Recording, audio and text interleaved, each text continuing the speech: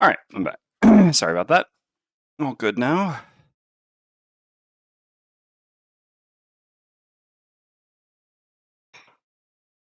Hmm.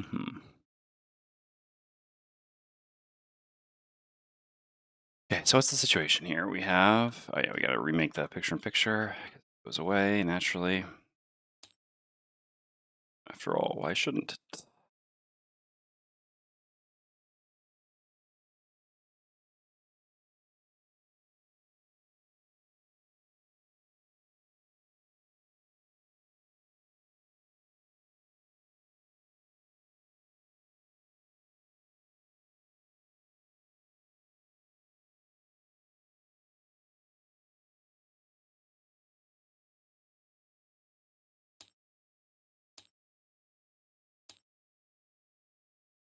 All right.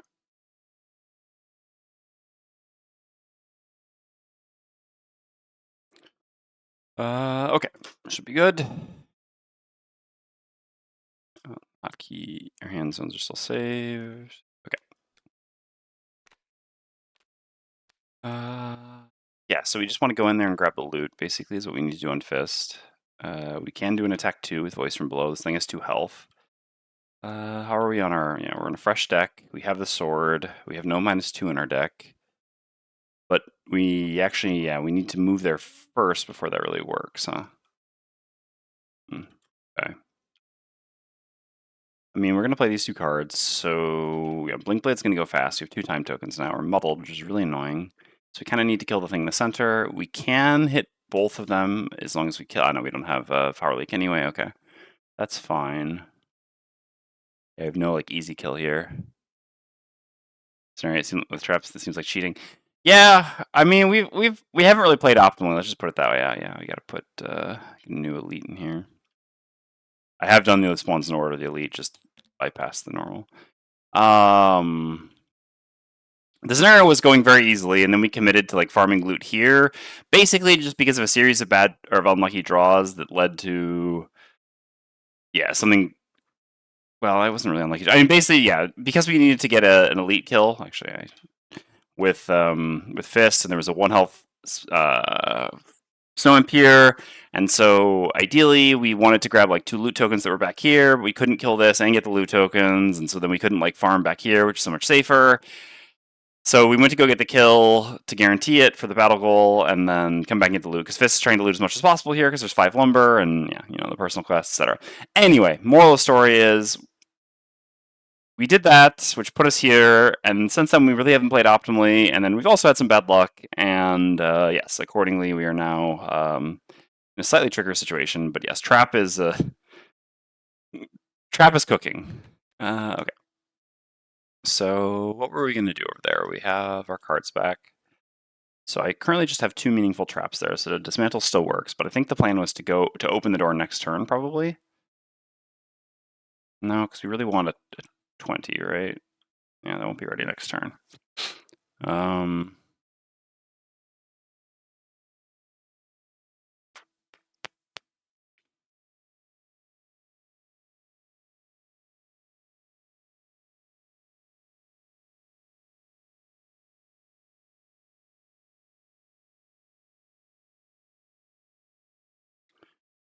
I guess in that case, I will just do this for now and maybe just leave my options open for what I do. Okay. So that works there. So what is the Blink Blade doing here? So Blink Blade, yeah, we also misplayed our cards last turn, didn't realize I needed to go slow, and that messed up the whole thing. And so we, had to use the wrong attack, and an example of not playing optimally. And accordingly had to muddle ourselves with during slow, which we really didn't want to, on an attack that normally wouldn't kill anyway, and surprise didn't. And now, we're muddled for a kill that we really need to get, and I have no way of getting advantage because I'm pretty sure our Spyglass is used. Yeah. Okay. Moral of the story is, we've made some mistakes. I guess technically, we have an execute at 12 initiative, huh? I guess that's fine. Sure. It's a little, yeah, there's some issues with it, but honestly, being muddled and everything like that, yeah, I think this is just what we're going to go with. I mean, it's not really a great trade-off is the thing, but yeah. All right, let's run it. +1 attack. I mean, 19 would be worse, I guess. Okay. Blinkblade loses a time token. Is going to, yeah, basically, yeah. All right, I'm just gonna stand in place. I'm gonna do 1 direct damage to everything adjacent to me, and 1 direct damage to everything with range 2 of me. Is there a way that I could do this better? No. And that kills this, and does this, and I also take 2, and I am invisible. Okay. And then, yeah, Fist is basically just going to have to go there, grab the loot. Wait, was I supposed to recur a card last turn to be able to do this? Yeah, I think I was the thing, right? Yeah, I think well, anyway, I guess it's too late now. I don't, no, I think I did just recur this. Yeah. Okay, so Fist is up. What do we have for items? We still have our defensive items, and we still have the renewing potion as well. Okay.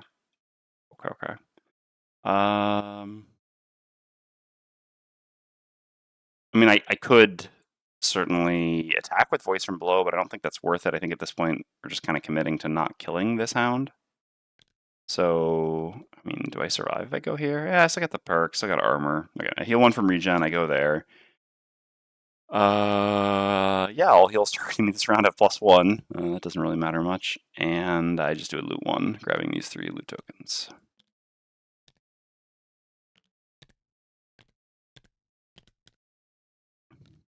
Okay. You know, the worst case scenario is, like, if we do fail the scenario because of our greed here, like, you know, at least then we'll be able to come back and finish this personal quest. So, you know, there's positives and negatives. All right, anyway, 3 more loot. Fine. I mean, you've got to be kidding me, right? Yeah, we've gotten... So basically, there are 7 things, for people who are just getting here and weren't here earlier, there are 7 things that we want from this scenario. We really need to pick up an herb that's not snow thistle so that we can plant it in the garden we just upgraded. And then obviously we need lumber, specifically on Fist. And so I've had Fist do all the looting, because this has 5 lumber, you know. And yeah, so we were 7 out of 19 for things that we wanted in this scenario. And thus far, why can I not grab the... This is so weird. Okay. Wait, what the... Okay. I'll worry about this in a second. Yes. I have now taken 11 and gotten 2. So there are 8 left, and 5 of the 8 are things that I want. Help? Is anyone seeing this? I just can't move the player interface. All right. Well, hopefully, like at the end of the round, it'll fix. Might be a reload situation. Yeah. I mean, we can try to go through the round. We're not making any more attacks here, and then we can see after that. Okay. So Trapper's up. We just make a 4 damage trap, gain 1 experience, and then we're going to combine all these traps. So yeah, that's 18. I mean, that's basically good enough, right? Yeah. All right. So this is gone, and I can just put it here. It doesn't really matter. Oops. All right. Yeah. Is the sound? Oh yeah, we can hear things just really quiet. All right, let's turn the volume up a bit. That should be a bit better. Yeah, I guess. Okay. All right, hounds go. So, there. I'll just move the ones back here first. So it's just 2 movement, 1, 2, 1, 2. We hadn't had to go there. A bit better here. All right, so this one will be here. This one will be here. They're all attacking. No, actually, this one attacks Blinkblade. Okay. I mean, we should still be able to escape, right? Yeah. We should be okay. Fully? Oh, yeah. Oh no, I'm invisible. Yeah, okay. I was gonna say this isn't what I signed up for. All right. Sure. So it's attack 5, attack 5, attack 4. In that order. Okay, I'll just go ahead and use armor for this. Take 3. This one is going to be, it's about as big as it gets, so I'll use the perk.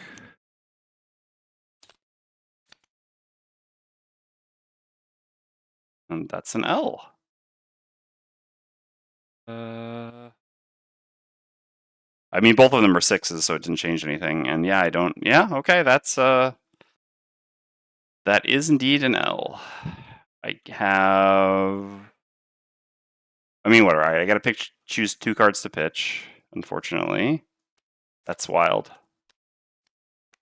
All right, yeah, we actually lose here. I mean, again, it's not the worst because we've gotten atrociously bad loot here compared to what we were expecting to get. And although we really need to find herb, I mean, if that now maybe we just commit to killing things back here. Trapper's like, but I set up for this. All right, so I have 5 cards. I pitch 2.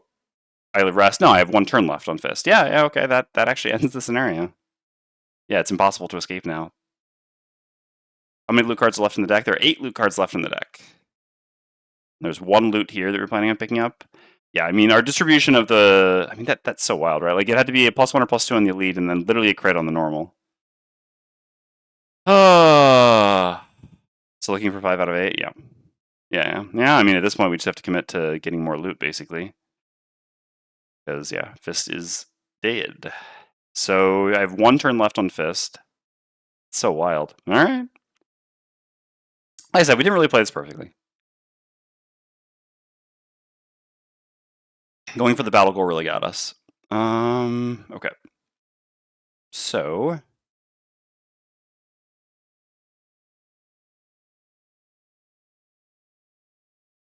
I can uppercut this one.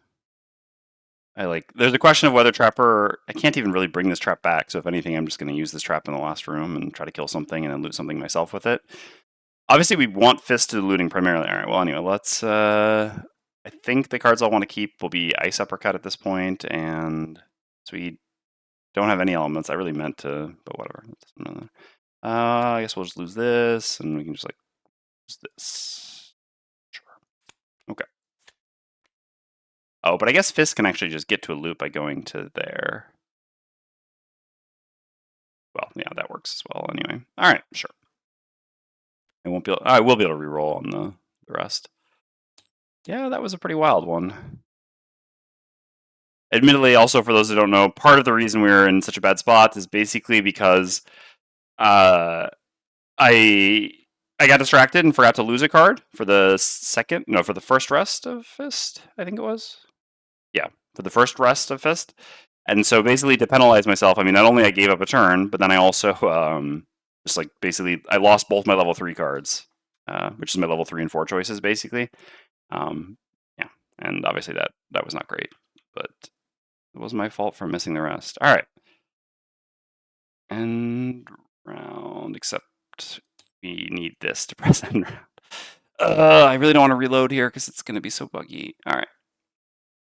Saving mid-round is the worst. There's really no way to end the round without being able to press this button, though. I don't think. There's no, like, end round command. No. Oh, that is not my day. All right, well, I gotta save. It's annoying to have to do this, but anyway. It's actually really difficult to save because this thing's in the way. Barely see. Bug. I can? Oh. If you know the command. I mean, I'm saving now regardless, but if you know the command quickly, then I can...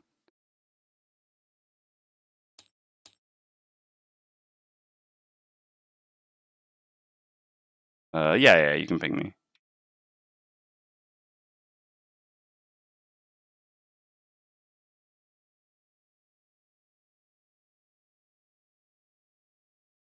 Go for it.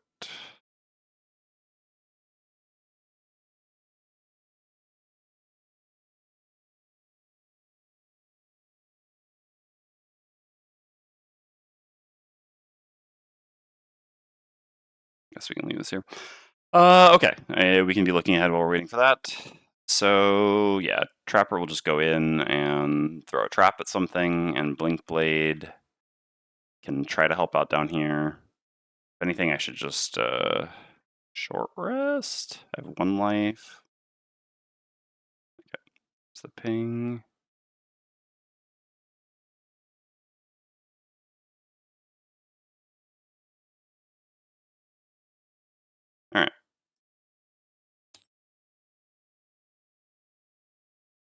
Ah, that did reset it. Thank you, Bright Guy.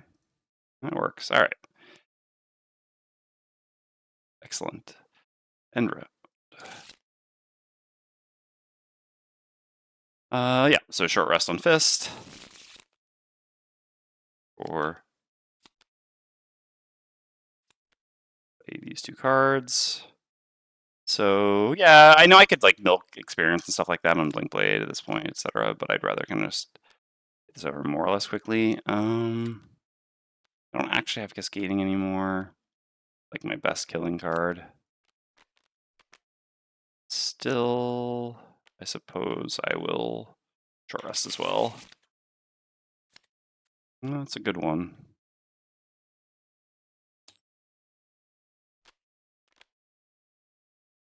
Okay, so you're gonna do these two things. And you...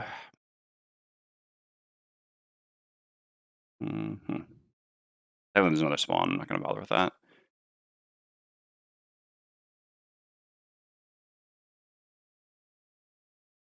I mean, there's not really any way for Blink Blade to kill anything here, right? So if anything, I should just try to gain like 2 experience. And then we can call it. Yeah, I can't really gain... I can't gain more than 1 experience on top and 1 experience on bottom. Let's choose these 2 cards and go with it. Come on. Really? Really? Depriving me of 1 last loot? That's so lame. That is... I mean, I should maybe still be able to get 1. That is so wild. Oh my god, these hounds. Whatever. Alright. So, Hound 3 will attack Fist. Yeah, there's the null. Hilarious. Hilarious. And then this one will attack Fist as well, because Blink Blade is invisible. That's unfortunate. That's 3. And this one, we draw -1. Oh. Okay, so Fist actually does not get to get any more loot. Wow, that's so shitty. If I could have just used this first. Also, Fist got crit twice in 2 rounds. Classic Hounds, yeah. Come on, that's so lame. Like 1 more loot? Whatever, we got 2 lumber. I'll take it. Alright, in that case, yeah, I'm just gonna... I'll probably let Trapper like go pick up the loot from the thing he kills in there, just so I guess I should play 1 more turn. Sure. I will do this and pitch a card. So this is my... Yeah, I don't get to go fast next turn, so I can't really gain experience. So it really doesn't matter what I have next turn. Alright, let's pitch this. Basically to gain 1 experience. I'm not going to bother attacking. I can actually... I mean, I can move first and then attack later. And I'll just use this as a move 7, but I'm just going to use it to go to this loot. I swear if this is a lumber, I'm going to lose it. Please let this be one of the herbs we need. Nice. Okay, yeah, that's very good. Okay. Okay, very good. And then Trapper can find us 1 more herb and we'll be good. Okay, so then Trapper goes into the room over there using Stalker Spoils. Great one to plant, yeah. Alright, we open it up. It is indeed an elite polar bear. I guess you technically should see what he's doing, but I've got plans. Then immobilize. That's kind of annoying, but it should be okay. Alright. Attack 18 wound. Conrad is here, but do it. Alright, so 17, and he's wounded. Okay, so then the polar bear comes here. This is gone. I guess we technically could have moved 1 more, but there's not really any reason to do that. I guess to be further from the hounds. Sure, why not? I'm gonna have him here. Okay, so then the polar bear attacks.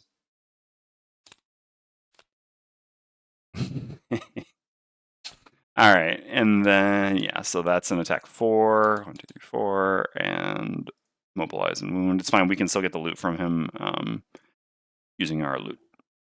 Okay, Frozen Fist is gone. Deleted, and Blink Blade is not there. Doesn't really matter which cards I play with Blink Blade, they're pretty much always going to exhaust before they do anything. That's fine. All I really care about is just getting a kill for Trapper. Not going to milk experience any further. Oh, I could actually just... I could just Explosive Vial him, actually. I forgot I had that. Alright, well, so he's dead. So I would throw the... Basically, then when I... No, I had to stop here. I couldn't go further because there was the trap. Anyway. and then I just explosive vial him after the attack. And then he dies to his wound. I don't actually take the damage. Doesn't really matter. And then I'll just go grab the loot. This actually allows me to gain an experience, though, which is nice. Right. Again, the items being so far away from the play areas and the things that I see regularly leads frequently to me forgetting about some items. All right.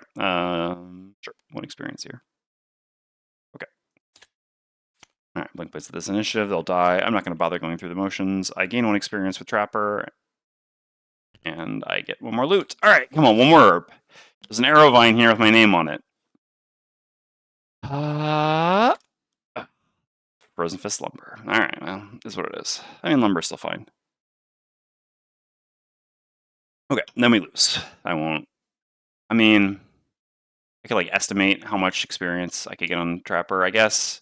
None of the hounds will make it to Trapper this turn, so I can just go ahead and give Trapper 1 more experience for playing a trap next turn. And that's good enough.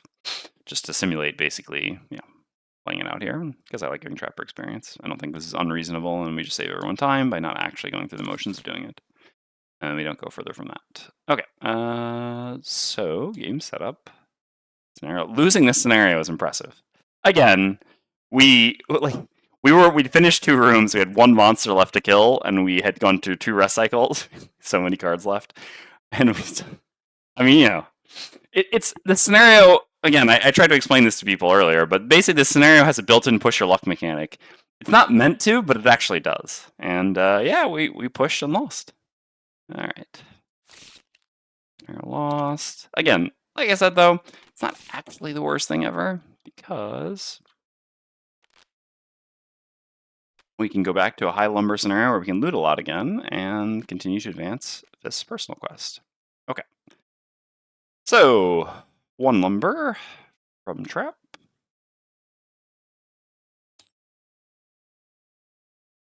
Okay.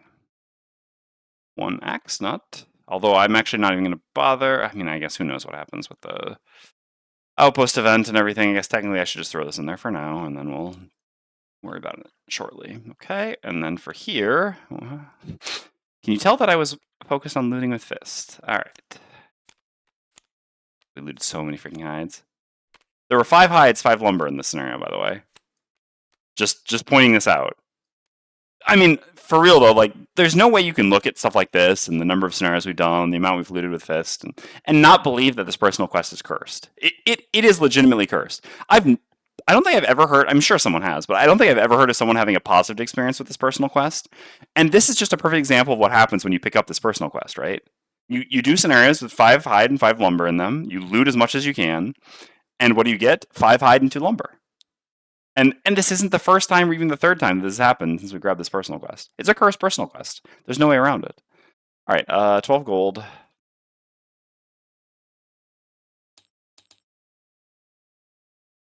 A million high, we'll get to that in a second. So 1 snow thistle and 4 lumber. Okay.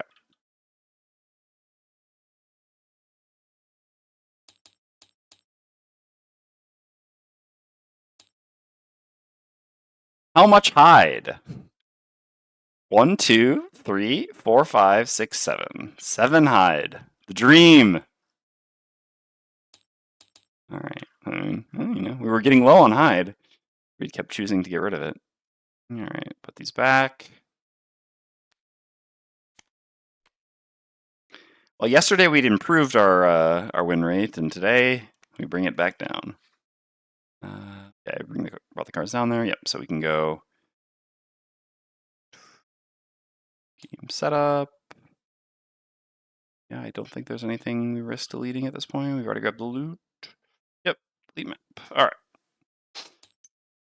Okay, returning to Frosthaven. Oh wait, I forgot to actually mark the lumber. So we looted 2 lumber. Okay. So we click here and we read 66.2, which is going to give us a new scenario to do, which is good. I will be happy to go back and do that scenario, but this way, I wouldn't really want to do the same scenario back to back. I mean, I have done that before, but I figure it'd be better to mix things up a bit for the viewers. All right, so open 66.2. Caravan Guards, 116. Ah, Conrad, you're going to get to see it. All right, so Caravan Guards is open. And we put this away. Set this to the front, because otherwise it's weird every time it gets thrown out. Just 1, not 11, right? I don't need for this. Okay. So we got that. So then we do an outpost event. Hopefully not another attack. That's road. This is outpost. Okay. That's an attack. Cool. Cool. Getting punished for not building those walls, huh? Alright. Frosthaven is no stranger to snow, but as dawn breaks, even the longtime veterans of the north utter cries of surprise. An overnight storm has covered the town in a blanket of snow that rises halfway up most of the doors in town. You grumble at first as you dig to clear the longhouse and get on with your day, but the snow muffles every sound in a way that you find soothing, and it isn't long before you and the other inhabitants are free. You breathe a sigh of relief. And then the attack bells sound. An Algox warband approaches the town at speed, using their natural abilities to bound across the deep snow without slowing. The guards on duty scramble to assume battle positions, but when you glance toward the barracks, your spirits sink. The gates are still half buried. You see the massive doors bulge as the guards within push desperately, trying to swing them open against the piled snow. They're making progress, but you can tell they won't make it to the gate towers in time. Option A, join the fight at the outpost main gate. You might be the only reinforcements those defenders get today. Option B, dig out the barracks gates and get the other guards into the action. Huh. Well, I'd really like to be able to use soldiers here. I feel like that's pretty important. That being said, I mean, getting to the gates to set up in advance seems pretty good for a trapper. Yeah. I guess we put it to a vote. Let's do option 1, option 2. I'll start the poll and I'll put the thing on screen. All right. What are we doing? Yeah, back-to-back attacks is a bit rough. That's winter for you, though. Get uber punished for building that upgrading lumber mill rather than building one. I mean, well, I guess we'll see. It depends on the value. If the value here is 20, unlike the last one at 25, then we didn't necessarily get punished. Obviously, if it's 25 again, different story.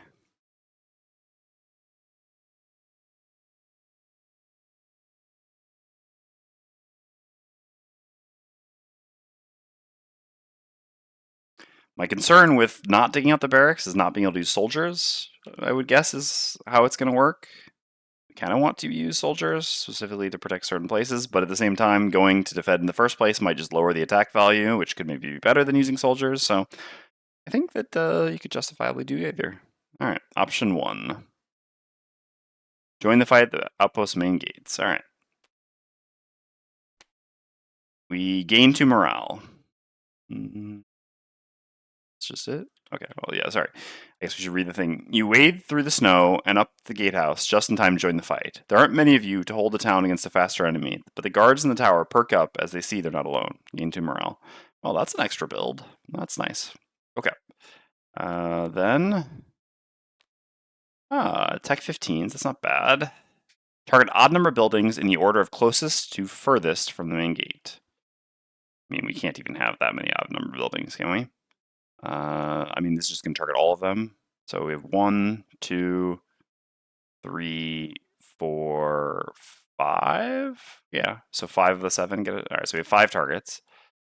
In order from the main gate, huh? Do I really have to do that? Can I not just do it in a normal order? Do I really have to figure this out? All right, so the main gate is E, I guess?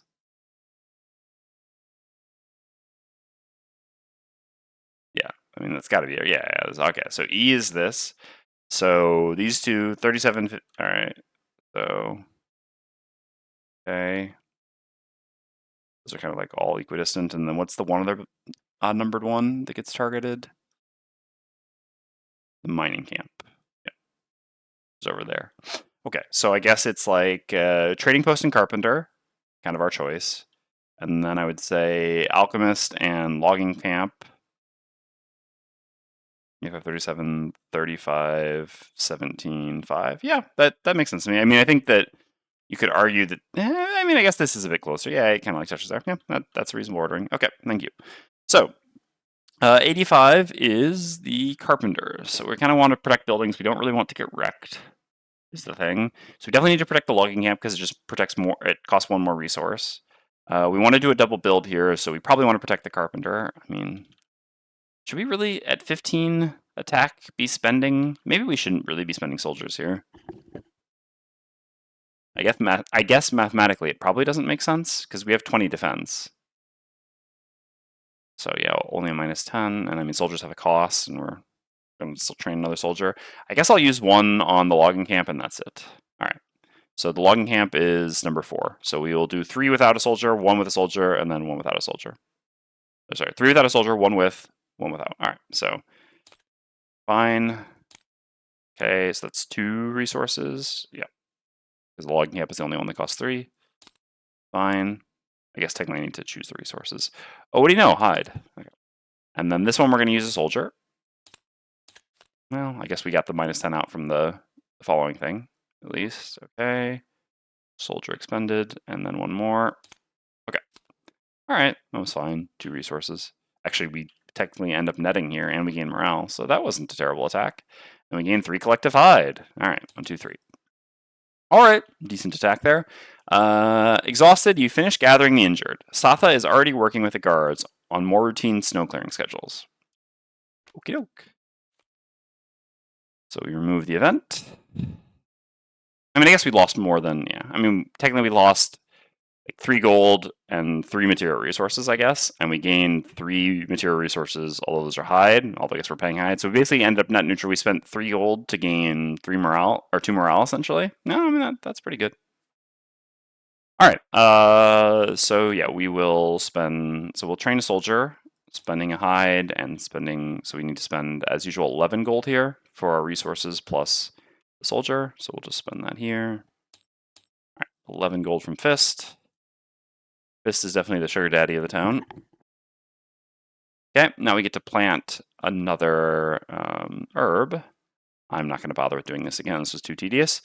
Yeah, so we're going to plant an axe nut in plot 2.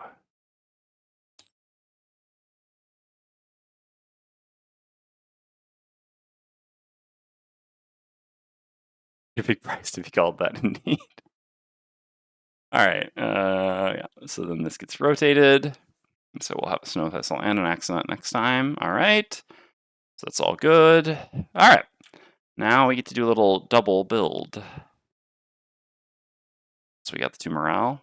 I mean, there's always the risk that we lose morale and we lose defense because of it, but at the same time, we get to build walls here, which give us defense, so I think this is generally going to be worth it. All right, so let us spend 2 morale.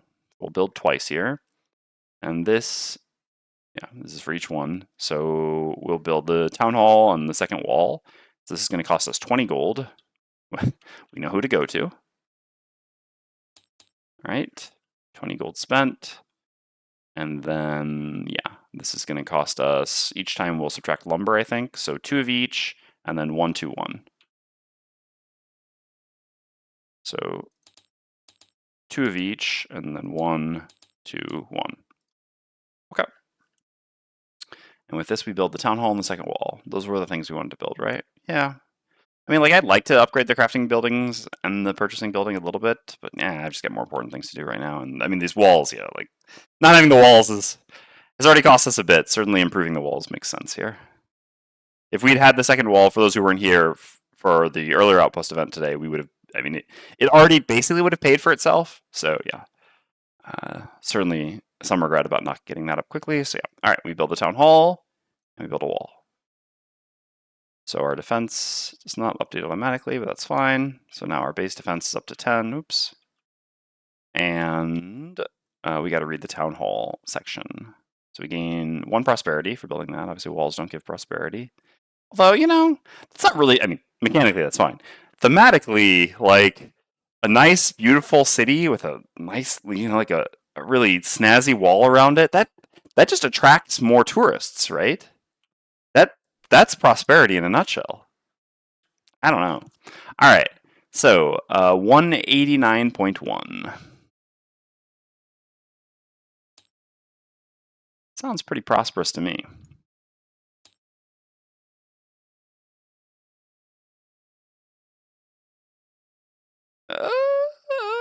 in the cold north, I don't know about that. I think having all the walls and then just like one little entrance way, and you're like, wow, this town, some this town knows what they're doing. When I go in, I'll feel safe, so I want to stop here. You see a town with no walls when you're walking by in the Frosthaven, I mean, in the Northern Wastes, you're like, yeah, that's probably not a good idea. I shouldn't go there. Yeah. All right. Town hall built. Shuffle the challenge deck, and time to add some events. All right, let's just bring this down here.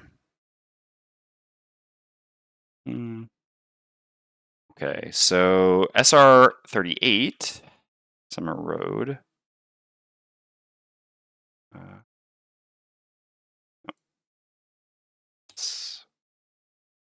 38. Okay, check. Okay. Or it's a flex. Our town guard is so strong we don't need walls.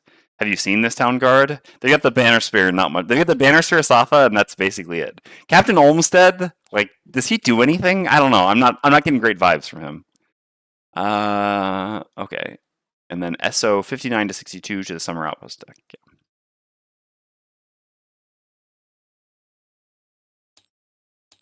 $59,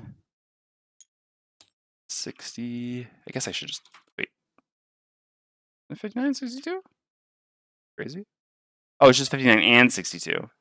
They were so close to each other, I kind of just assumed that it was inclusive. Sequence. All right, shuffle you in. Shuffle you in. Okay. Added our events. We built our town hall. So we now have access to challenges. So I guess, yeah, we don't get to use challenges for the upcoming scenario, right? Because, yeah, the drawing and the keeping is what happens during the top time of the outpost. Yeah, I mean, again, which makes sense. We've been playing such that when we build a building, we don't get its effects that week. So, okay. That means, yeah, we have no challenges for this one. So we'll still do another scenario at +2, and then after that, we'll start with +1 challenge, and we'll go from there. Usually in our campaign, we've been doing a lot of +1, 2 challenges, but yeah, for now that's not possible, and we'll start at +1, 1 before going up. Okay. So is there anything else I needed to do? I don't think I think I paid for the resources. Did I actually gain them? I think I did not. Or did I? Dang it, does anyone remember? Oh, that's annoying, that's a no. I know I went there and spent the gold, but I don't think I actually gave myself the resources for production. I'm pretty sure I didn't, in fact. Anyone in chat remember? Otherwise, I can go check the VOD.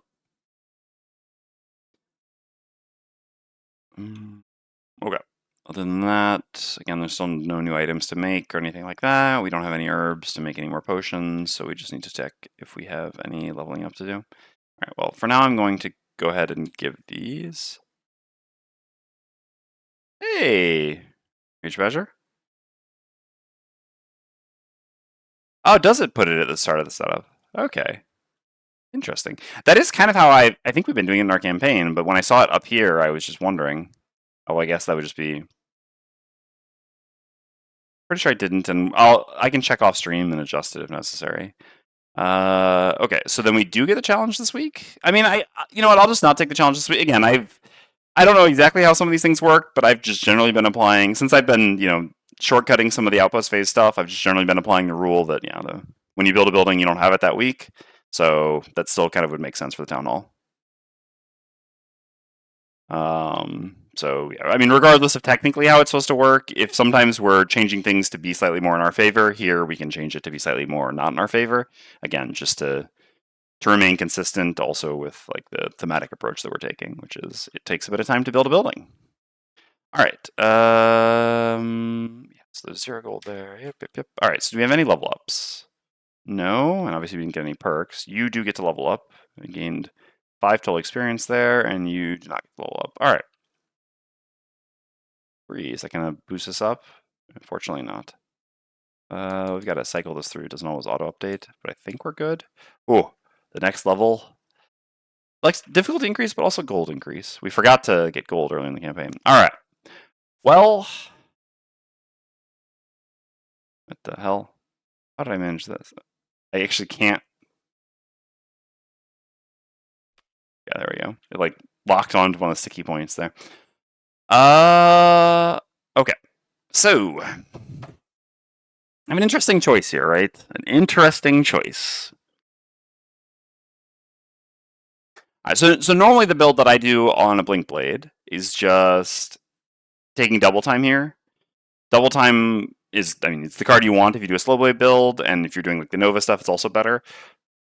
That being said, for like general, just like fast, not Nova stuff, I actually do like make it count more. I mean, double time isn't really a significant improvement in that case over, I mean, it basically isn't really an improvement over Twin Strike. And make it count is just, I mean, as you've seen, there's been a number of slow turns where, as Counter would put it, we basically just doing a default attack, whereas make it count gives us like an exceptional slow turn. That being said, the third target of the heal in this party doesn't matter too much, so it's more like, often going to be 2 healing and a bless. Still, that's a lot better than our current slow turns.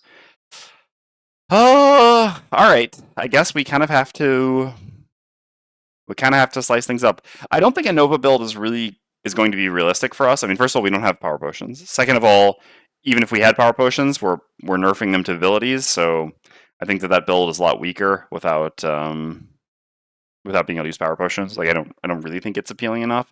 Obviously, all right, like if I did like my normal build, I guess I would say, and I have double time at 3, and then I take the card at 5, and I do a boss scenario. Obviously, I'll just I'll still do that for the boss scenario. It's worth it there, but in like a general like scenario to scenario thing, I don't think it's worth trying to do that every scenario if you don't have access to power potions. I don't think the payoff is high enough. So yeah, so it's more like in terms of our actual direction, it's more just a question of do we go for like a fast build or a slow build? I think you know what I think I'm gonna go for a slow build, to be honest. The biggest reason, well, I don't know. Actually, it's tough, man. It's actually a really tough call. Maybe not. I really go back and forth. So the reason I would be tempted to go for a slow build is because when I did a campaign with Blink Blade playing in Gloomhaven First Edition back way when the Frosthaven starters were available online, I did a fast build for the Blink Blade. So doing a slow build would be interesting to switch it up. That being said, so I think that slow build is like, I mean, Descent, who loves the Blink Blade, considers it to be like maybe the most consistent average damage dealing class in the game. That the problem with it is just playing on +2 difficulty frequently. I mean, I guess who knows when we'll be back to +2 with challenges. Although with one challenge, we may often be back to +2 at least until we can get to 2 challenges. Playing on +2 difficulty, the initiative cost of the slow blade build is very real, like very, very real, in a way that is a lot less the case at lower difficulties. So I wonder about that as well. Well, again, I suppose there's only one fair way to do this, and that's with democracy. So we'll have to make this choice now. All right, how do we build our Blink Blade?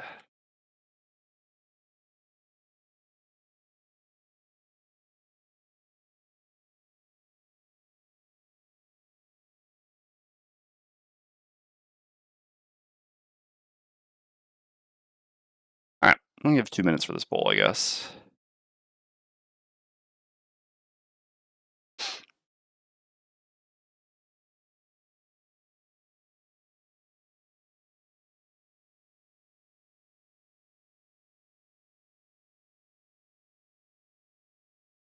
And well, I mean, I guess I should wait to take my perk for this decision as well, because if we do end up going the slow direction, I will start siphoning out the -1s. If we are going the fast direction, then what's the PQ? Because I feel like Nova Blade kicks in later. Well, we're never really going to do Nova Blade. We have to kill 15 Rune Machines. Like I said, I don't think Nova Blade is really is that reliable. Like, I don't think that can be our build direction without power potions. I just don't think it's worth it. It would more be like if we're going for a slow build, then we'll take the cards that allow this anyway. Like basically, so the normal Blink Blade build that I do, if I'm just like playing normally, I guess, and not whatever, is I take double time at 3, I take precision timing at 4, and then I take breakneck speed at 5. And yeah, I mean this just allows you to do both, right? This way you can do you have the combo for if you want to, and otherwise you can just do slow all the time. I don't consider that like you miss out by having breakneck speed and slow. Like because I took Reckless Og anyway, Flashing Flurry isn't that tempting. Flashing Flurry is pretty interesting in the slow blade build if you have the other level 2, but with Reckless Og that's not really the case. And so yeah, just having a teleport 5 in slow, that's also 33 initiative, which is basically which is as fast as you can go in slow. And then yeah, just good train, good movement. And then yeah, in scenarios where you do the Nova stuff, then you still have access to this, and this is a very good Nova bottom because it actually generates an attack rather than just giving a bonus to attack. So repeating this effect twice is obviously a lot stronger. Although again, much less strong when you don't have access to power potions. Well, or when power potions don't work for it. Yeah. So this would normally be like my standard build where you kind of get the best of both worlds, and I would just play like a slow blade build in most scenarios, and then in boss scenarios or really short scenarios, I would try to set up the Nova. Although again, I still don't know how good setting up the Nova is with our power potions. This is kind of the question mark. Wow. Y'all are really helpful, huh? All right, well, if democracy can't decide this, fate can.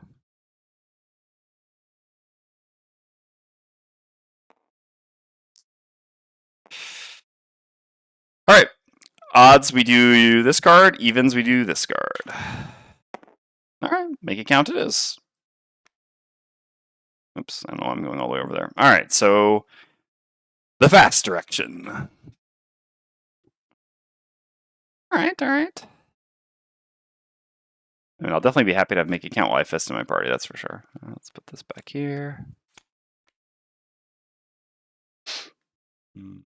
Back here. We can still set up for the Nova possibility as well, if we want. Obviously, just by going back for double time at 4. We'll see. But yeah, so we take this. Plus 0 out. So basically, all that I really want when I'm doing fast is to thin my deck as much as possible, which is this, since this replaces non-rolling with rolling, and also just a very strong modifier, and then to start getting the time token modifiers. So those will be my priorities, and then from there we'll see what exactly we do. We don't really care about like predictability, because we're just going to count on always having -1s in our deck, because we're adding 2 -1s anyway. So thinning the -1s isn't a very interesting. I mean, isn't a very important priority, unlike for someone with, like Deathwalker, where we're going to get all the -1s out. Okay. All right. So that's that. We can pick our cards when we get to the scenario. All right. Well, so the scenario we're going to do, I guess we can update the title, is 116 Caravan Guards. All right. All right, this is a fun scenario. Looking forward to it. Should be good with Trap 2. Didn't forget anything else. No, no, no. Yep. All right.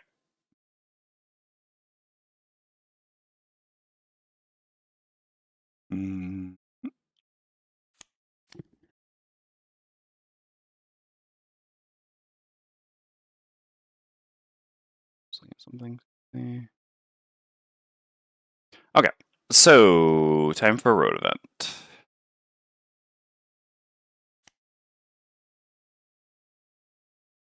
The sky has turned a perfect uniform gray as the snowfall of a blizzard blots out any vision more than an arm's length ahead.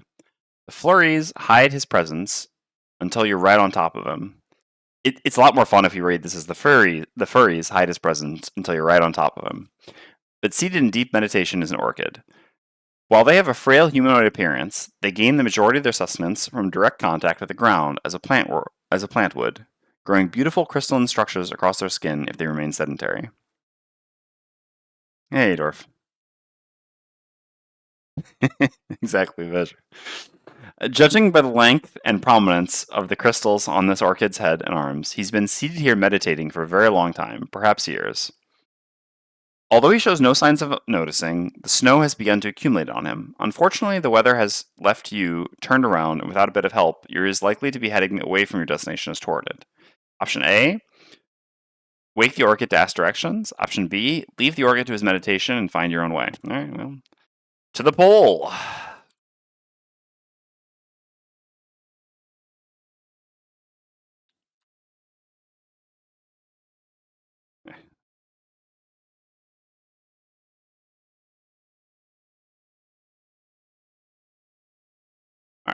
1 minute poll. Here we go.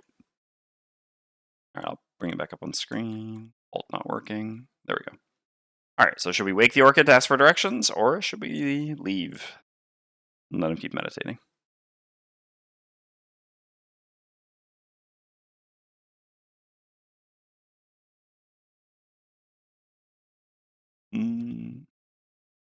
Guess I'm going to go refill my water while people vote on the spear pack. Okay, this is a pretty split decision, but we're waking the orchid. All right, let's shrink this back down. So option A. All right. We don't have any orchids in our party, sadly. The only orchid, no, is a locked class. Okay, otherwise, you brush the snow off the orchid, then tap gently on his crystalline head. That leads to more insistent knocking and finally a light shake. When he finally jolts awake, he's startled and furious. You do your best to apologize, and he points you in the right direction. Oh. All right, so we remove the event, and we get to the scenario. Team setup. It's kind of wild there's any orchid callouts at all. Yeah, no kidding. Especially because that, I mean, like, did you really?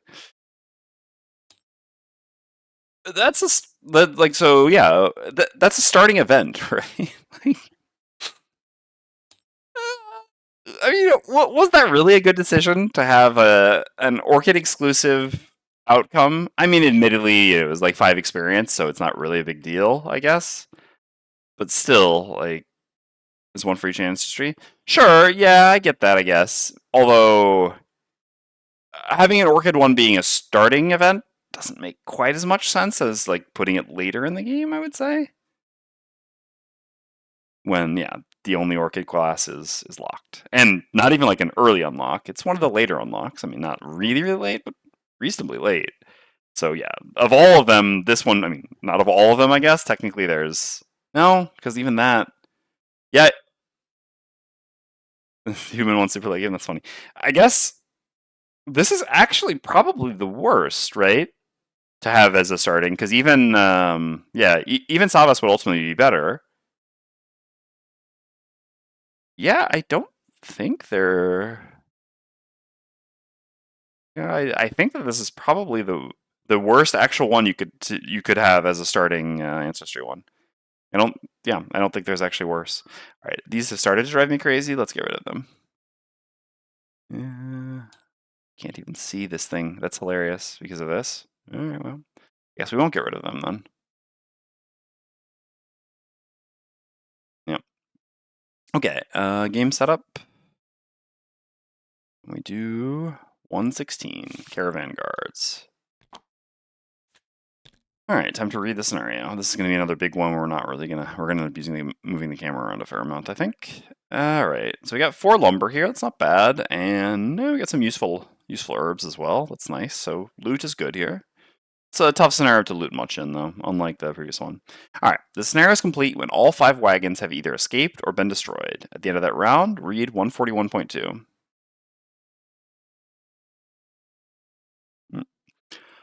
All dungeon and cave corridor tiles represent the road. I mean, so yeah, this is the road. Oops. At the start of each of the first 5 rounds, place 1 numbered token in A. Are these going to be the crates again? Indeed they are. Really, only 10 health. Ugh, okay. C times 2, yeah. Yeah, I guess the level scaling here is really bad for these, huh? Yeah, it's wild. 1 HP per level is the scaling? Alright.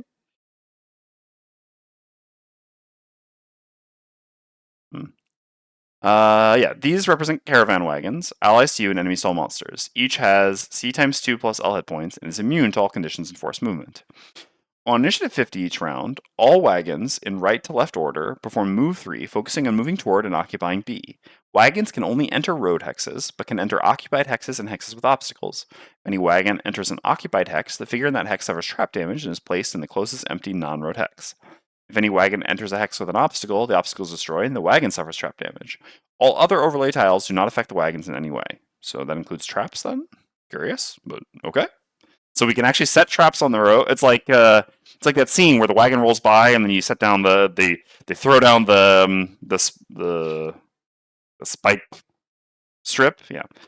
Except here we can just throw down the spike strip first, and the wagon just rolls over it. doesn't notice. There's some sturdy wagons to only have 10 health. At the end of every round, if any wagon occupies B, it escapes and is removed from the map. If all 5 wagons have been destroyed, the scenario is lost. They've equipped the wagons with run flats. Yeah, pretty much. All right. At the start of each listed round, spawn the following monsters at the list location. So yeah, we'll have some monster spawns at 3 and 6. Okay. So I mean that's pretty nice. Like I'm not complaining. Thematically, yeah, it's a little questionable. Mechanically, it's nice because yeah, then it means that I don't feel somewhat bad on Trapper. They're gonna break my traps. So yeah, why not? All right. I don't think I want any of these cards. The stun traps. No, I probably want the stun traps. Yeah, I'm gonna want that. I think in that case it's gonna be like. So hold on. Can these things be healed? Allies to you is moved to all conditions of force movement. Yeah, they can be healed, but I guess they're not affected by overlay. Do not affect wagons in any way. Yeah, so a healing trap doesn't actually work. Really? Are there several scenarios that can? So thus far, every scenario I've played with Trapper has just been Trapper like having the time of their life, and yeah, I mean, I guess there might be some that are bad for Trapper. I guess all the stuff is water ones a little bit or something. I don't know, but yeah. Thus far, I have not had any anti-Trapper tech. Anti-Banner Spear tech, on the other hand, was basically every single scenario. Okay, so we want this, want this, want this.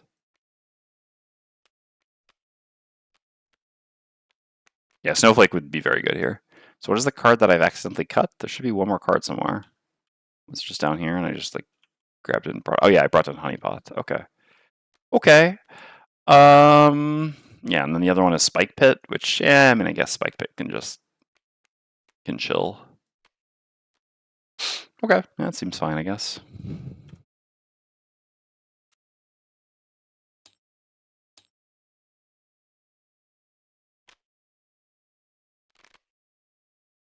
Okay. And then for you. So I would still like to do some looting. I should probably still bring this. I mean, I don't know. Can I really loot in this scenario? I don't think so.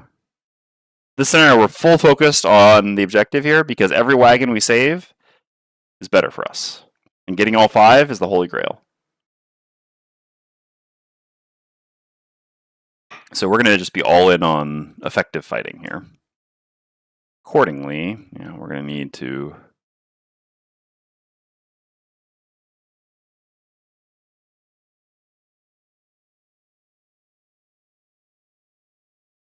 Yeah, we're planning on doing 14 with Trapper. We need to retire other characters so that we can go there with the boat PQ, which we haven't gotten yet, but is still in the deck.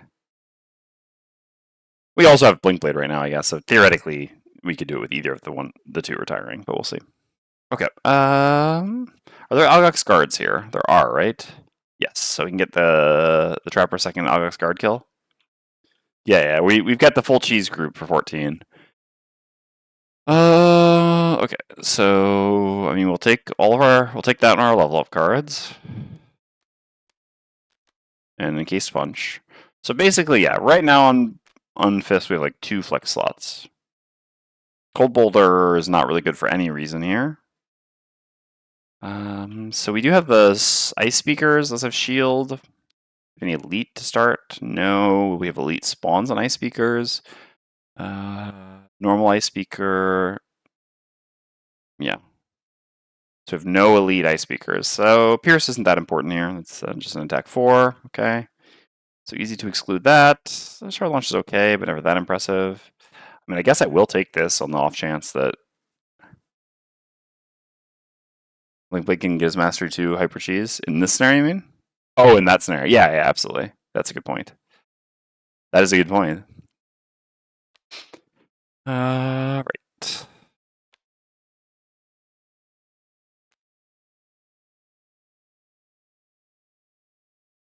I don't know. I'm not.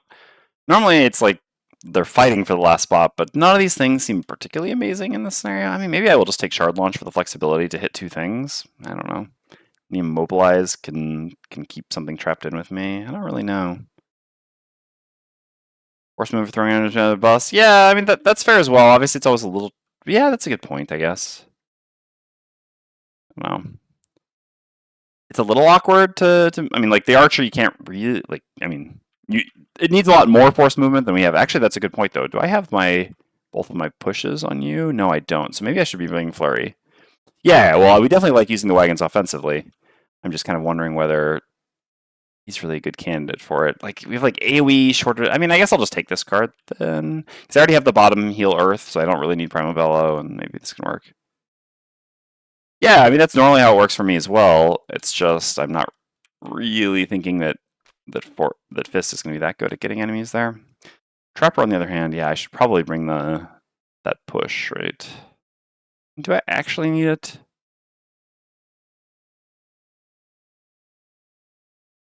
I guess realistically, I don't. I could just cut Caltrops here. Probably good enough on movement.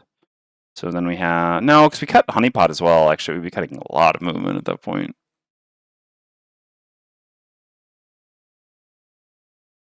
Also, I mean, not Sword or Hand. Oh, all right. I mean, I don't know how to do this for shorter. I'm sorry. Yeah. Don't forget to avoid. Oh yeah. So hold on. I'll fix this quickly. Timeout. So it's username, duration, and I don't need reason. Okay. Was it the Rage Badger? Okay, the Rage Badger. One.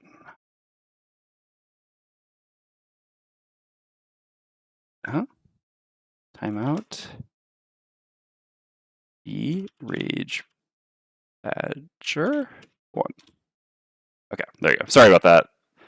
Rage Badger. You should be able to talk again. Try to avoid locked class names. That one is, I would argue, I mean, fair enough. It's kind of a because of, but yeah, still. Best just to use class symbols. With the exception, obviously, of Trapper and Frozen Fist, because we have those. I don't know how to delete an individual message with the app. Like, yeah, so that's why I do the timeout thing. Basically, when I click on a thing, I can do either ban, timeout, or warn. I don't know how to delete an individual message, and so in order to do it quickly, I just have to like click that and click timeout, and then after that, I can revert it by like typing it in manually to undo a long timeout. Sorry about that. I didn't mean to delete all your. Well, I didn't want to delete all your messages, but I don't know how else to do it quickly. Yeah. So there's the question of the push. I don't know. I mean, I guess we're fine. We've got Path of Pain. Okay. As for us, I have delete message on the app yet. Yeah, I'm not. I'm just on like I'm using the OBS overlay, and yeah, when I click there, there's no thing. I don't know how it is on the app. I don't have that technology. All right. Something like this. I don't really need the big move either. Although this is an acceptable loss. No worries.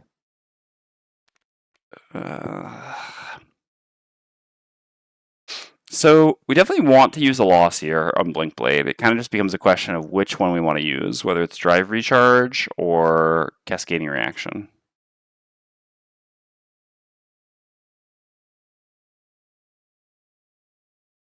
I mean, I guess the Cascading Reaction probably just makes more sense. I mean, it could also potentially be Borrowed Time. It's not even bad either. Just because, yeah, the problem with Drive Recharge is it's sort of like, yeah, it's a turn off, whereas Cascading Reaction is just, yeah, immediately does something. Also, I guess theoretically we can kind of position ourselves such to make this bottom actually do something. And yeah, Borrowed Time also has some interesting application here. Okay. Okay.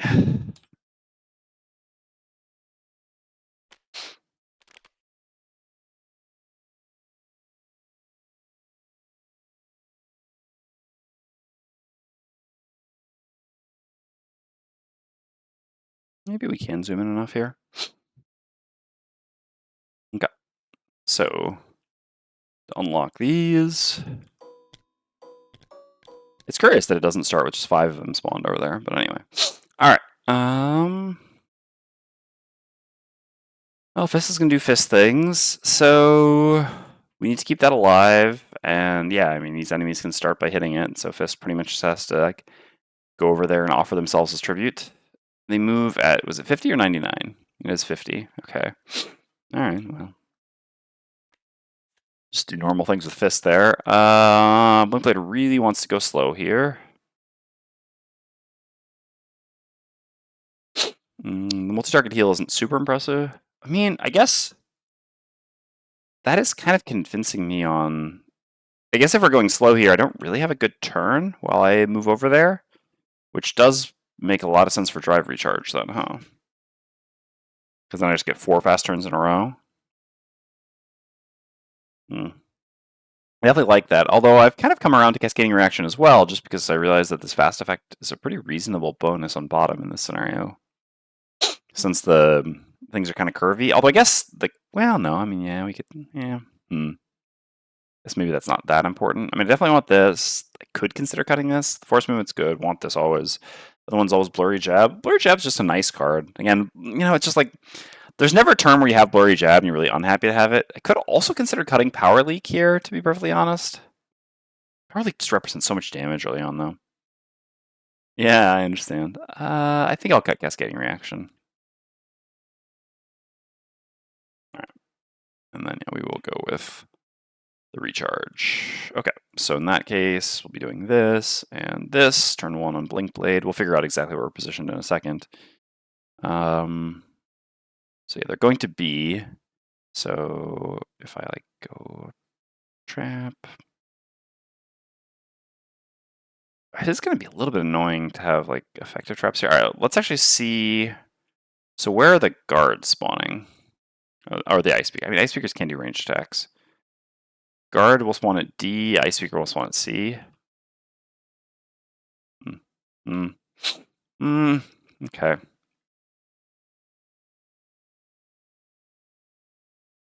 All right, it's really annoying that this hand didn't get sorted. Let's fix that. Yeah, I'm going to have my free trap back here, but I'm not sure that's really doing that much for me. Kind of do feel like I want that push, to be honest. Maybe I don't want improvised improvements. Maybe that's a little bit too slow here.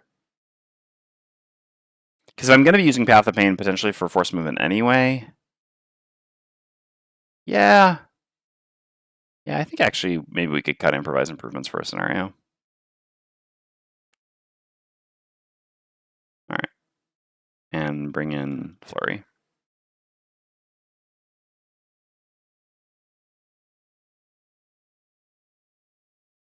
Yeah, I agree with Conrad, though. I just think that it's just not really ever worth skipping. And also, the upside of skipping it is being able to use the bottom, but a lot of times we're going to have to be moving around anyway, so it's not really like we're going to find good opportunities for using the bottom. I think that it's just too powerful for persistent loss. I mean, the scenario will go, I guess we could technically math that out, right? So 5, and then they move every round, so on the 5th round, so 5, 6, 7, 8, 9, so 10. I mean, who knows? Maybe we could boost it a little bit. So on average, 10 rounds. I mean, it still just represents it's just a loss that does 10 healing and gives card selection. I don't know. That seems fine. A loss that gives 10 healing in advance and gives card selection. I mean, sure, obviously the bottom played twice also effectively gives 10 healing, and some elements. Just this is just fire and forget. I do it in the beginning while running up, where I can't really hit anything anyway. This I have to find time to not move, which is a lot harder to do. I think the power of the loss is just a bit too high. Although, again, it's a reasonable question.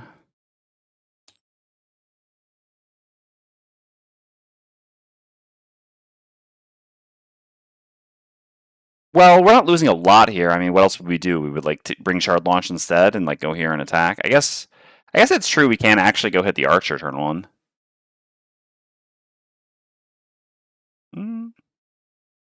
I mean, I don't lose it. I mean, again, I'm basically paying an action for 10 healing. That's an interesting point, though. So we can't actually get there. No, but I also just can't run here with Fist. I have to basically go further because I have to go tank for these, so that doesn't really work. Essentially with Fist, I need to like go here, I guess. Is that even 1, 2, 3, 4? 1, 2, 3, 4, 5. Yeah, and that draws both of them more or less. Okay. Trapper, I'm gonna go a bit later. I think we'll probably use the jump still. Yeah, I don't know. I guess jump and not jump is gonna do it. Like, so jump is like what? 1, 2, 3, 4. 2, 3, 5. I mean, it is a little bit better. I don't know if it's that much better. I mean, because we give up a better top trap action, but it's probably worth it. Got stamina potion and stuff. All right.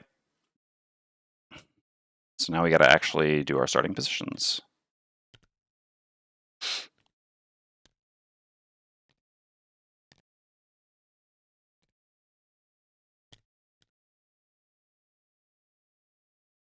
So 11 life. Okay.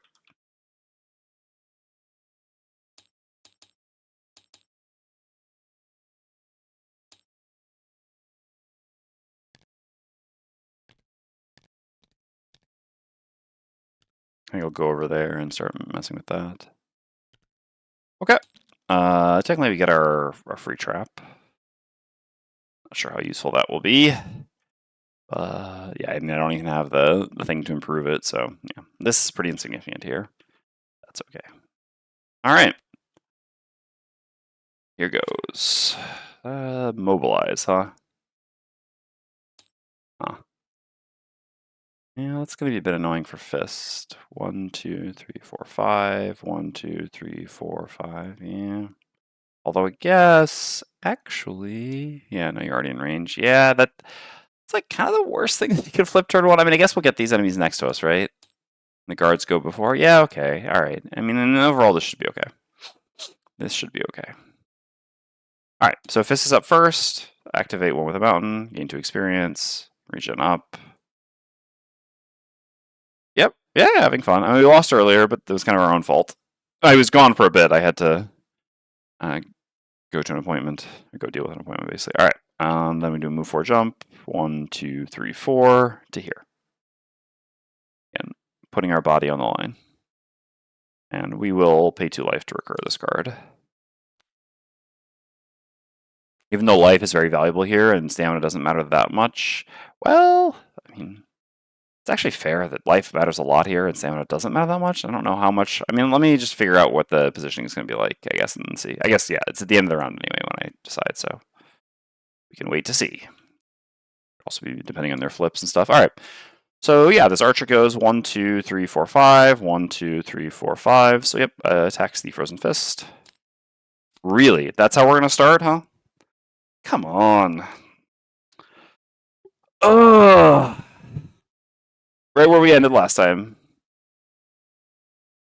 Yeah, and immobilizes are a bit annoying.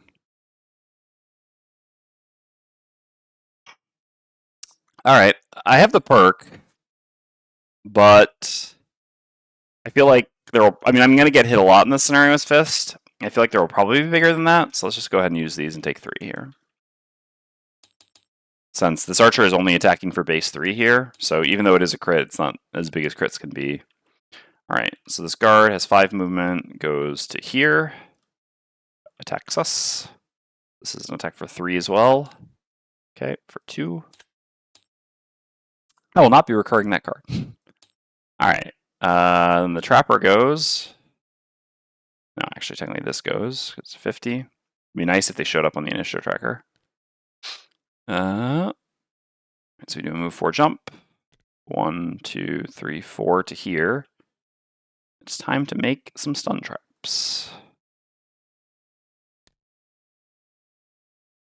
I think we've never made those before, because yeah, we figured out the decal hidden tech after we did the scenario that had them, or we used them.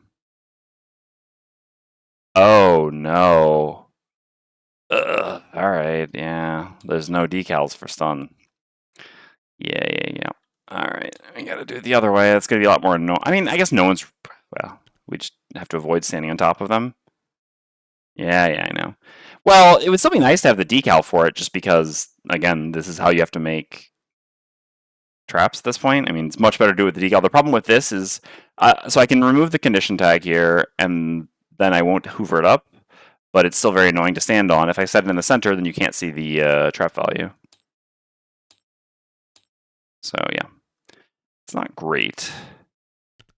Rotate this a bit. Yes, if we do, there we go. Nice and pretty. Oops. And then we do this, like this. Yep. All right. So this gives us 2 experience. And we make 3 2-damage stun traps. 1 here. I mean, that's just going over there kind of no matter what, huh?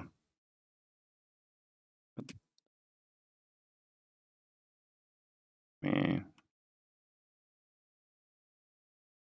guess like here and here. That's not really where I want them. I guess I can put 1 here. I can use that later.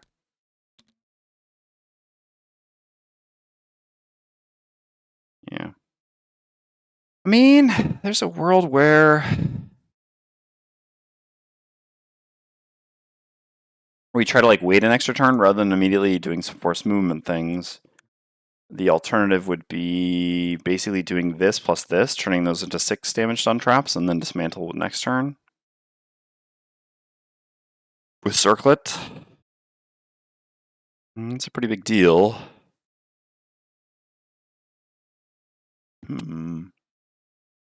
Being said, like this enemy just gonna start whacking that. Great. Gonna have to deal with it ourselves. I mean, I guess that's still a way to do that. All right, in either case, this one works, and I'll leave 1 there and there, I think. Okay, Trapper's done, so the Alex Scouts go. So this goes 2 to here. This goes to here. This is going to impair us, which is actually really annoying, because I would have Renewing Potion my armor, but whatever.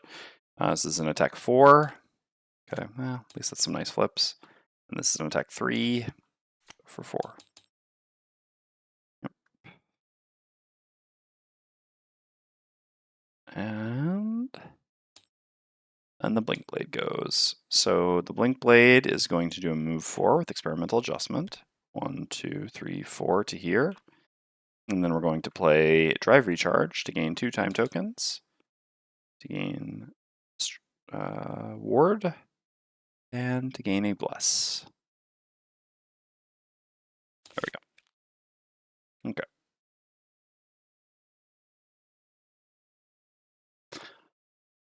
And that's the end of the round. Yeah, I will not recur anything. I need to make this active with Fist. Yeah, this Elite Alex Scout is going to get pretty annoying here, huh? And this is lost. And this is lost. All right. Round 2.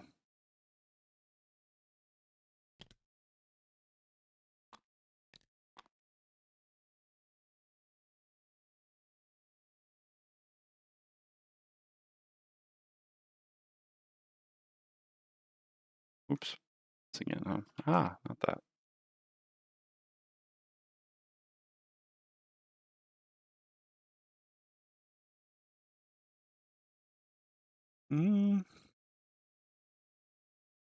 Yeah, getting 2 elements up seems like something that I would like to do on Fist.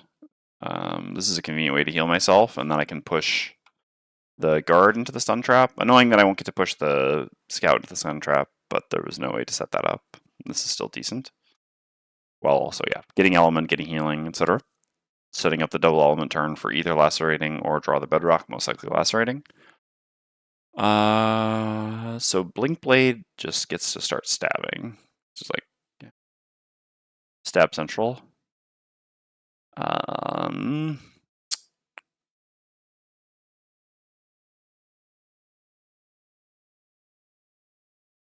So yeah, what I would like to do here on Blink Blade is basically do, make it count bottom plus Twin Strike top and just essentially destroy this archer. The annoying thing with that is, yeah, we're 1 out of 4. The archer goes before us, which obviously isn't ideal.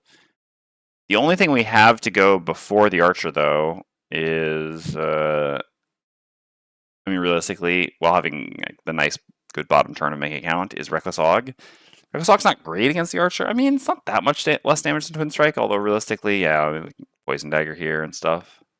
I think it is a fair amount worse still. And also, it'll be a lot better against the upcoming Ice Speaker. There is an Ice Speaker, I think, right? Coming at 3. Yeah. Yeah. So I think that's reason enough to just play the odds. I mean, we're still 75% for this to work out well. All right. So Trapper. Yeah, I guess I kind of wish. I mean, it wouldn't really work. I wish I had a larger trap here.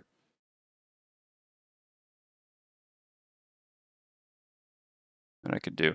I mean, I could do Dismantle instead. And Stamina Potion it. Oh no, the trap isn't adjacent. I mean, I can adjust that. That doesn't really matter. I could put this here instead, and then I would put the extra teeth trap there. That's pretty good. I mean, that just adds basically 2 more damage, but at the cost of essentially having to use the Stamina Potion on Dismantle right away. I don't know how much, one is worth the other, etc. Because the other option, yeah, is just to do...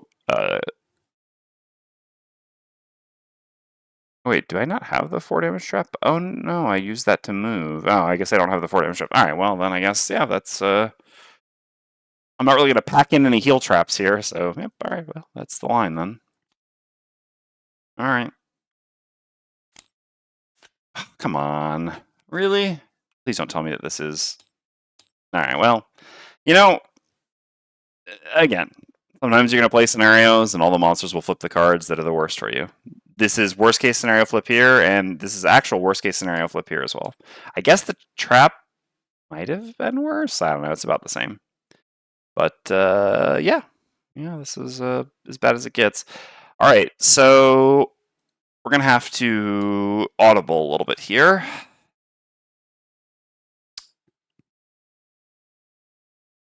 Unfortunately. Yeah. So annoying. So I can use my Boots of Speed on Trapper to go before, I think. Yeah, those are really bad draws. At least the Scout is getting a nice draw. Like the two are like the worst possible case, and then I mean again the Archer, I guess I don't know, the 16 to 14 is about the same. The Guard, that 15 is definitely the worst by far. Then the Scout is a very good draw for us though. So basically what I can do here is I can Boots on Trapper to throw the stun trap at the Guard so that we don't take an attack 4 that stuns. Yep, take care, Rage Badger. Thanks for stopping by. Hope you had a nice lunch. It's pretty annoying though, because it really just and then we just use the bottom extra teeth for absolutely nothing is the problem. It's much better in the short term, much worse in the long term.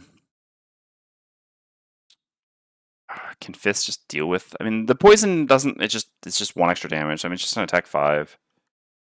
So I got the perk. I mean, the problem is, we got crit right away, which is so rough. Yeah, we'll have some healing. I think it's too bad for the Trapper to do this. All right. I could even then, use it to go on both. I don't really care that much about the Archer hitting here. I mean, it sucks because it's basically just like an attack 3 that we shouldn't have to take because the Blink Blade's just going to kill the Archer. But okay. So Guard's up first. Guard shields itself 1 and attacks Fist. All right, well, that's nice at least. Balances things out a bit. Although here comes the crit. I mean, at least we have ward. So then the Archer is going to step back to here, and this is an attack for 3 on Blink Blade. So take 1, ward blocks 2. Some dog outside going ham. Okay. Fist, the heal from regen removes the poison. we're going to do both of these. Technically, I should do the attack first. So I will make ice, make earth. Sounded like a seagull at first. Yeah, you can hear it. Sorry. Yeah. So we attack the guard and then the scout. I have my sword to use. I think I'll use the sword against the scout, to be honest. Really like to kill that scout. Oh god, that's what happened. That's what. Oh no. Okay. Is it 30 or 45 that I did? I don't know. I guess we'll see. Anyway, okay, so we use the sword on the scout. So guard first. This is an attack 1 effectively because of the shield. All right, so 2 damage, and then 2 damage from the trap. So 4 damage and stun. And I guess I like trying to get him a bit closer to the road. Yeah, seems good. I don't know really how we'll get him the rest of the way there, but why not? All right. And then the arch or the scout here. So this with the sword for 3. Okay, so 3 damage. So he's going to come back next to me anyway. But I guess I'd rather him closer in, so I will push him to here, and then I'll run back to here. And I will make ice right here, where he's going to go. Which also helps my movement from side to side a bit. Okay. That's that. And then I use voice from below to heal myself for 2. And unfortunately, I can't refresh any of my items yet because I am impaired. But next turn, we'll be able to do something about that. All right.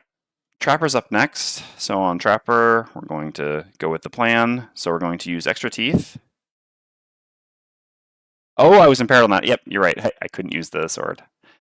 It's hilarious because I said, I can't refresh any of my items and stuff like that because I'm impaired. And then, but I'll use the sword. I mean, whatever, it's not a big deal to have missed out the sword there.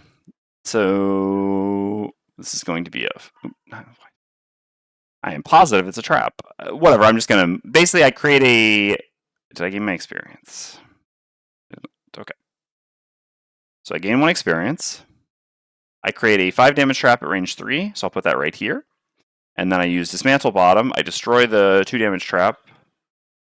And then I do move 3, going on top of this trap here, which is now... and adding the effects to it. So this becomes a 7 damage stun trap.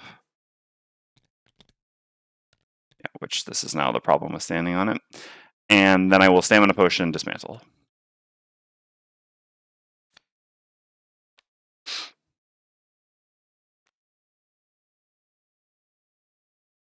It'd be nice if I had a way to improve it, but I do not. I do, yeah. I can actually... Oh, God, the initiative, though. Well, power's power, right? Oh, no. Yeah, that doesn't work if we're here.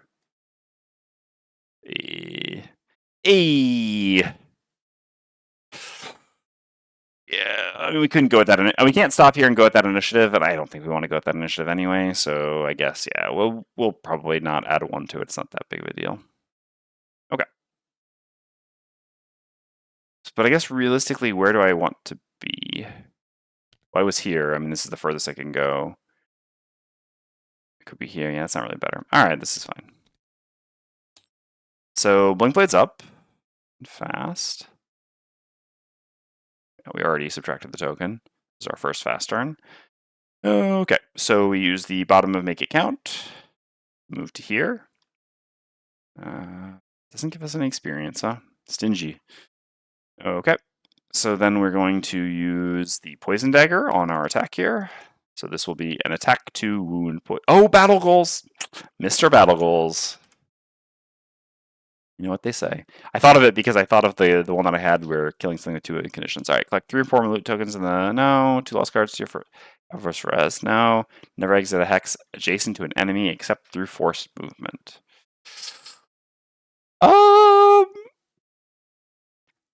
Possible? Oh, wait, no, this is Blink Blade. I was thinking this is Trapper. So this would require... So unfortunately, if I had known this, I probably would have brought Cascading. I don't really have another loss to play. I can just like pitch a card in the next 3 turns. Hey, Dareth Master Brown. Hey, long time since I've gotten to watch one of these streams live. 9-hour time difference sucks. Glad that you're streaming again. Thank you. Happy to be streaming again. Yeah, if I'd known this, I would have brought Cascading. Whatever, it's too late now. I'll never be able to do this. I don't think I'll be able to ever be able to do this, so I'll still try this. I mean, basically, I'll take this, and if we end up having to pitch a card in the first rest cycle, not the worst. So I turned them off auto deal when I was trying to troubleshoot something, but yeah, I mean it's not that practical the auto deal anyway, just because like I have one hand up here and then 2 hands down there, etc., and I end up having to assemble them. It's actually like more convenient for me to not auto deal them. Although I just have to remember this is actually the first time I've forgotten though. So okay, never use a potion. Well, that's not happening. Perform 2 actions, loss sizing in the same turn. Never happening. Collect 2 or more loot tokens. I mean, sure. I'll take this. You never know at the end. But yeah. Okay. Collect more loot tokens. No. Never use it. No. How do I get Dawdler every single scenario? I think this is the 4th scenario in a row. There's 60 battle goals. I mean, admittedly, we draw 9 of them, but it's almost. I mean, it's been 2 times in a row at least that it's Trapper. I mean, I'm never doing any of these. Sure. Would we really do this? No, this is so hard for us to do because we usually have to like move into position to do something. All right, let's take this, and it doesn't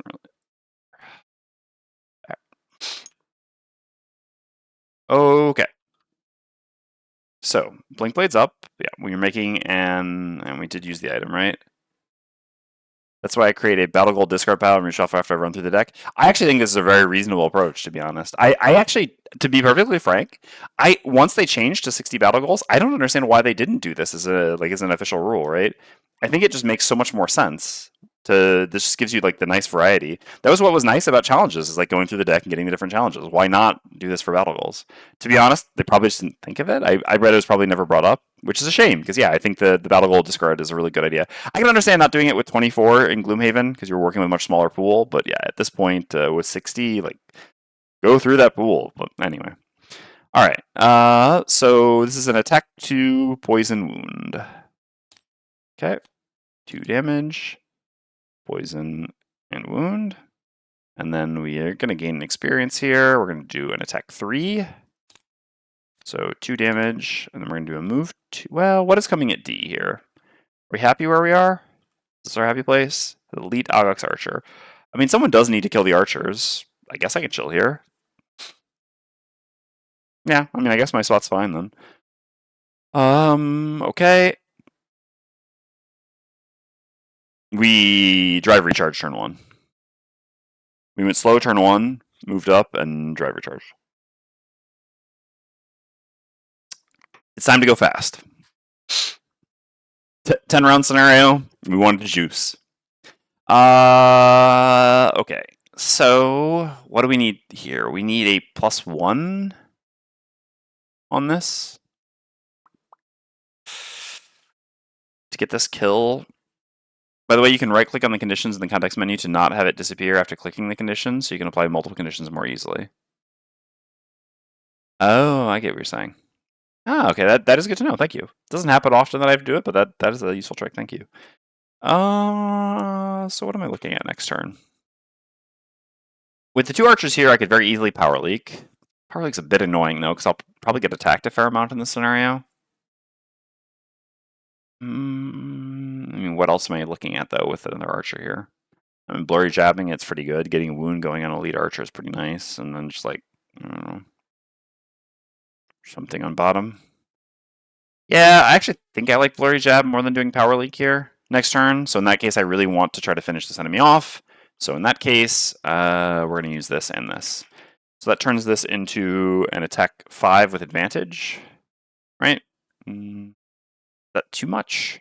Do I not need the sword if I have advantage, or do I not? No, I have so many -1s in my deck.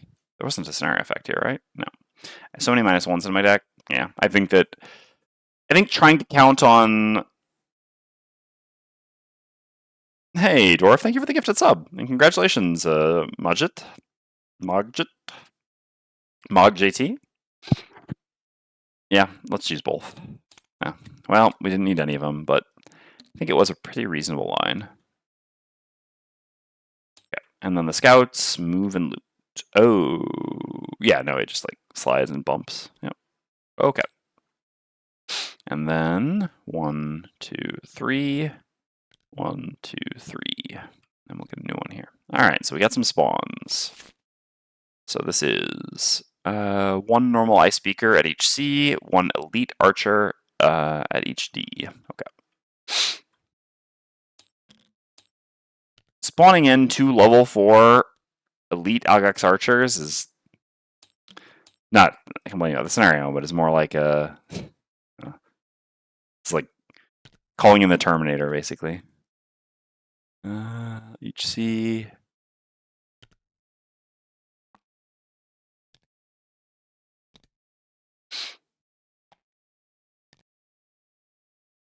They never stop. They only want one thing. Okay. So actually, with this like this, well, I mean, I guess we could just do the brittle thing instead, huh? Yeah, that's probably fine.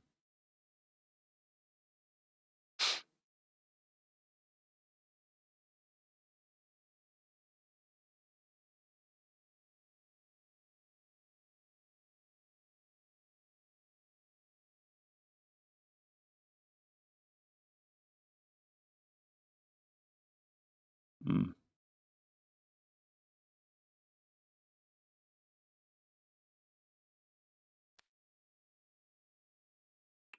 I think I'll just be doing this for initiative, basically. I don't really need that much movement, but yeah, we'll see.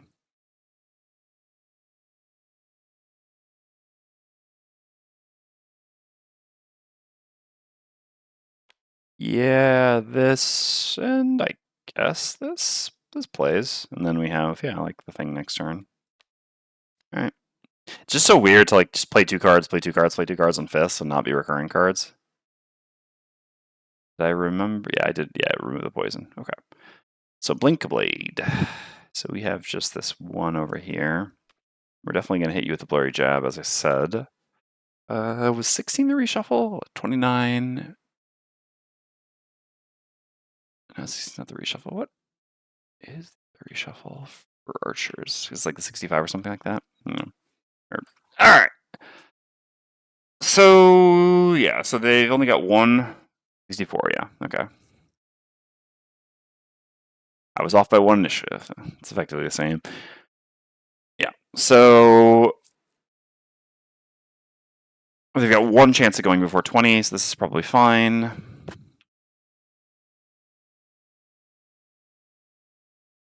You could spend a time token basically to push him into the stun trap. That's pretty expensive.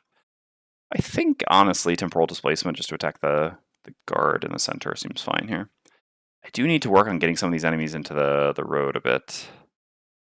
But yeah, I mean, Trapper can start doing that soon. Like, I could do it here even.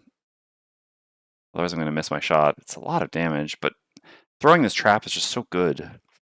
Should I be doing this, though? Is it better to just go push him into here now before this goes past? I mean, I can just push him next turn, and then he'll die. Is the other thing. Yeah, I think the dismantle turn here is too good. Again, tempo matters so much, and I think this is a good time to use that tool. All right. My speaker is, what is this? Oh, that's very nice. Very lucky. All right. Makes up for our flips in the previous round. Archer's just doing nothing specials. Scouts doing this again. Wow. Okay. Yeah. At this point, we've definitely made up for. I mean, it was like the 2 worst flips, and then we've had 2 really good flips. So yeah. Yeah. Well, we're back to even. Even Steven, as they say. Okay. So I'm gonna heal for 1 here. Oh no, I'm an idiot. This doesn't work. Oh my god. All right, I should just not have put the ice underneath him. I mean, again, if I'd known that I was going to do this, this has nothing to do with anything that's been flipped or any new information.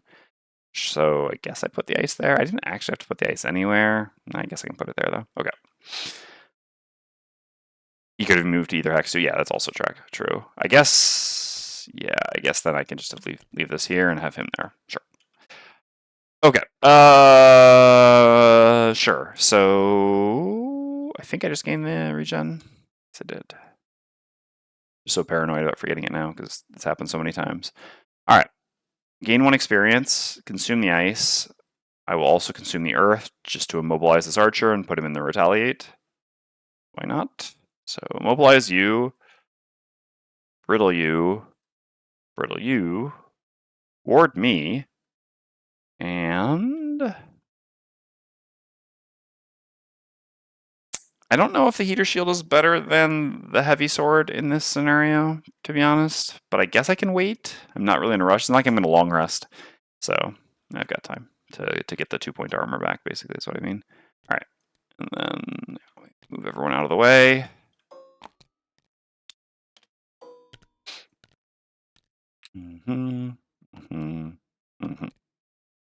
Okay. Looks good. We're going to be doing some uppercutting. All right, the ice speakers just do nothing. Blink blade is fast once again. Down to 2. All right, so I don't really have any items to use in any significant fashion. I think you forgot your XP for consuming earth. Oh yeah, you're right. It is an XP for consuming earth. Yeah, so rare that I do that I just kind of forget about it. Yeah, so we don't have any meaningful items to use offensively here. So we'll go ahead and just attack with Blurry Jab, gain 1 experience, and make an attack for wound on this archer. Ooh. Ooh. I mean, not exactly the ordering that you want that in. You're much worse than a rolling +2 here, but which is normally not necessarily the case. However, I mean, obviously still pretty happy with a crit, so. All right, I'm not going to bother drawing that out here because I'm just going to use it immediately for the next attack. That was actually a reason, and I did make this mistake. I forgot that I have 2 of those in my deck now. It worked out kind of better for me because I'd much rather crit here than crit here. But now that I have those in my deck, if I don't have any of them active and I'm making 2 attacks like this, I should actually make the attack on the guard first to get that ready to then be able to make a better attack on the archer. Nice.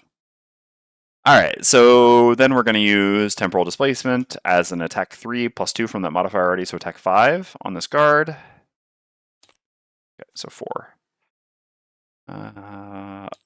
Oh, that's rough. That's 1 off.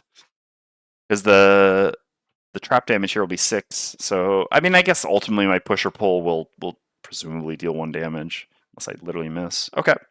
Alright, good turn for the Blink Blade. And yeah, I have my healing potion, no reason to worry about using that. Okay, Trapper's up next. So...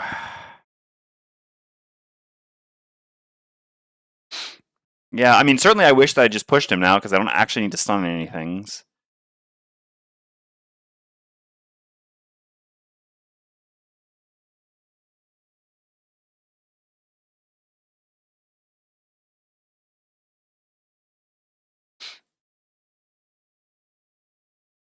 I really have an audible, so we're kind of in on it. So stunning the scout does nothing. Like, basically I thought that I would have to stun some combination of these enemies, but in the end all of these enemies did nothing.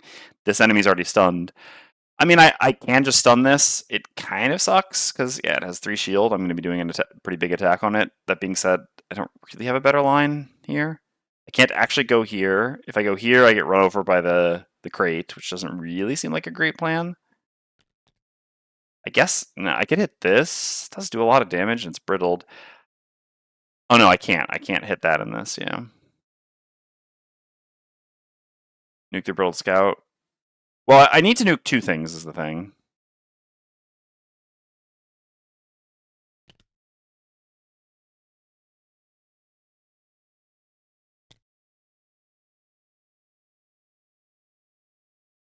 The problem with nuking the brittled scout... yeah, I'm not really sure that... I mean... so the stun does nothing then. I mean, sure, I do an attack 7 on a brittled enemy. This is pretty good.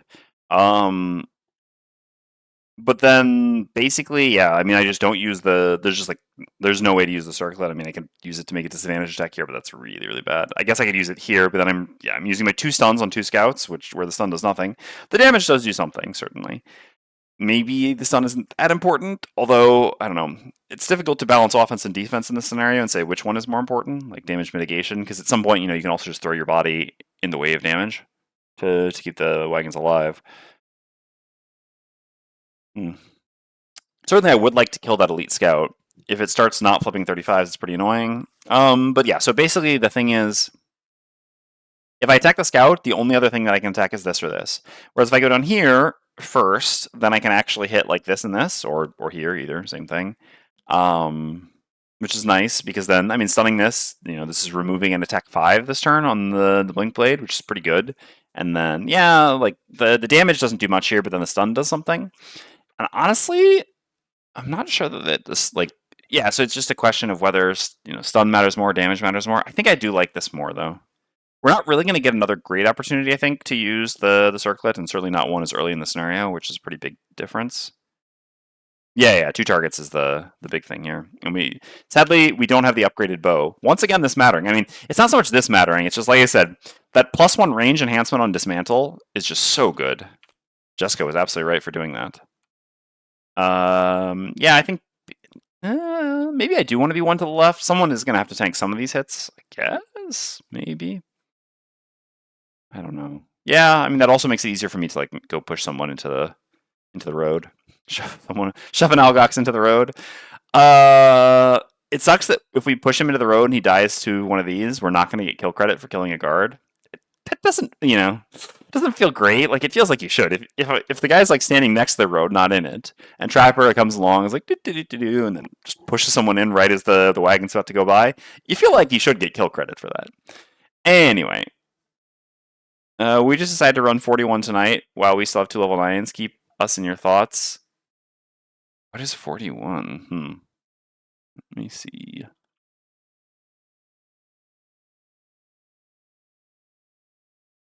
Oh. Oh, I gotcha. No.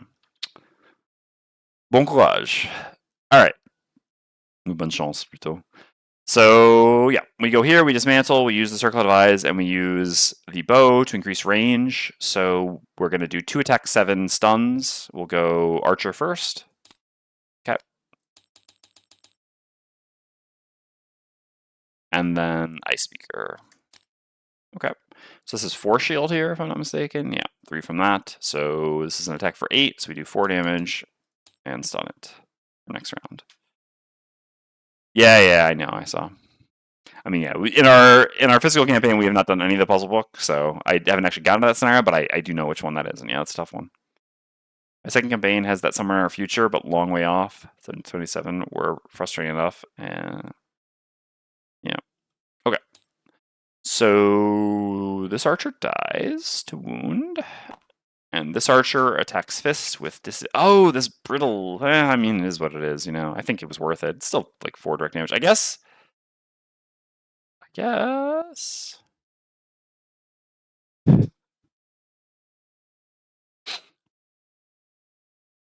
Nice, Joe. Realistically, I probably should have done this. I guess nothing that has happened here has really impacted that. Yeah, I think that makes sense, actually. I'm willing to just make this adjustment now. I hadn't paid attention to the fact that the brittle would get... Oh, wait, no. The Impair only went away at the end of my turn, right? Or no, that's not true. No, because they did the same thing. Hold on. Yeah, they did nothing last turn. Yeah, so no, I didn't have Impair here.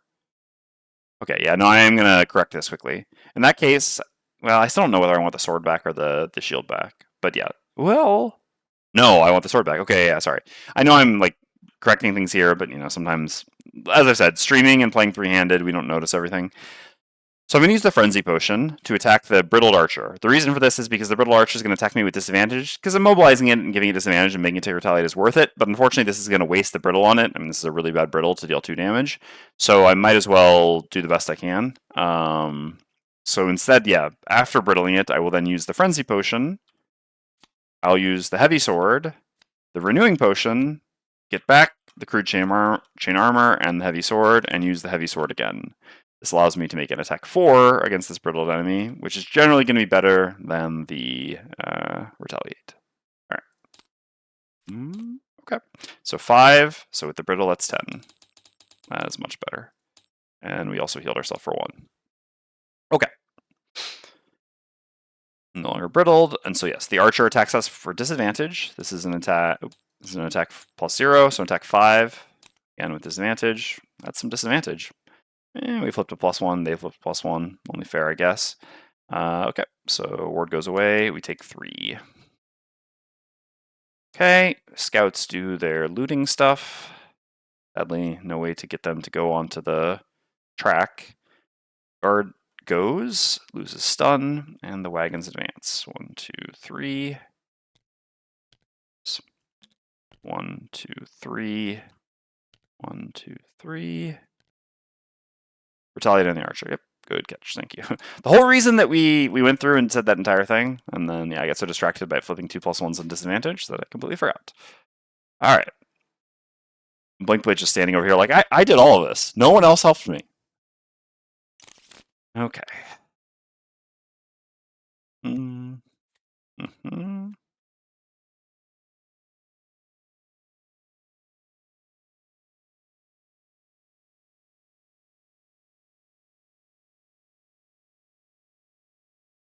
All right, it's time to start using some force movement to put some of these enemies in the way of trouble. Weird. I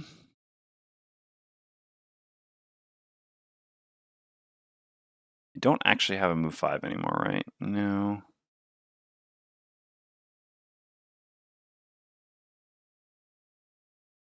I have the jump boots though. This, I mean, with that I can do like, yeah, move 5 like this. Hmm.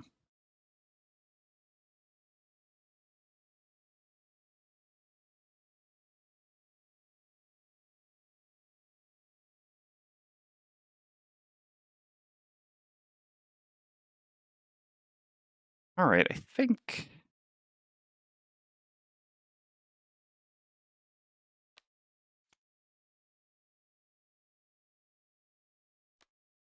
I think this works. And then we do, oops.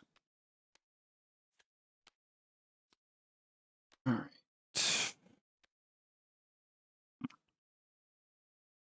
So basically what I'm looking at here is I use the jump boots to gain jump on all my move abilities this turn, and then I do like move 3, gain ward, go here, move 2, push you here, which then, yeah, will kill you. I don't think there's really a better target that I can push, ultimately. There's no real way to get these into here because they're up against the wall. And then this allows Trapper to, instead of going and having to like pull this in or something, to go, or push this in, to just go here and push this onto this road. That seems decent. There's obviously some risk with like this attacking this, but right now the attacks are reasonably split, so this seems okay. Obviously, it comes at a cost. We're using our jump boots. We're going to be out of all items on Blinkblade except for the leather armor, and yeah, we're going fast again. Yeah, again, early tempo is important. So here we go. Okay, so what are the scouts up to? Oh, okay, that's avoidable. That's nice. Oh yeah, yeah. This. Well, huh. That's a funny one. All right. Well, anyway, Blinkblade's fast. We'll get to there in a bit. I mean, I guess it kind of funny how that works out, right? Because the 3 spacing, there's no actual way to do this. What is the Ice Speaker up to? Oh, wow, we're getting really lucky with some of these flips. I mean, we stunned this one, so admittedly, but yeah. And guard goes after them. That's very lucky. Man, these are very good flips for us.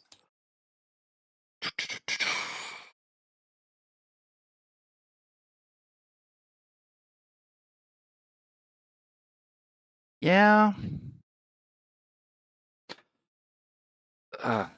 So it's like a question of like, is it worth dealing 7 damage to the scout to take 5 damage on the middle wagon? Which will then, I guess we have some choice about which wagon takes the damage. All right, well, we'll get to that then. I think that doesn't change the Blinkblade's turn. Okay.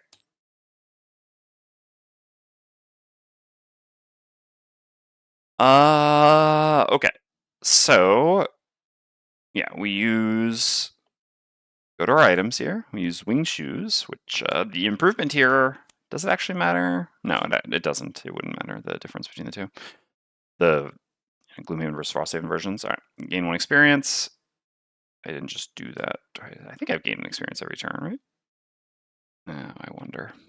I've just done it. No. Yep, no, we've gained 2. Okay, all good.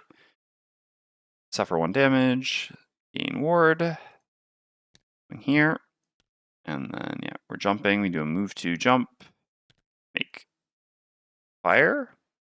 And do an attack to push on this guard. We'll have to draw another one of delayed. That's fine. Just push you to here. You'll die to that. Leaving it here is better because this clumps up the loot a little bit more. All right, so Trapper's up. So what is the next set of spawns at D going to be?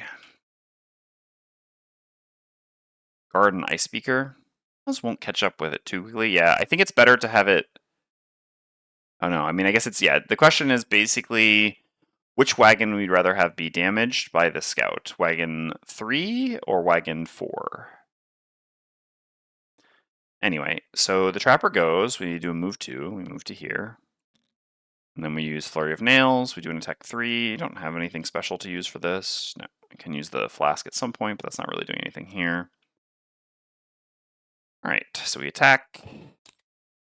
That's not so great. That's okay.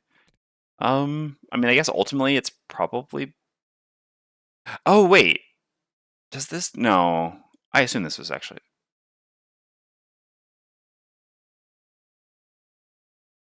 Yeah, empty non-road hex. Okay, yeah. Yeah, I thought so. I was gonna say, I'm pretty sure it was fixed. I think when we originally tested this the non-road hex part was not there. Which was pretty silly, obviously. But yeah, good to see that has been fixed. So, yeah. So basically, if he's here, I can have him come back to here, which allows me to then push him again, I guess. If he's here... Sure, I guess this is fine here. What I don't like is he hits the one that's further back, and the ones that are further back are more likely to be at risk. Yeah, no, I mean, I think that is a good enough reason to send him further ahead. I can always, like, I think I could, well, actually, yeah, I have a move 3. Yeah, exactly. Okay, sure. Let's run this. All right, so we send him there, and then Frozen Fist goes. Yeah.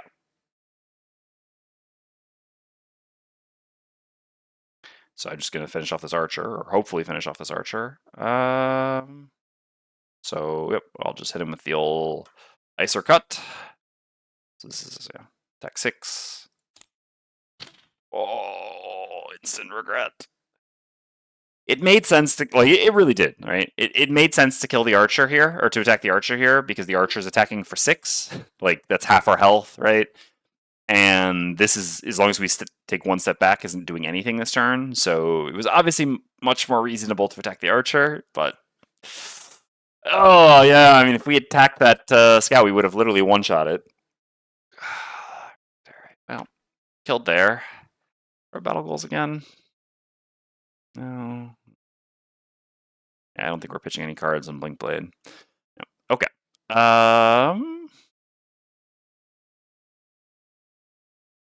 We can even tank this hit if we want. A little bit interesting. Not bad for us to go up here for a little bit. What are we even doing? I mean, we'll have ice. Man, brittling something that's about to get run over is really something, huh? I think our talents are best used up here. So we'll move here, we make ice.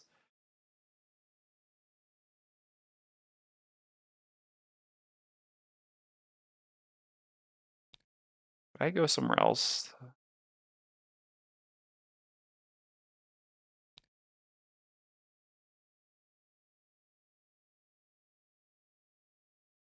It's like 1, 2, 3. I can go to here, but it's not actually possible to pull this one onto. Oh yeah, ice figures and storms. Yeah, you're right. Yeah, right. Yeah, I'm not going there anymore. Good call.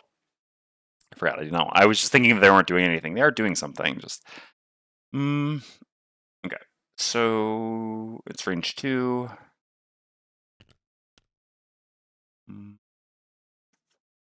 Whereas I can just like kind of chill over here still.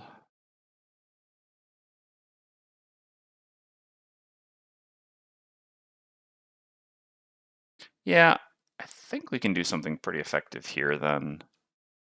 Basically where we just like move here next turn and then hit this one. How? No, I guess I actually can't. I can't, right? With this, the push two, it wouldn't work because there'll be a thing here, and I guess I can't push him from here to here because the ice would increase the push to here no matter what, and then yeah, from there I can't really. So actually, he's just not going to be pushable into the stuff anymore. Hmm.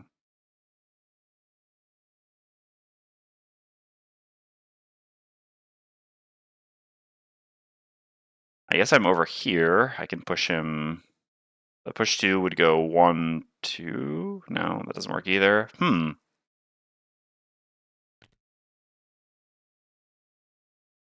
guess this is where I go then? Yeah. And then I'll pull him there. Now, pulling him there means I also get hit. No, yeah, because I can't push if he's not under ice. I guess I can go here? Yeah, I go here then. Okay. So I move here, and then I pull him 1, 2, 3 to here. Yeah. Okay. We cracked the code. Do I care about the immobilize next turn when I pull him? I mean, yeah, I guess I do. He could very well do a ranged attack, right? Sure. So we will go ahead and circlet the fire into earth. All right, we got there. Got to be careful in these short scenarios. No archers. Then the crates move. 1, 2, 3. This dies when the crate goes through it. 1, 2, 3. 1, 2, 3. 6 damage. All right, and we got to decide where we put him. There's going to be the last one here. Yeah, probably here is best. Okay. Guards, so Ice Speaker, I mean, technically disarms this immune to conditions anyway, and this does nothing. All right. 1 time token left on Blink Blade, huh?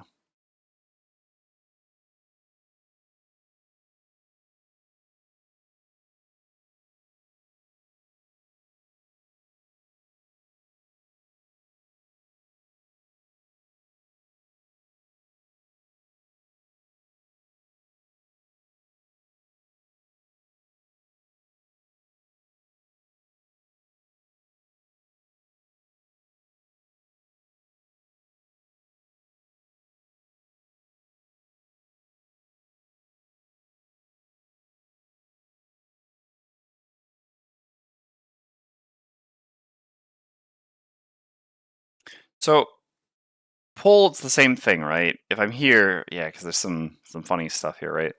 If I'm here with the fist, the only way to pull him to here with how ice works is by pulling him like this. If I pull him, I cannot pull him like this, because as soon as I pull him 1 here, he slides to here.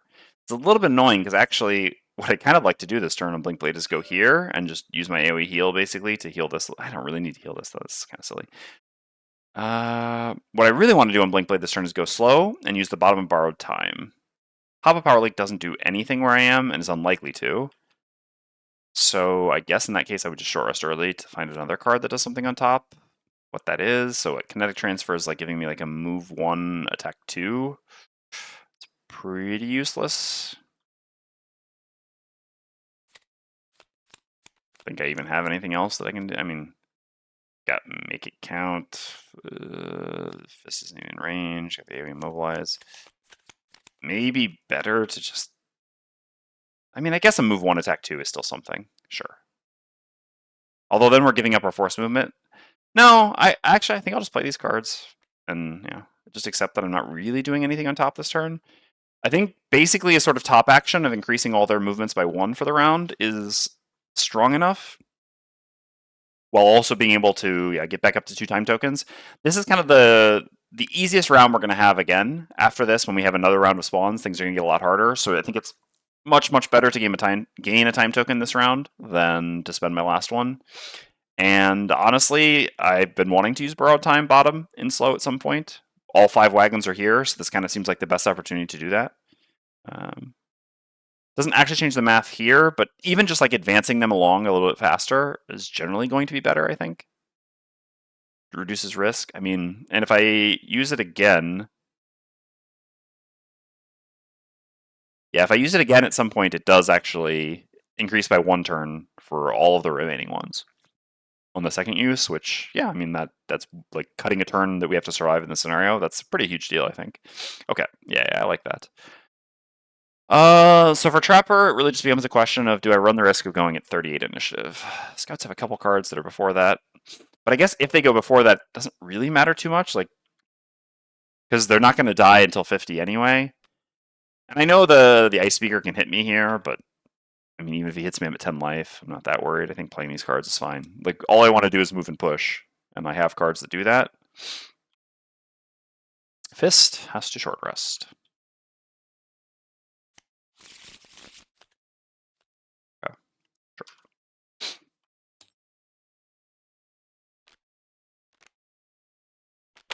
Oops.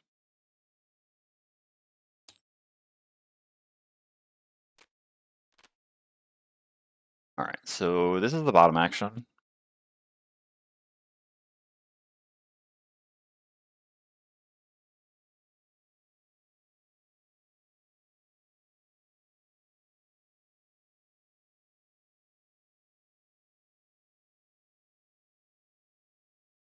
We're already immobilizing him, so consuming ice for this doesn't really do much.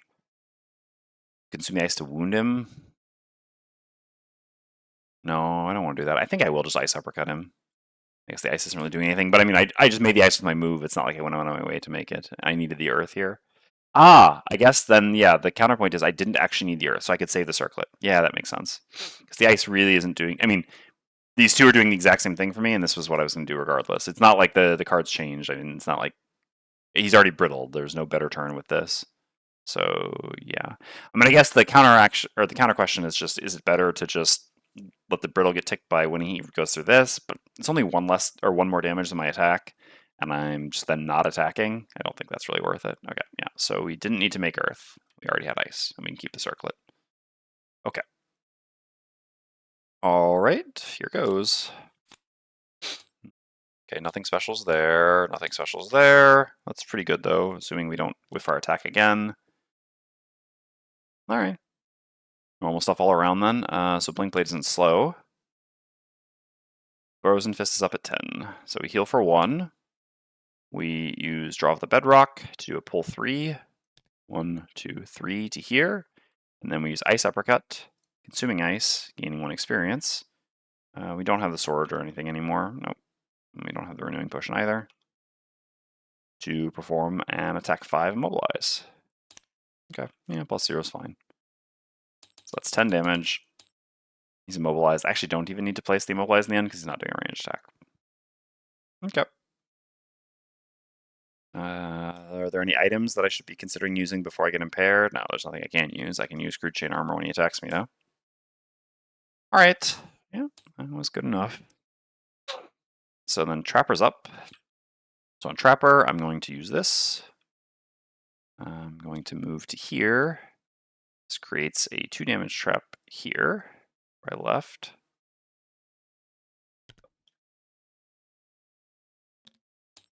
Okay. And then I'm going to use Path of Pain to do an attack 3 on the Scout.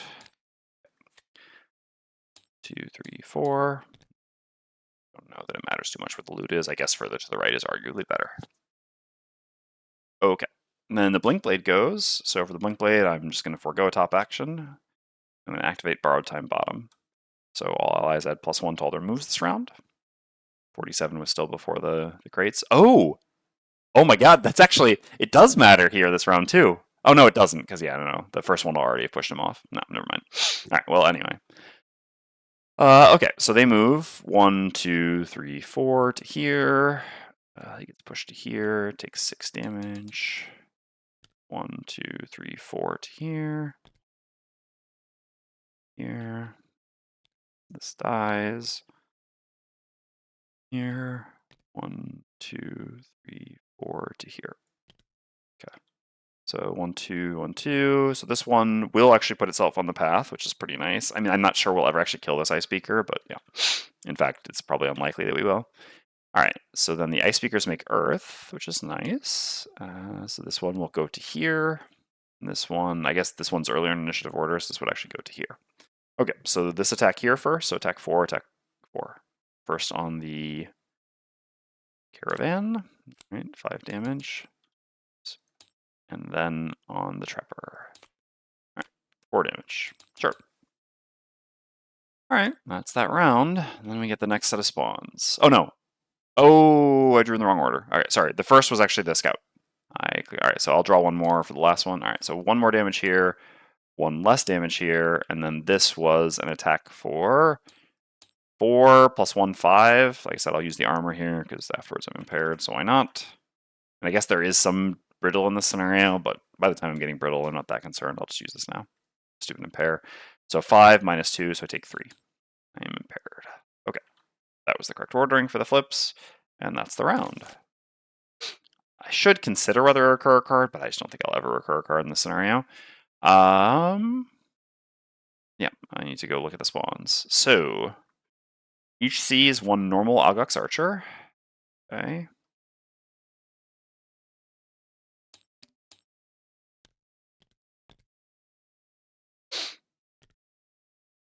Okay. And then each D, 1 normal Augux Ice Speaker and 1 normal Augux Guard. Oh, there is no actually, yeah, no brittle, because there's only normals. I mean, I guess there still is a card that brittles, but yeah.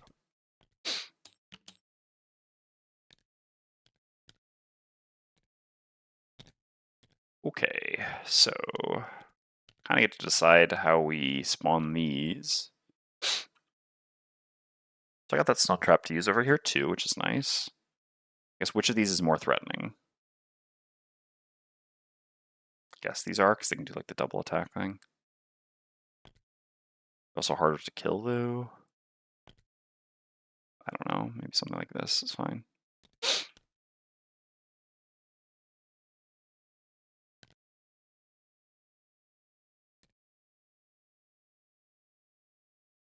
Okay, all right. So we need short rests on you. Sure, got other push.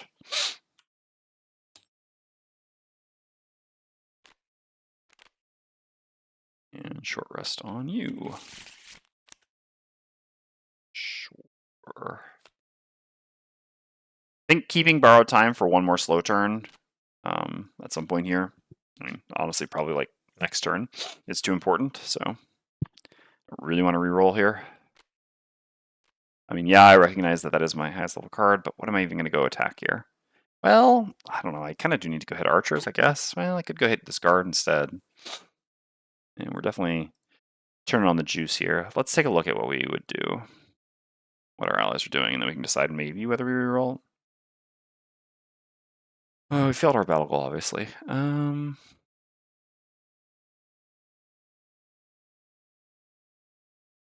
unfortunately, we're just 1 movement short of making it to the archer. Archers are definitely the more threatening. I would like to go deal with them. Accordingly, what does that look like? Yeah. This is Earth.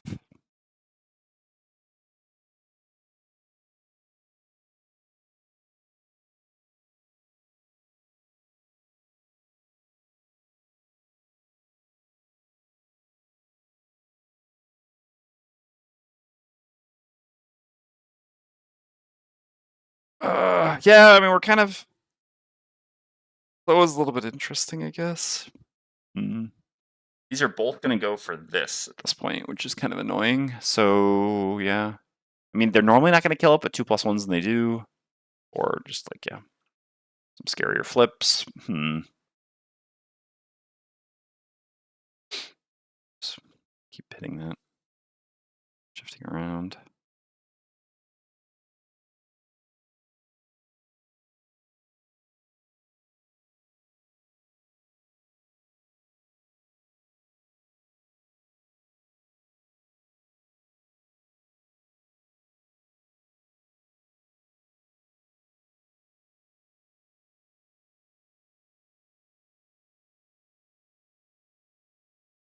If I go here with Trapper,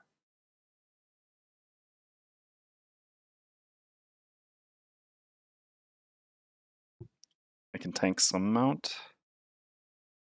So still hit here though. I mean, so attacks on the earlier wagons is much less problematic than attacks on the later wagons. Like these archers just free firing on these wagons this turn is really annoying.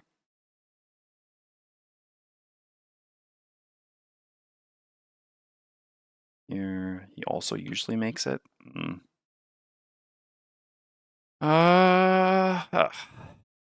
This seems like it would be a great scenario. I mean, Trapper's fine here. Like, obviously, the force movement is good.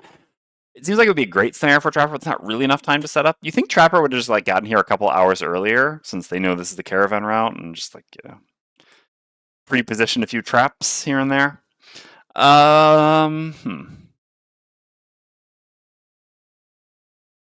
I mean, going here makes a lot of sense for Trapper, basically, because it allows me to heal a fair amount by looting these two. Also allows me to loot two things. And then, yeah, draws a bit of the heat off of this wagon. I don't care so much about one attack going on this wagon. Actually, that's perfectly fine, like that it tanks an attack. But I don't really want two attacks going on it. So it does make a lot of sense to have someone go there, at which point, basically, it's like, yeah, Blinkblade who needs to go up here.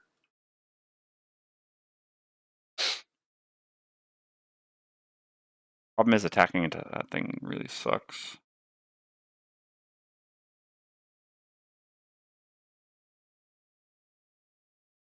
I know. Blinkblade will go invisible. That is a good strategy.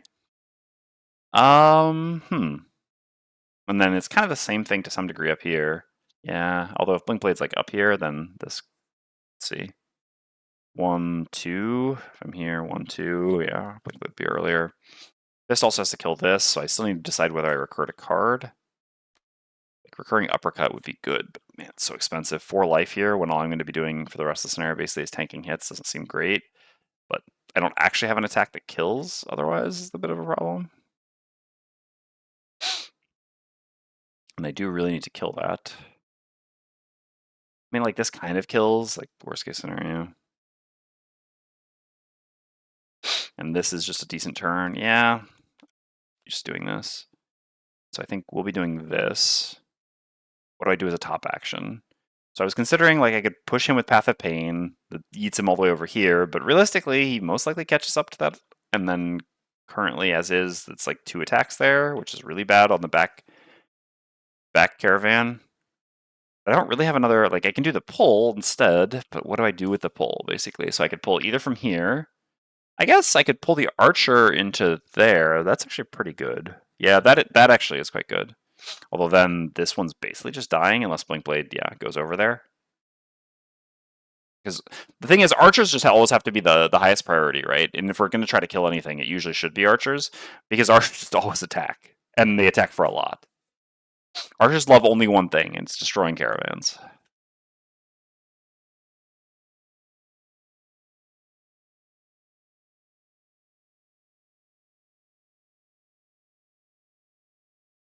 So there's a chance, like on a +1, Trapper actually, no, you need a +2.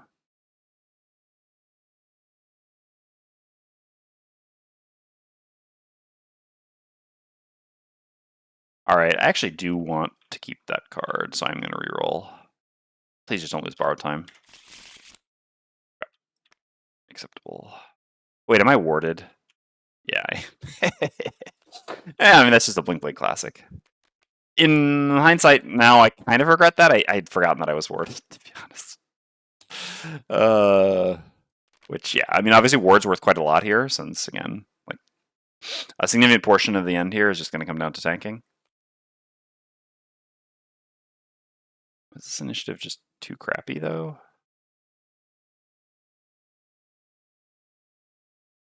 Yeah, let's do something like this instead. I think. But then we're not going to draw the aggro of this. Really need the additional movement. Yeah. But then the initiative is a problem. I can't win. I mean, I guess worst case scenario, the Trapper can also go here and just kind of give up their life. Yeah. I think this makes a lot more sense, because the other version, yeah, I don't really get to go somewhere where I need to be. Okay. That's not bad at all. That's non-attack. Archers obviously are attacking. Yeah. Mobilize. Well, my thief has a thing or two to say about that. Range attacks from you. Scouts are doing multi-target attack. All right. The scout, I should say. All right.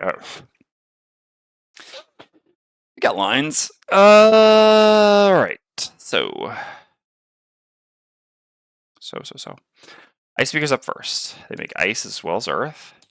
They create one hex obstacle tile. I'm generally going to read these cards. It's a little bit safer for now. Create. I mean, this one actually does seem accurate, but create one hex obstacle tile in an adjacent empty hex closest to an enemy. All enemies adjacent to the created obstacle tile suffer how does this train damage? Okay, so this one will create one here, and this one will create one. Ugh.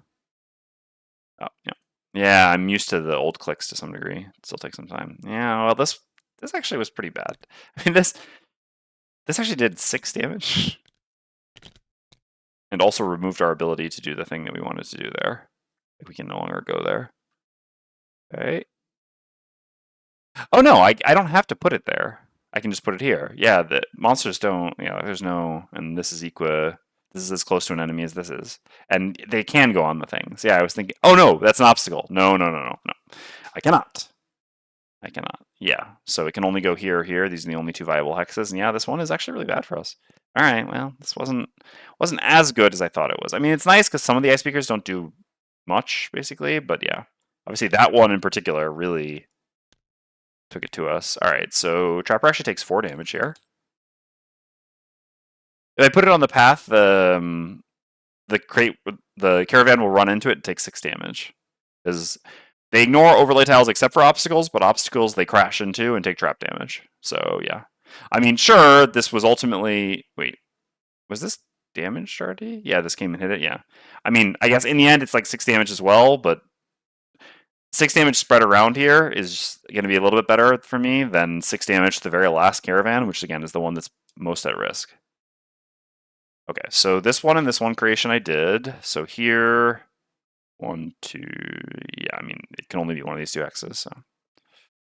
Oh yeah, no, and there's a caravan right there, so I mean, that's fine. This caravan is not really at risk.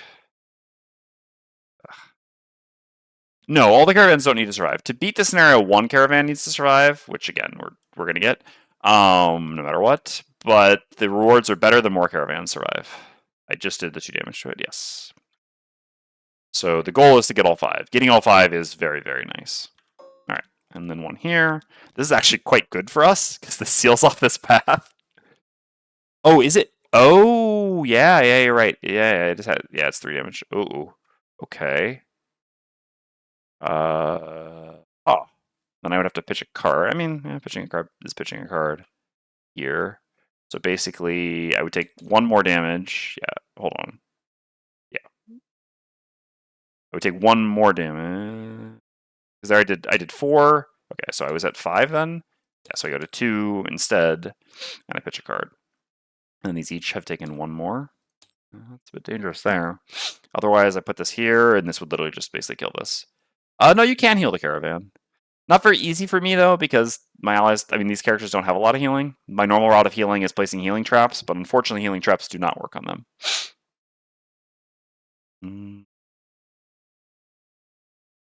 What? I mean, I'm basically just never placing traps anymore for the rest of the scenario, so kind of things that place traps are not really going to matter at this point, so we can pitch that. Okay.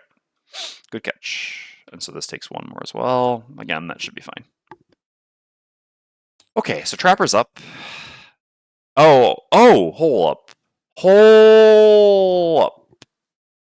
I forgot I have the boots. Yeah, I don't have to pitch a card. I think using the initiative boots here is actually a very reasonable approach. Correct, Kaushi.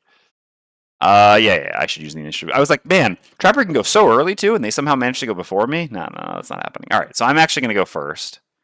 And go to here, I think. And does this only does damage to enemies? Yeah. So this will still get placed there. This will still get placed there. But I won't have to pitch a card. I mean, I will have to pitch a card when guard hits me, but that's fine. I guess I can just pre-pitch that one. Yeah.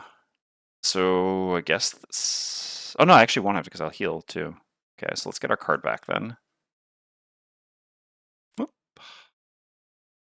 think this is worth it. I'm basically just using my boots to avoid 3 damage. I mean, they could do something again in the future. I don't know. In general, I think, especially like, I don't know, guards aren't that fast. Archers can be. So I have to worry a little bit about this archer. It's going to take for 3 on this caravan. Yeah, I mean, Blinkblade definitely has to get over there. Oh yeah, and if I go there with... Oh no! No. Okay, yeah. All right. Hold on then. Whatever. I mean, these two are always placing it as they did. No, this is much better. So actually, what I do is I move here with Stalker Spoils. So again, initiative boots go first. We go with 0 initiative. Move here, loot 1. So I'll get this. Grab that in a second. And then I heal X plus 1, where X is the first time I got to use this, because last scenario we had it, but Fist needed to get all the loot. All right, so we were at 5. So we go up to 7. Okay. And we get a loot token. Put that on Traps Mat and see what we got. Herb. 1 metal. All right, whatever.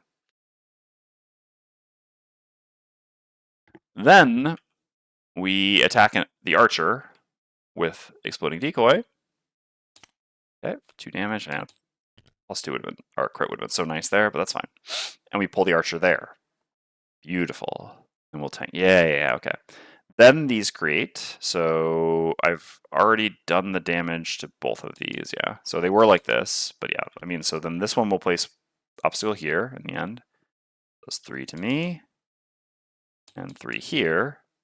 And then him, he can place here or here, basically. Guess this will maybe block them off a little bit more in the end. I don't know. It'll block the Mind Thief off, and I don't want that. Or sorry, the Mind Thief. I keep wanting to call the Blinkblade the Mind Thief. So this will place here.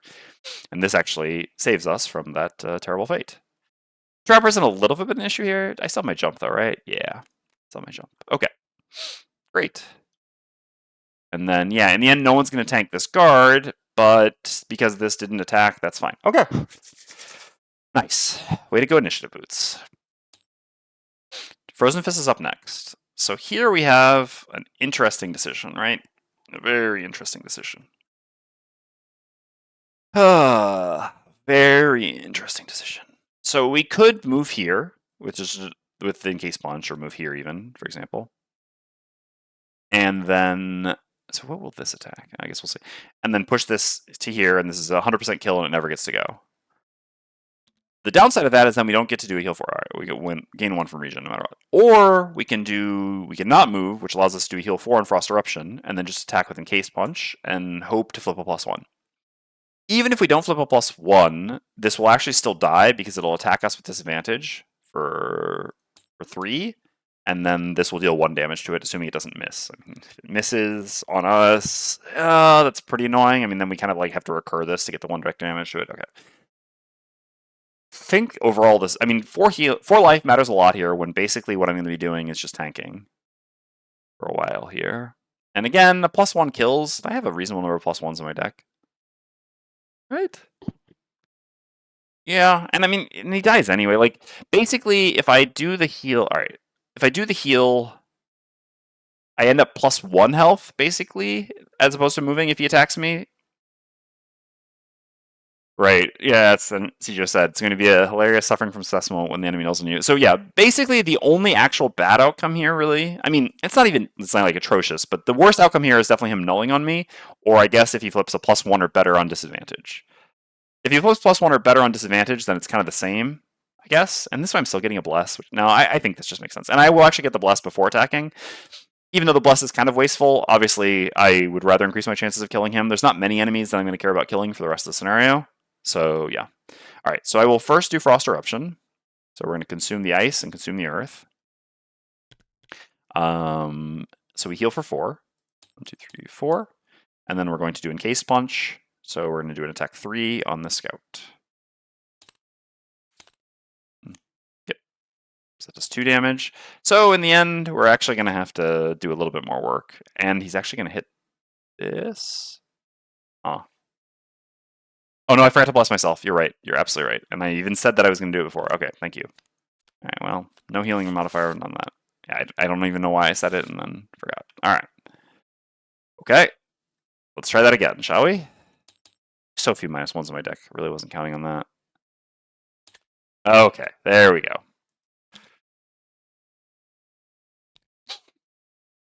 All right. Thank you, Lord Bulb. Thank you. I mean, again, it's hilarious to talk through the process of why we're going to do something and then just forget to press the button. And then we make ice. All right.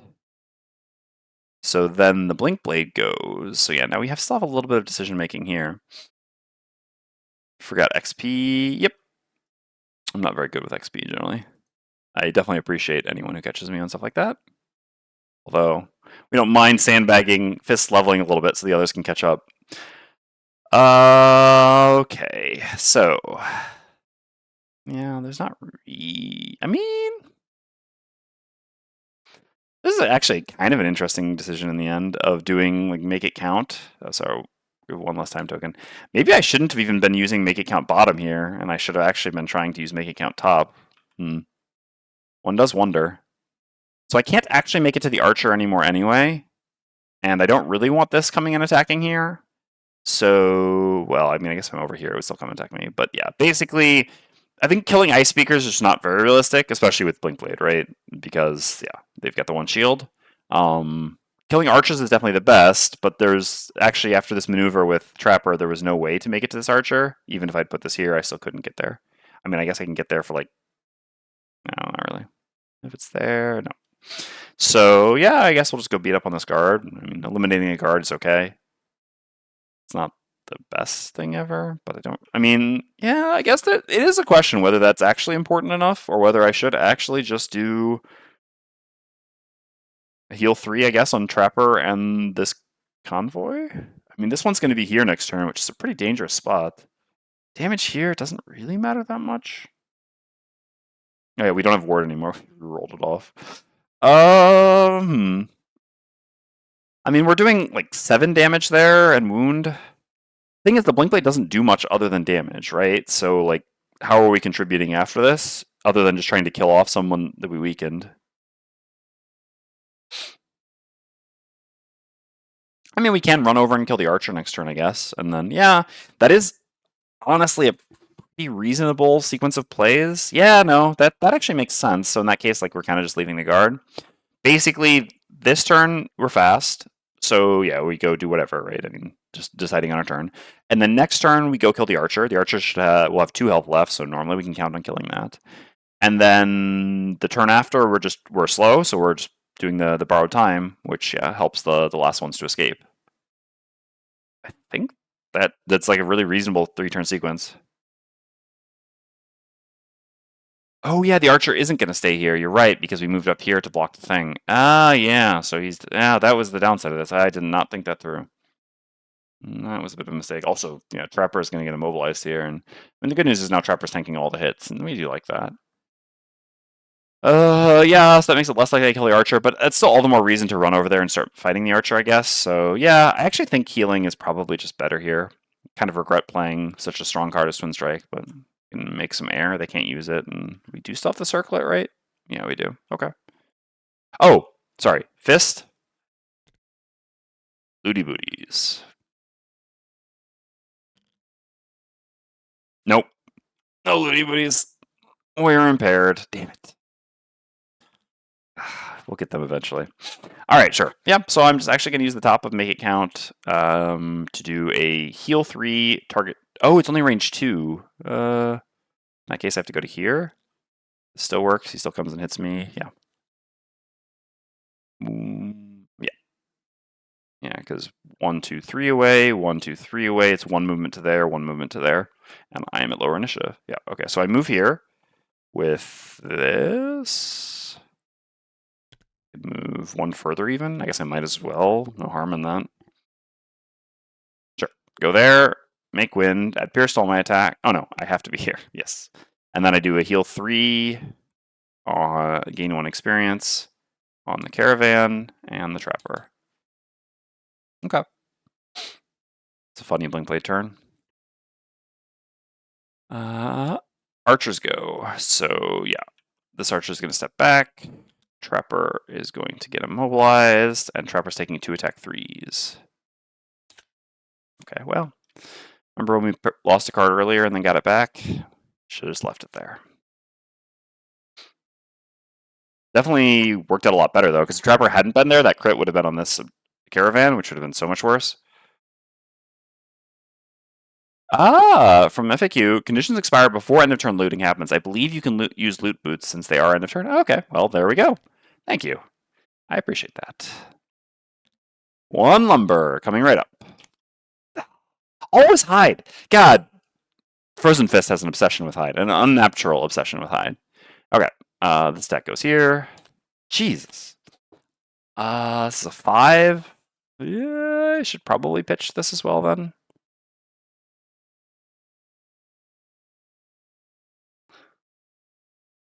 How likely are we to ever make it? I mean, move 4 jump, 1, 2, 3, 4 doesn't get us to that even. Basically just a question of whether we're ever going to throw it with Dismantle. I mean, after being immobilized here, it's probably not super realistic to well, I don't know though. At the same time, then what value is the movement if we're not going back there? Also, what am I even doing next turn?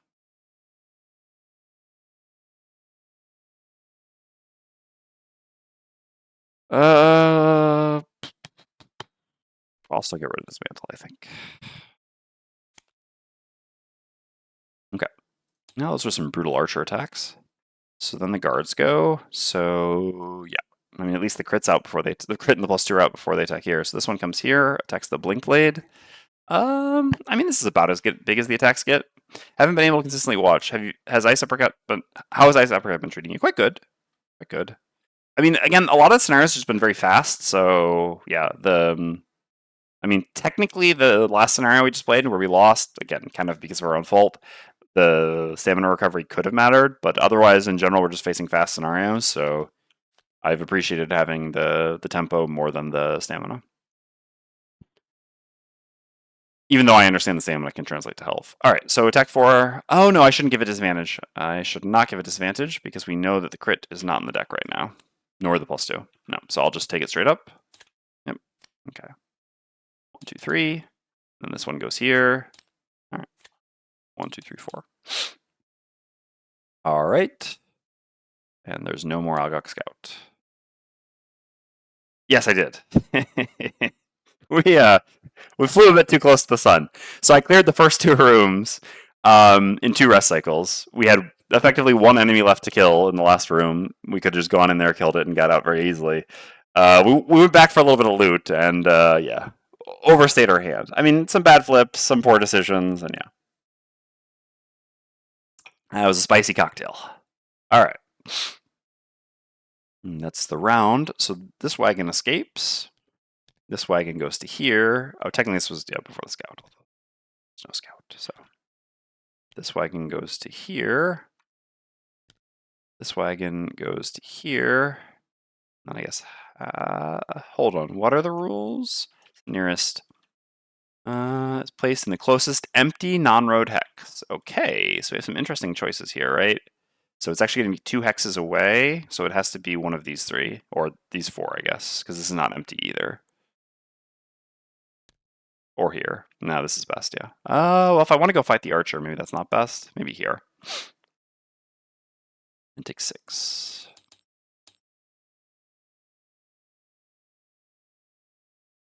Do I even want to go fight the archer in the end? I kind of regret not just like wounding him and damaging him. Maybe it was better. I don't know. At the same time, the heals are pretty valuable. I mean, this is so exposed now. Do I want to recur a card with Fist? Like the move 4 jump? Kind of. I mean, move 4 jump to go here seems pretty important right now. Don't love that this has only 6 health here. Normally, I mean, it takes +2 or crit. Yeah, I do want to recur the move 4 jump, but I've got plenty of health anyway, so. Alright, we recur that. So we have ice.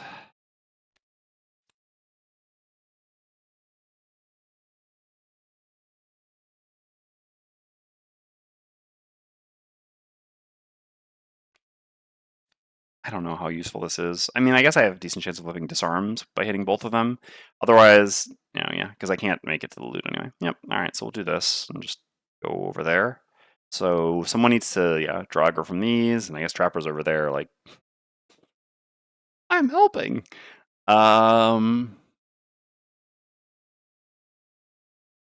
Yes, if I were to put this here.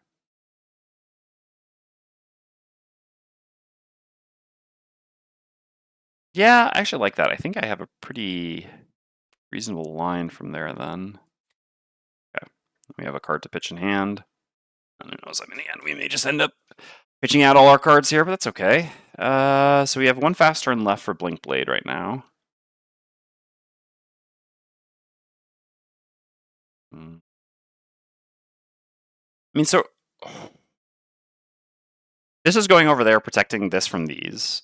Blink Blade's here, so these are protected.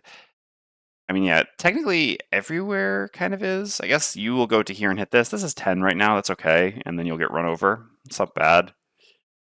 Yeah, so the only really threatening one is this on this. And there's no way I can guarantee, I mean, that they don't flip a +2 or crit, but that's 1 out of 10. Because otherwise, this could be a kind of tempting turn, honestly, to just borrow time and hit the juice right now. How much does that matter? I mean, that puts this there instead of there. That puts this one. I mean, this being there, I guess if Fist is down here, that doesn't matter that much. No, I should probably just go, like, you know, try to prevent them from doing shenanigans, huh?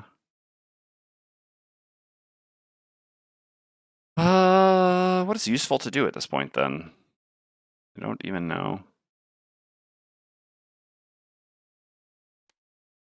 I think I'll do this and this, and, like, yeah, I've got some options for what we do, where we go, what we do.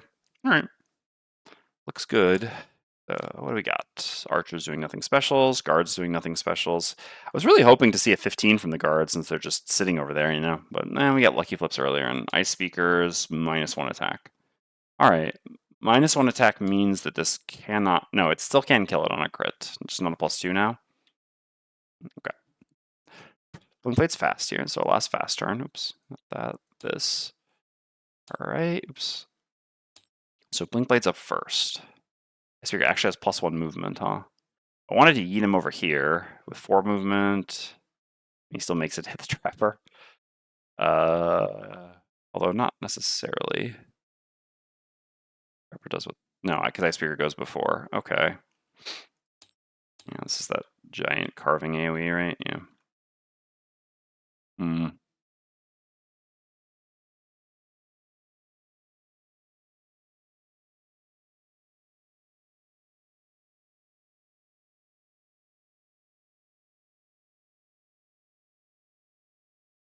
I don't really know where to maneuver here for the best effect, basically.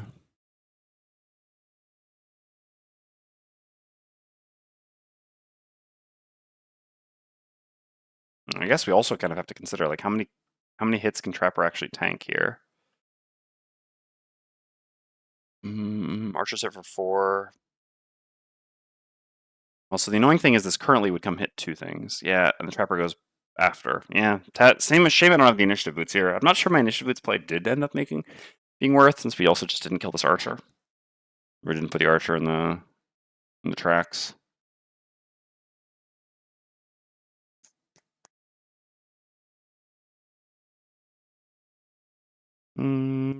So yeeting it at least has the effect that it doesn't hit this. I guess that's a pretty acceptable effect. The AoE shape is 4 hexes. He has +1 movement. So currently, yeah, he would go. So I guess currently his focus is, I mean, Blink Blade. But yeah, he could go here and hit both. Actually, he would hit all of us. But I mean, obviously I'll move, but then he'll go down here and hit both of these. I have this one. His focus is this with 4 movement. 1, 2, 3, 4. No, he cannot. So he'll just go here. That's fine. And here, this one actually will be able to multi-hit as well. Wow, we're gonna have a. I mean, those are pretty rough flips, huh? Those are gonna allow for some possibilities of crits killing. I mean, literally just crits. That's it. Yeah, I think I should yeet him. All right, so I make fire. I do a move 2. Go to here. Attack this ice speaker. I still have my leather armor. I guess I should just use the healing potion now as well while I'm at it before I forget. It's just I'm gonna go slow next round. Go for 3. And then I attack you for 2. That's fine, do no damage, and send you to here. Then I suffer 1 damage, gain 1 experience, and do a move 3.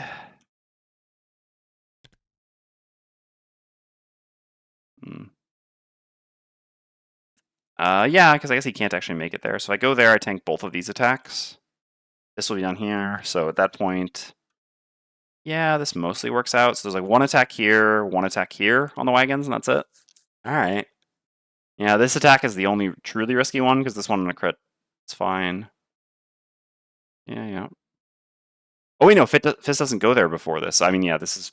Ew. I guess Fist goes to here then. Yeah, so this will just go here and hit this now. Yeah. Alright, I mean, there wasn't anything I could do about that anyway, so I just have to hope this is literally not a crit. Alright, so Blink Blade's done, and we have Ward. Ice Speakers go, so this is number 1, 3, so 1, 2, okay. This one goes first, steps to here, and attacks this. Please not a crit. Thank you.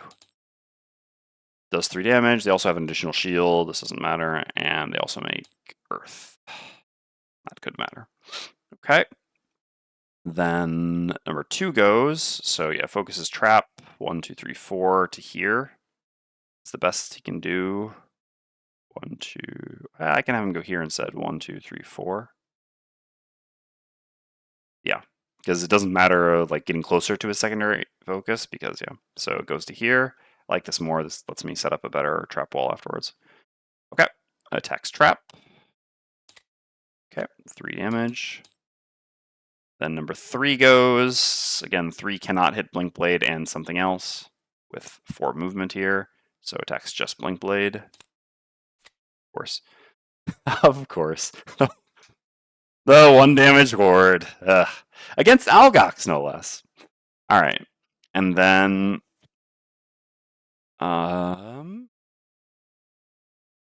4 goes, which is this one, goes to here. And hits just this. Okay, for 4. Alright, I mean, they're all a bit beat up, but they're still alive. Okay, so Fist is up next. Heal 1 from regen. Do move 4 jump. 1, 2, 3, 4 to here. I'm gonna get loot this way, which is at least nice.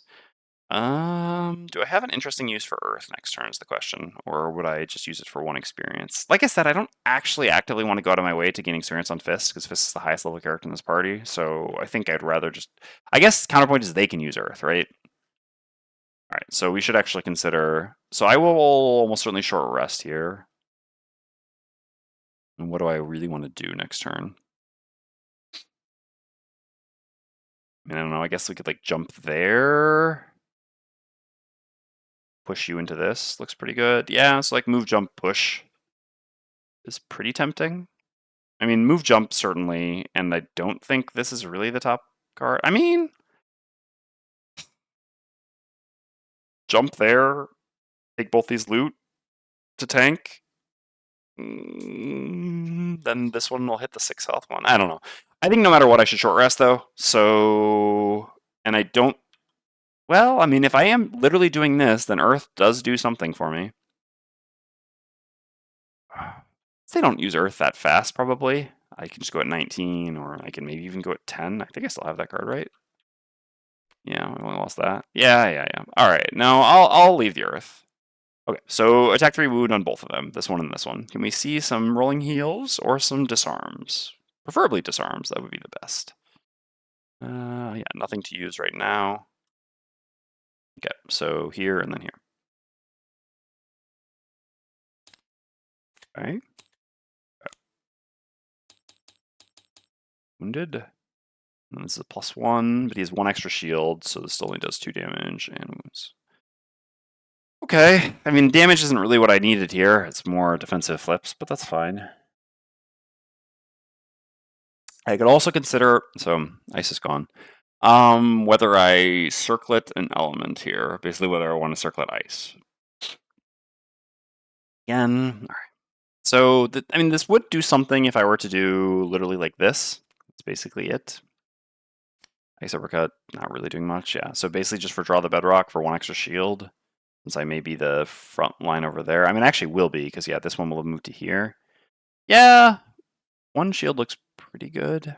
I would really like to go there and grab both loot, though. I guess I could maybe do that like the turn after. I'll probably get blocked.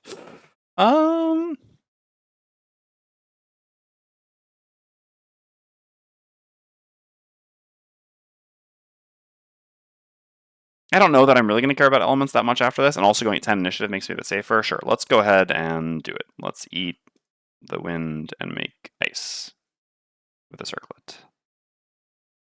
Okay, we're done. Trapper's up. So Trapper,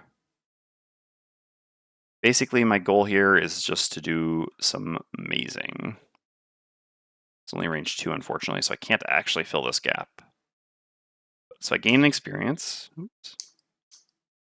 Oops. Oh god, that was still mouse over. I think I just gained 2 additional, right? My key is maybe breaking. Alright, so I gain an experience. I get to place 2 1-damage traps within range 2. And 2 wound traps adjacent, which I guess will be... It's not that I want. Do I have those down here? Yeah. I'm basically, again, just trying to wall the enemies off as much as possible. Afterwards.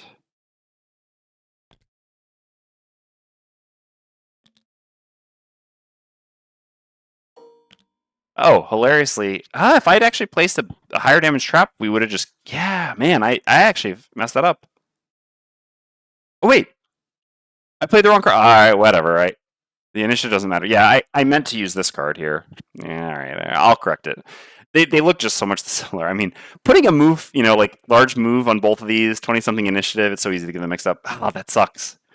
So yeah, I'll be at 25. Again, in the past, when I played the wrong card, I corrected it to my benefit. Here, I should do it to my detriment. So I actually hadn't really thought about this, but that you can actually kind of use the wagon as forced movement if you know one's going to be. Although I guess I didn't actually know he was going to be there either. But yeah, it would have been much better to have the 4 damage trap, because then I could just place it here. This would have hit him into this, and he would just die. It was 6 and 4. As is, it doesn't quite work that way, unfortunately. But yeah, I had taken the 1 damage traps just because I thought I could use them for a bit more mazing, basically, to try to slow down these enemies from, like, kind of getting around the corner and getting more shots off, stuff like that, force them onto longer paths. Oh yeah, you're right. It is an empty X off the road. Okay, so it doesn't hit him into the trap anyway. Ooh, so is putting this here good? No, then I guess I don't really want that there. Wish I could put it somewhere a bit more useful. Yeah, let's just put it here then. Good call. Yeah, it was MTX. All right. Well, then never mind. No regrets. Anyway, but yeah, regardless, I intended to play this card. Okay. Yeah. I mean, it would be nice if the archers got a -1 or miss on -1 or lower on one of their attacks here. So let's hope for that. Ah, there we go. Take 2. All right, and then pitch a card. That's fine. Okay. The guards are at 50. I guess this is ambiguous, right? Not that it matters. Or is there like a rule that says allies go before enemies or something like that? But anyway, I mean, I'm sure that enemies aren't meant to go before allies. I can't imagine that it would be set up that way, since normally it's players before enemies. I would guess that it's just ambiguous, so player choice. But so I'll just move these first. This goes off. 1, 2, 3. 1, 2, 3. Pushed. 1, 2, 3. Okay. And then guards go. So this guard takes 1 from his wound. This guard, player choice where he goes. No, he actually can't go there because there would go like this. Yeah, so he goes to here. All right, so attack on the blink blade. Go ahead and use the armor on this one, because now that it's not the case that we don't know that the crit's in their deck anymore.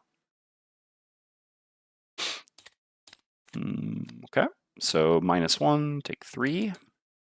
And then here on fist, +1. So 5. Don't have any defensive items to use anymore. No.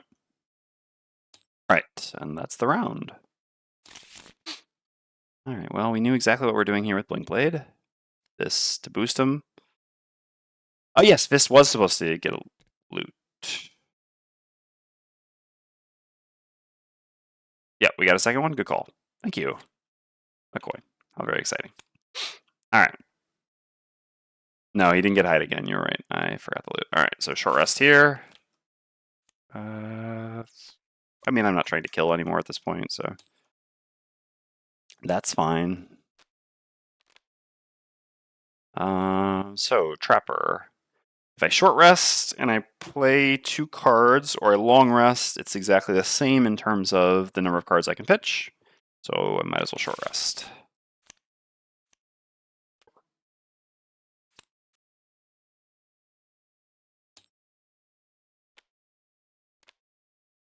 I am no longer immobilized, actually.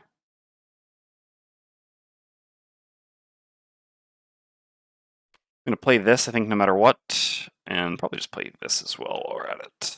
See what we do. That gives me, I mean, yeah. These just give me 2 different options for doing things, and gives me the fastest initiative, gives me the most movement, gives me the experience either way, potentially some healing, potentially some looting, etc., etc., etc. Overall, I think this is just the best. All right, Link Blade, your other card, probably doesn't matter too much.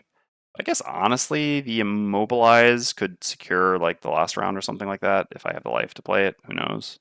Not like I care about playing these other cards here. I'm not moving, so it's not like the loot will do something. Okay, and so for Frozen Fist, so that's 3 more rounds to go. Normally 3 more rounds to go, but Blinkblade's going to play Borrowed Time bottom here to give all allies +1 to all their move, which will actually just make it 2 more rounds. So it'll be this round and the following, because that'll make it 4. So 1, 2, 3, 4, and then the following is 1, 2, 3. It's not they move off the map at B, it's when they enter B, right? The end of every round, if any wagon, yeah, it escapes. Yep. Oh, so it doesn't actually work here, huh? That is lame. I mean, that's really. Why doesn't this function like a normal escape hex? I don't understand. That's so dumb. Oh my god. Well, that definitely makes Snowflake a lot less good here.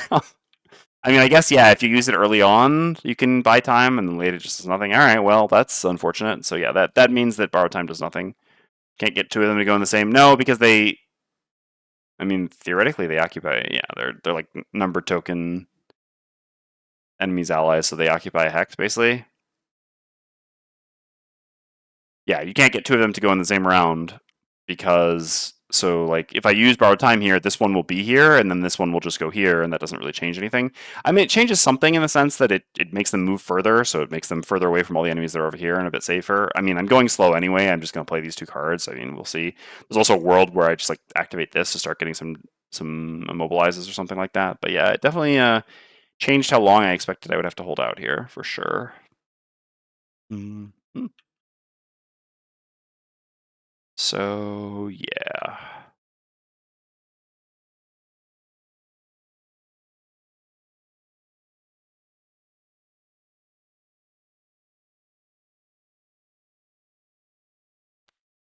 I'm just going to play this and this here then.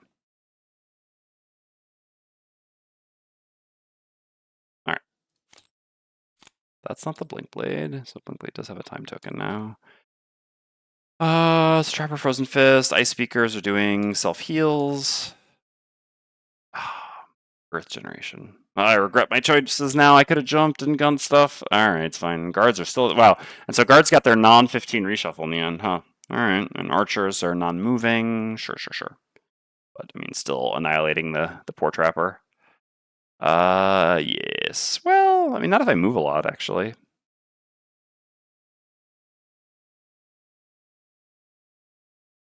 This is range 4, right? Yeah. I leave the loot for Fist next turn. Okay. Okay. Yeah, that's interesting. That's definitely interesting. Okay. Sure. So Fist is up first. We heal 1 from regen. Yeah, I don't really care that I give them the earth here. It's worth healing myself. Like, oh no, they get more healing. I guess I'll hit the guard in that case. Ooh, maybe we'll get it set up a situation where we can default attack the guard and kill it with Trapper. Trapper does have 1 more turn after this. I mean, maybe. But yeah. Sure. Unfortunately, the brittle's going to get eaten by the wound. Well, we'll see what we flip here. Do we have anything to add damage with? No, we get no items. We're all tapped out. Okay. Yeah, so I consume the ice, consume the earth, gain experience, and I perform an attack 2 brittle, and then I gain 2 shield, targeting the guard here.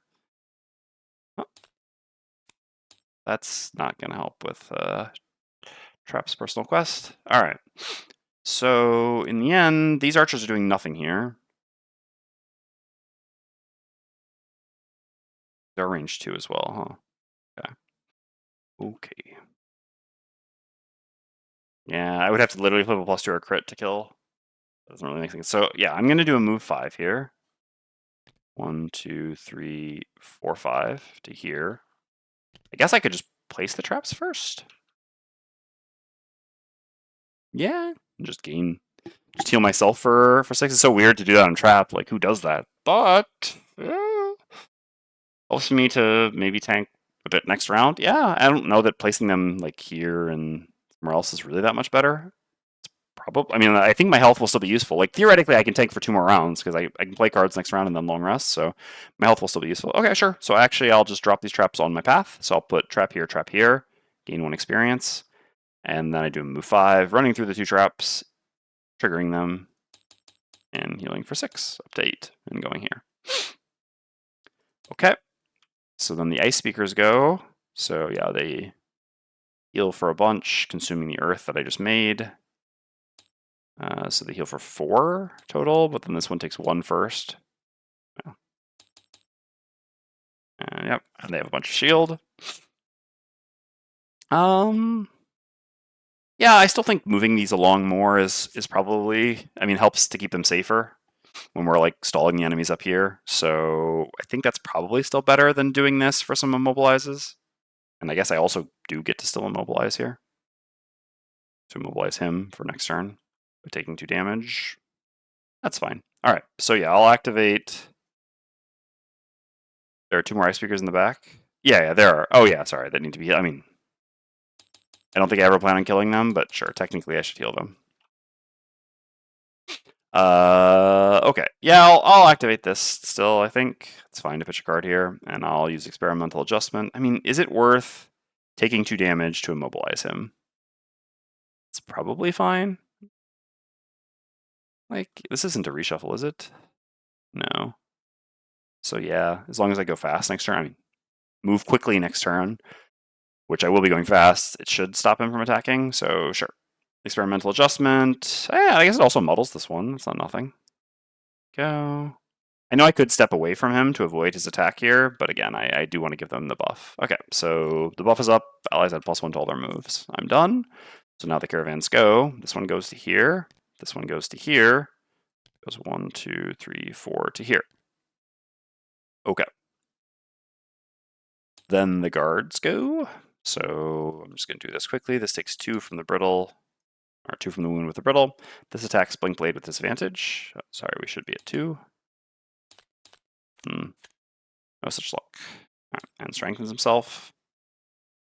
We lose this and lose this. All right, we will pitch this. Oh, Aki. Gotta get used to that Aki. So nice. Okay, and then this guard attacks Frozen Fist. Okay, we have 2 shield, so we take 2. And also strengthens himself. Okay.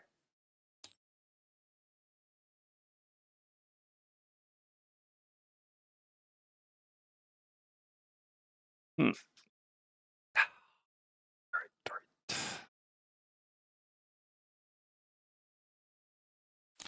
And then this one escapes. All right. So, there's some interesting decisions to be made here. So there's no elements at all anymore. Oh, I could also choose to recur a card. Yeah, I do think I want to recur that. So, have we gotten no lumber thus far? Did we get 1 in the end? I think we got 1. No, we got none this far. And there is, I think, if I'm not mistaken, 5 here? Oops. We want to see. No, it was on the previous page. 4 here. Okay. I mean, I don't know. At the same time, we do have to. All right, let's see how many cards Blinkblade has. So Blinkblade has to do a short rest here. Blinkblade has a lot of cards still. Alright, losing that's fine. I would say we have 2 life. We can reroll if we want. Push.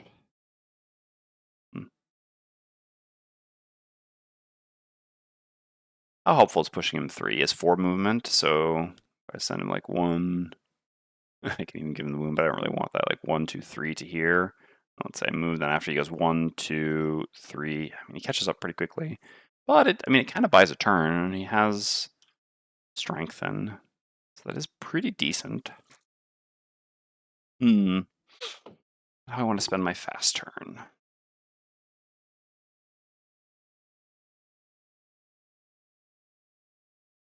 Cat wants to be fed. I think that... Yeah. Alright, I will pay 2 to recur that card for a fist. I still have my perk as well. Alright, so ultimately, for like success of the scenario, this is bad, because, I mean, paying life, obviously, and I'm also going to go, like, basically I've kind of zoned, I mean, the archers didn't move, and they're pretty far back there, and they have to kind of run around traps and stuff, so it's kind of hard for them to get here. Going over there and just giving them all free target, not great. That being said, Blinkblade has enough cards, I think, to survive 2 rounds on their own. I mean, they will be slow the following round. There's some risk here. All right, I will short rest. I will re-roll on the Blinkblade short rest. So it was the 1 card I still had in my hand. I think it was this, right? Does anyone remember? I had 1 card left in my hand. I'm pretty sure it was that. Oh, wait, we have Make It Count as well, though, right? Which is also just a very good turn here. And gives experience.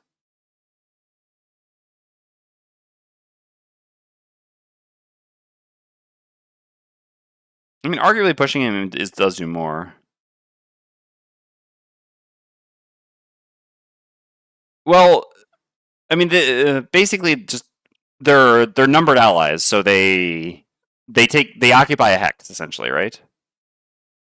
Yeah, okay, yeah. So yeah, Power Leak is the card that I couldn't reroll.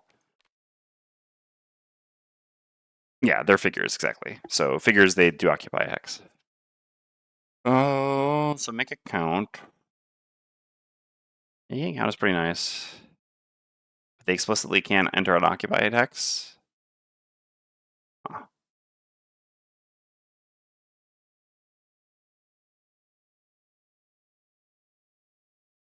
Oh, yeah. No, you're absolutely right, Lord Bold. Well, yeah.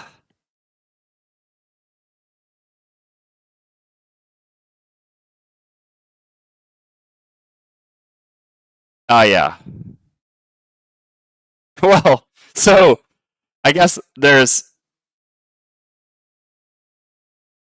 Yeah, I mean, this whole thing. I mean, I guess ultimately this... Yeah. No, indeed. I mean, so yeah, there was a question of like, should the... If I gave them bonus movement, should actually what happens be... Well, this only had 6 health, I think, so this would have just killed it then, under that understanding. Like, yeah, if 2 could get on top of each other. I'm pretty sure that that's not meant to be what's intended. So, yeah, this is an interesting close reading of the rules, right? They crushed into each other, hurrying at the end. Yeah, I mean, ultimately, this would have been simplified by simply having like, there's just no reason to have them stay the round. This should just say it's an escape hex for the wagons, and when they enter it, they escape. Basically, this would simplify all these potential rules issues. But yeah, I'm just gonna play it like they can't enter the same hex as another one. I'm not sure what's actually. I mean, I'm not 100% sure what's intended with that. Like, if it would actually be intended that they could go on top of each other. Yeah, why it isn't like an escape hex seems like an oversight. Yeah, exactly. Making an escape hex would essentially just make this simpler, while also kind of making it function the way you want it to, and the way you would expect it to, and also obviously would have made me have 1 less round here, which would have been nice. Yeah, technically I could have just lost the scenario by playing that persistent or that round based thing, and you can't dismiss it mid round, so like it would like just he would go here and kill this one. I don't think that that's how it's supposed to happen though, even though I agree that would be a reasonable reading of the rules. It says they can enter a hex that's occupied, but they can't. Doesn't say they can end. Well, I mean they can because they normally push things out of the way. But basically, how to say this?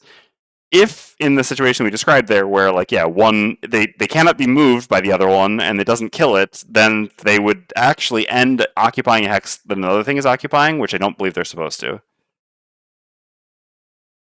They can't stack just because they're extra figures. No, I understand that, dwarf, in general, but so Lord Bulb has a very good point. I think that technically, rules as written, they can.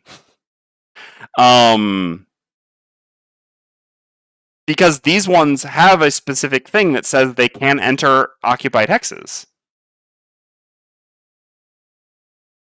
Those rules don't really outline what the other. No, but I mean, Door's right that there's like general rules for objective figures, basically, right? And so under those rules, yes, they cannot, and they can't stack. But, and I don't believe that they're supposed to be able to stack here, but basically, well, it won't be our Bry Guy. That's what Lord Bulb, like I said, Lord Bulb has a really interesting, well, you know, in literature we call this a close reading of the rules, right? They won't knock them out because they're actually immune to forced movement. So it means that, well, I guess this isn't actually forced movement. It would be placed in the closest hex. Enter does not equal N, no? Correct. So, but yeah, no, I guess we, to the rule book. It's only 9:15.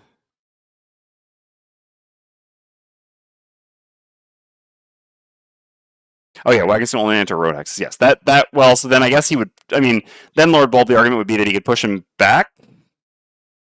Well, so you wouldn't put him off the road. You would just put him like further back in the road. Yeah. All right, let's go to rulebook. All right, to the rulebook.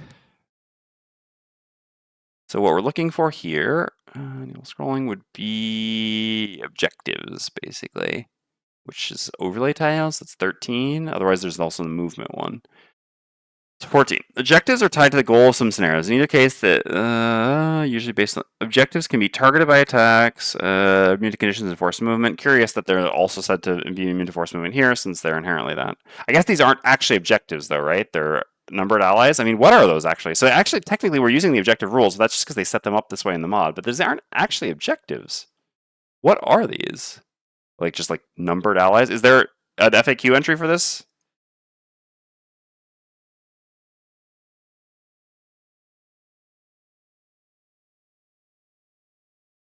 The replacing has to be non. Yeah, you're right. So you would ultimately enter a loop there, Bry Guy. No FAQ for 16. Yeah, numbered token. Yeah, exactly. Yeah, they are not true, but scenario allies are also figures. Well, I mean, so first of all, yes, I agree, but yeah, this is where things get very. I mean, so are these things called scenario allies? Is that it? Like, let's go to. All right, so let's find ally. I mean, again, no matter what, I'm not going to do the thing that they could go on top of each other and basically create a distortion in time space because they both can't figure out where they should end and blah blah. But I am curious, regardless, whether this is technically an incorrect thing in the rules here. All right, so allies. It's not the same kind of ally. Where's like ally in the rule book? I guess we'll just scroll through quickly.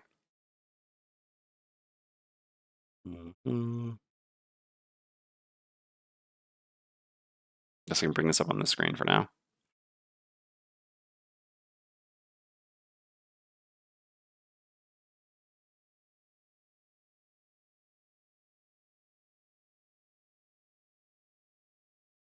$46, is that the one? Index scenario ally. Okay. Common scenario rules, yeah. Allies. Certain figures are allies of the party. Each ally is represented by a monster standee, in which case it's or by a scenario aid token, in which case their stats are defined by the scenario rules. When multiple number tokens are used to represent allies, randomize them to determine their acting order, not here.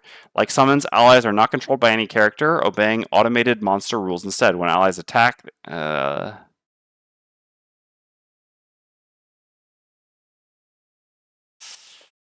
I mean, I guess. All right, to the FAQ.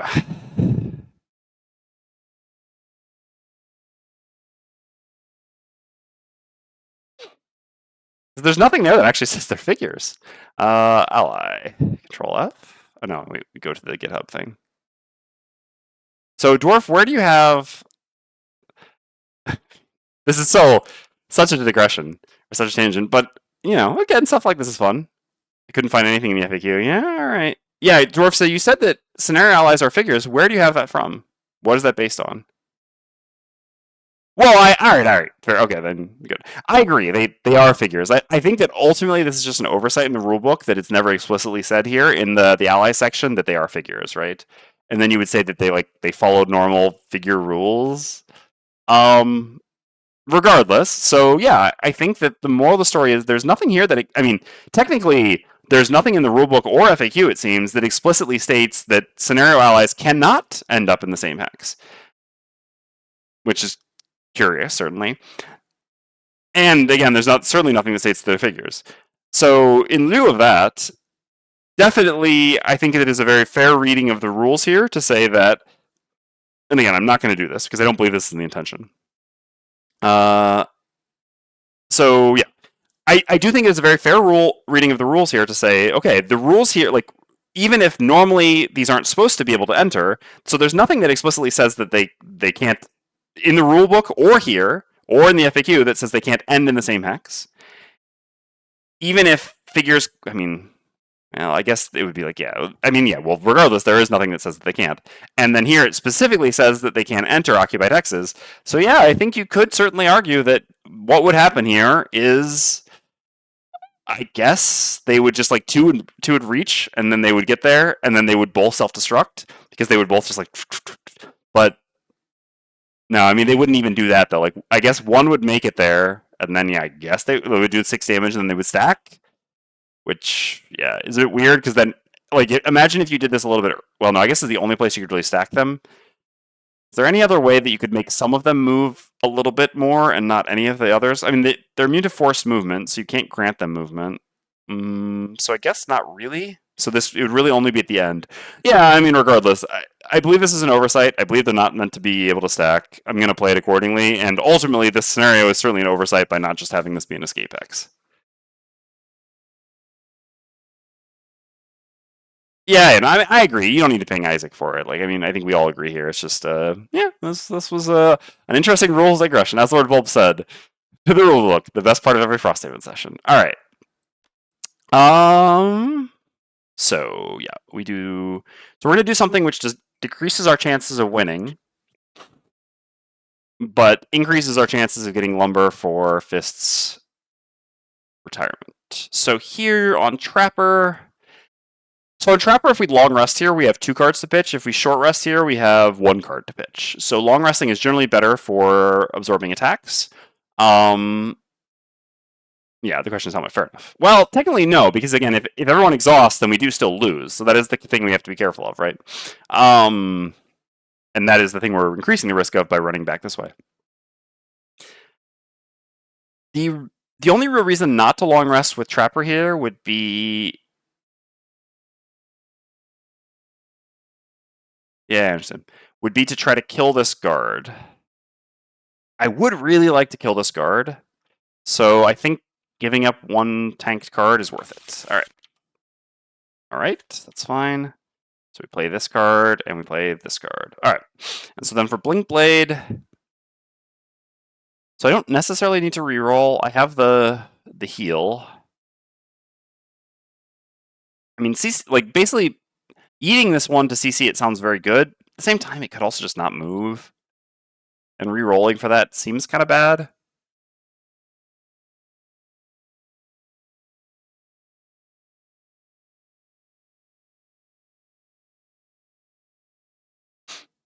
So what do I want as a bottom action here is kind of the question. I want to move at least a little bit. Most likely. It would be nice to grab that loot with, where are you? With this. With the forbidden quadrant of experimental adjustment. Yeah, because I'm going to do this, and so I definitely want a faster initiative and a bottom action. So that's kind of like one of these 3 cards. The ward honestly makes the most sense here. Also gives an experience, which is nice. Ooh, we get 2 experience this turn. That's really solid. I like getting experience on Blink Blade since they're behind. All right, let's run it. Yeah, guards are attacking. All right, and ice speakers are doing their AoEs again. All right. And archers are moving and attacking, not a lot of movement. Okay. But the attack is at range 5. Okay. Alright, sure. I'm gonna have to go run to the bathroom and refill my water shortly, but I can probably do this round. So, Trapper's up first. I'm going to begin by using the fulminate flask on this guard. Or fulminate flask, the explosive vial, sorry. Doing 2 damage to him. 1, 2. Then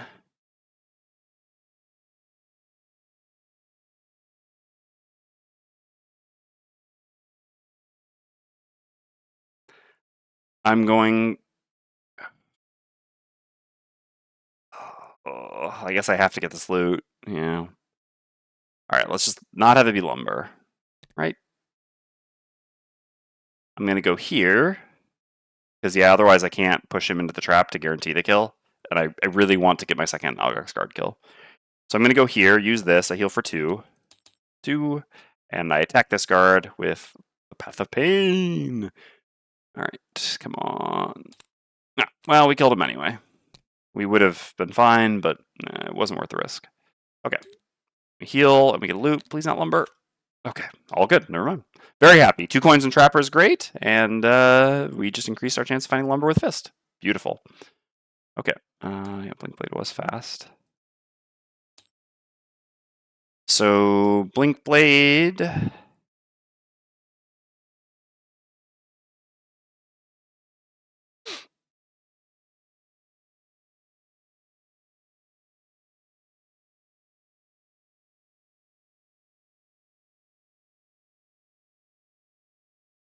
I mean, healing Fist seems pretty good. I don't know how important it is healing this objective. Probably not very. I mean, it'll basically be here, and the closest thing will be this, which is here. And so even with a +1 move, it would be like 1, 2, 3, 4. No, or I guess they have the move +0. I think it's move -1, range 3. Yeah, so I don't think that'll ever get hit. So I think healing Fist is generally going to be more valuable here. So sure. In that case, are we setting up for a incredible AoE for this? Yeah, we really are, huh? Huh. Guess that's a reason not to go do that.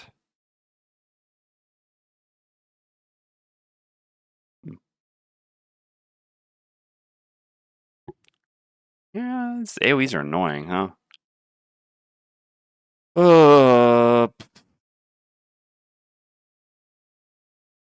Yeah, I think I shouldn't heal Fist. I think I'm just meant to go this way, basically.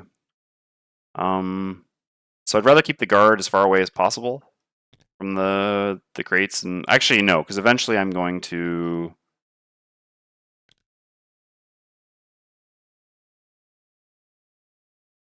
He's -1 movement, but he just barely gets there, right? Yeah. I guess it's actually less move. Oh, that's funny. He's going to go there, not here. Yeah. Huh. Okay. Yeah, I think I like going this way. The guard's still pretty far away, and this just lets me move further. I'm going to go slow next turn, so being a bit further from all the danger is probably for the best.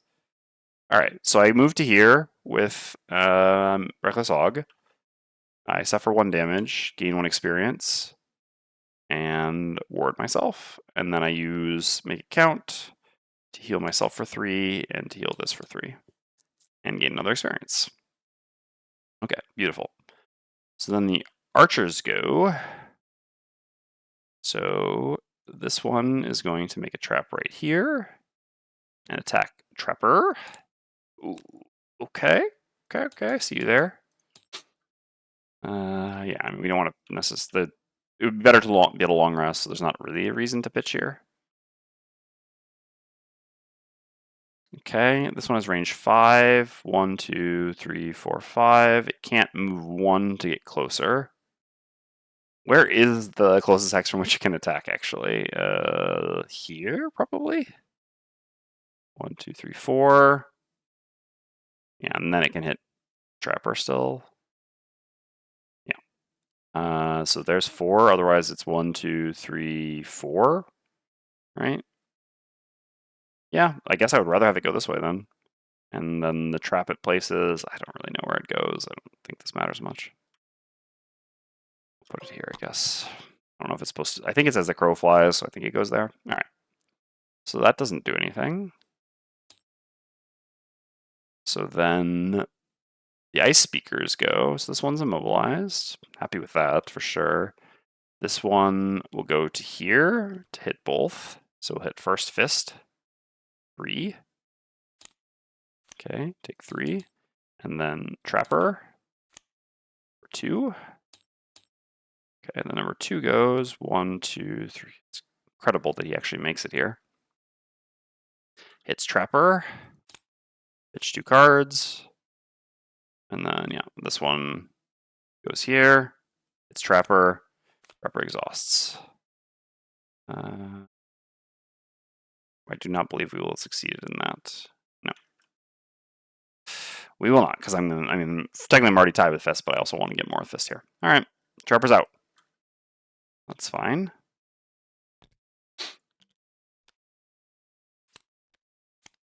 Trapper did a good job tanking with their face.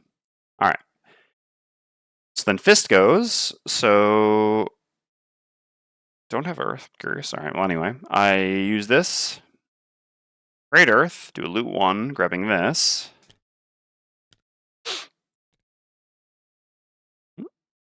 Lumber. No, but you know, a little bit rock root.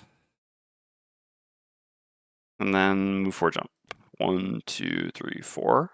And grab this. Oh, curious. This will actually lead to the guard attacking Fist instead of Blink Blade. All right, sure. Another loot. Come on, 1 lumber, please. Not too much to ask.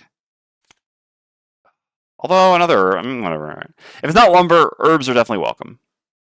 All right. And so then this guard will go here and attack Fist for 4 with advantage. We still have no items to use. We still have our perk and the ability to pitch. Okay. We gain 1 from region at the start of our turn. I knew we did not. Yeah, of course. Of course. It's hilarious because I'm like, yeah, I think it's worth playing one with the Mallet. It represents like 9 or 10 healing. I said 10, but yeah, in the end we were able to do. No, I guess it will still be in 10 rounds. And then I just forget the region all the time. All right. Wow. Okay. That keeps us at 1. I think that's fine. Mm-hmm. Well, is it? Don't I really want to use this next turn to be able to get further away from all this? Yeah. All right. So in that case, we will use the perk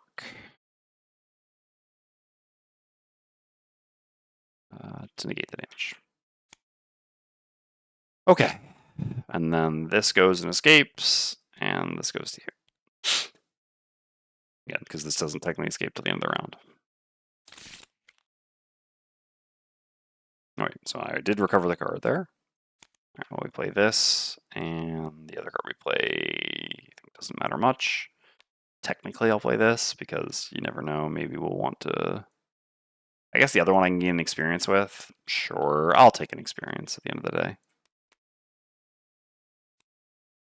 Also, maybe eating their earth can accomplish something. Okay, so on Blink Blade, yeah, we just have to survive to the end of this round and not let this take 9 damage, basically, and overall that seems pretty doable.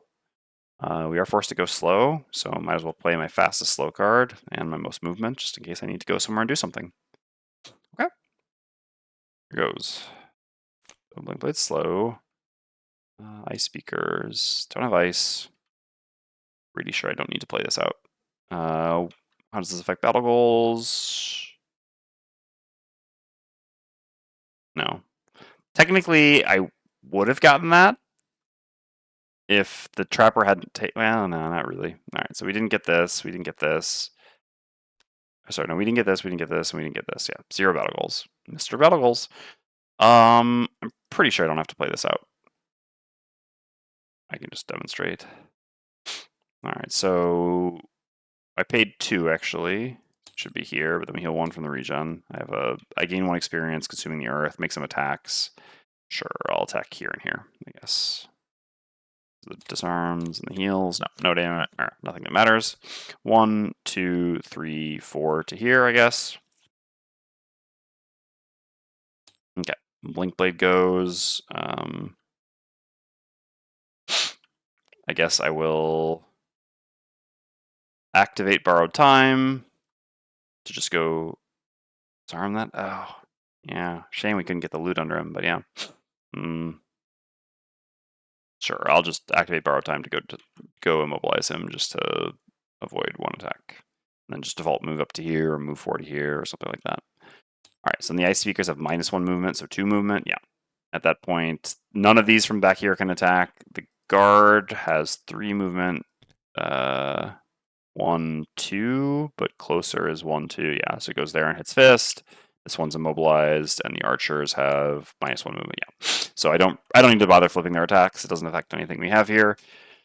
All right, we got there and got all 5 caravans. Beautiful, beautiful, beautiful. All right, so we'll go check what our reward is. And this was on +2, no less. God, it's a fun scenario. I mean, yeah, we got. Well, let's be real.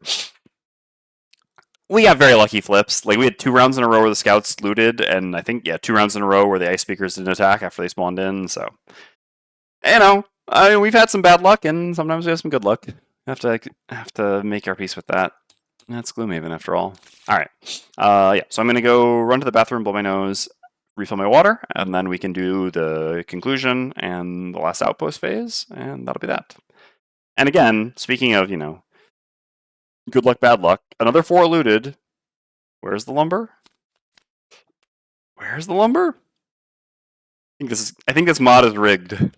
Anyway, I'll be right back. Sorry about that. All back. All right. So let's wrap things up here. All right, what do we have here?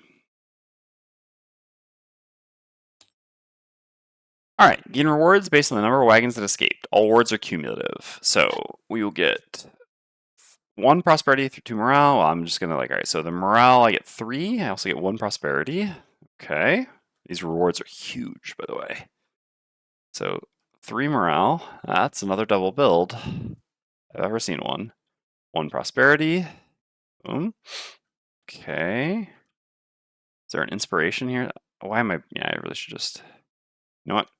Easier way to do this. Alt copy pasting, putting on the second monitor. I mean, not copy pasting, screenshotting. All right. 1 random item blueprint. We'll get that in a second.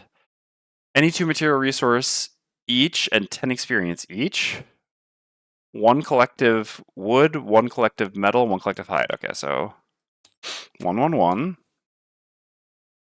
And then 2 each.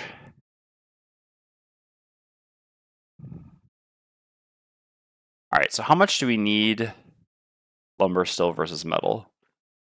The thing is, we're about to go do some unfettered scenarios, presumably soon, and those give basically no lumber and a lot of metal. Yeah, and these things all cost a lot of lumber. I think we should still just be pumping lumber as much as possible. Okay, so take 6 there, and then we gain 10 experience each, and a random item blueprint. All right, let's grab the blueprint. Locked item. Oh no. Unlock. Random blueprint. What do we got? Scavenger's magnet. Fist actually makes earth, but there's just no way this is a fist item, right? Unfortunately. Fist is element hungry, not element surplus. Some classes are very element surplus and could maybe use this, but yeah. You need the not the herbs, the wood, you mean? Yeah, I mean, you ain't wrong. It's so costly to have to use the earth, though. Although sometimes, I mean, it does cost almost nothing. I already forget to use the looty booties, though. I don't know. I mean, we'll see. I guess, you're not wrong. I do have a looting-related personal quest, so... Alright, maybe. And then 10 experience each. I'll just put that on the sheets directly right now. Before we do scenario 1. 10, 10, and 10. Okay. So those were all our rewards. Then we go... Setup. Scenario 1. Oopsies. Oh yeah, because I was... Okay. He's down here. CGO just wants me to use this item so that people will see that it's better than they think it actually is, which is true. That being said, I still don't necessarily love the idea of using it on Fist, just because, yeah. There are definitely other classes in the game who make more elements than they use. Fist is not really generally that. Especially because you can like just kind of always pull back the card that uses the element when you make it. All right. So that's that. Oh yeah, we need to add the loot then. So, of course, no lumber. Here we have. 1 second. I did actually add the prosperity, but thank you for checking. Okay, so 1 rock root, 1 arrow vine, 1 hide, and 3 money. Now we're not really money bags anymore. Yeah, I did go down and do the prosperity. So 1 hide. Oops. 1 rock root, 1 arrow vine. Okay. And then over here, 6 gold and 1 metal.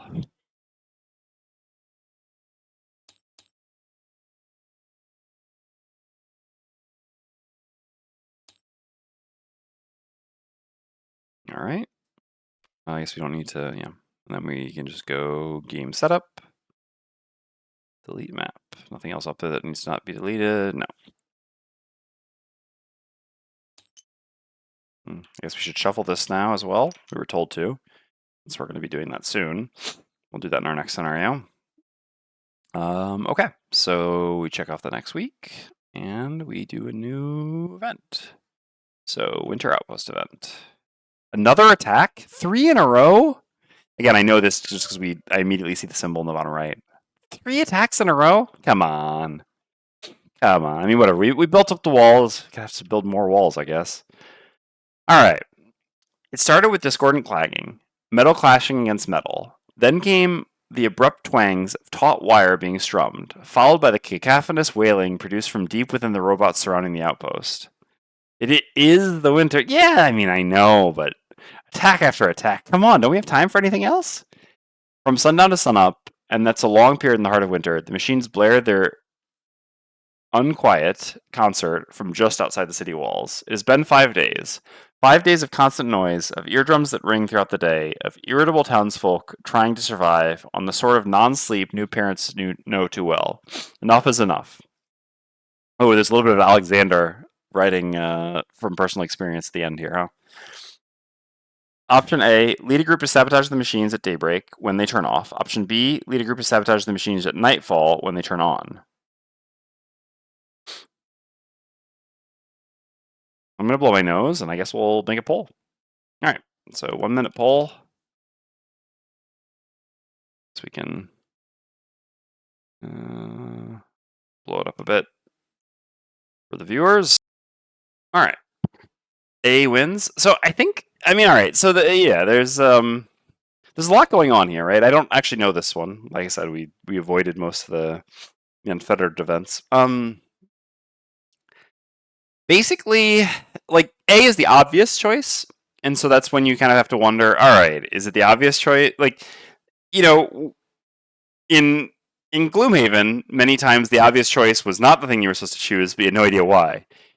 It just happened that way. And here, Alexander obviously isn't going to intentionally like dupe people, although sometimes he might. But then, like, it's just difficult because you never know if he's setting up an obvious choice and a non-obvious choice, and then has a reasonable justification for the non-obvious choice being the correct choice, like that's kind of baked in there, which I'll explain that in a second here, or that he's doing a thing where he's just like, there's an obvious choice and a non-obvious choice, and then you just kind of, if you pick the non-obvious choice, it's like, well, why would you think that? That doesn't make any sense, sort of thing, like in the event itself, which both are fair. So the reason why it could potentially be, do the machines when they turn on is because, I mean, well, there's a couple things. One, I don't know, the noise could make it harder for them to organize a defense. Two, maybe they could be turning the noise things on when they're not actually like up themselves, like especially because it's night. So, and they could be less prepared for defense with the noise blasting. Anyway, but option A was the vote, so we respect the democracy, and we'll go with option A. All right, so what do we have here? You sneak up on the hellish band of noisemakers just as they turn off for the morning, dormant in the snow. You make quick work of dismantling the strings, drums, and rattles that have been tormenting the city. Unfortunately, before you can deactivate the last of them, they stir and charge the front gate. I really would love to know what the other outcome is here. Oh my god, a 35? What? That's a wild attack value at this point in the game. I have 25. Even with a soldier, it's not enough. I feel like we chose the wrong thing. Highest level building? What? This one's extremely punishing. All right, I mean, there's not really any reason to. So, do we have anything else? Oh, yeah, the guard. Oh, no, please don't wreck the garden. Man, this one's really punishing. So, what are the things? We have. Oh, highest level. Ah, no, that does not have. All right, so actually, we've got craftsman and alchemist that we can choose here as well, which are not as bad. That's good. So we can do. So craftsman is the first one, I guess. I mean, technically, target highest level buildings first. Yeah. So craftsman is first, then alchemist, and then we do unfortunately have to choose one of the level 2 buildings. I guess I would rather if something has to be wrecked, I would rather be the logging camp. But yeah, I don't really see any reason to use a soldier here. I mean, I know it gives us advantage, but we still have to flip a +10 then to hit. I think I would rather just stockpile soldiers here. I mean, training soldiers actually has a cost. I mean, 35 is a wild attack value. All right. And then you smash the last of the machines to bits. I mean, I'll do the attack effort. Nearly collapsing from exhaustion, it is time for the most satisfying group nav Frosthaven has ever known. Okay. So, first one is on the craftsman. So again, craftsman, alchemist, logging camp. Craftsman. All right. So that's 2 resources. Alchemist. 2 resources. Logging camp. 2 resources. All right. So, no, sorry. 3 resources. So 7 total resources from this, and we recoup 2. So we lose 5. Yeah, that was pretty rough. 1, 2, 3, 4, 5, I guess. Let's do it like that.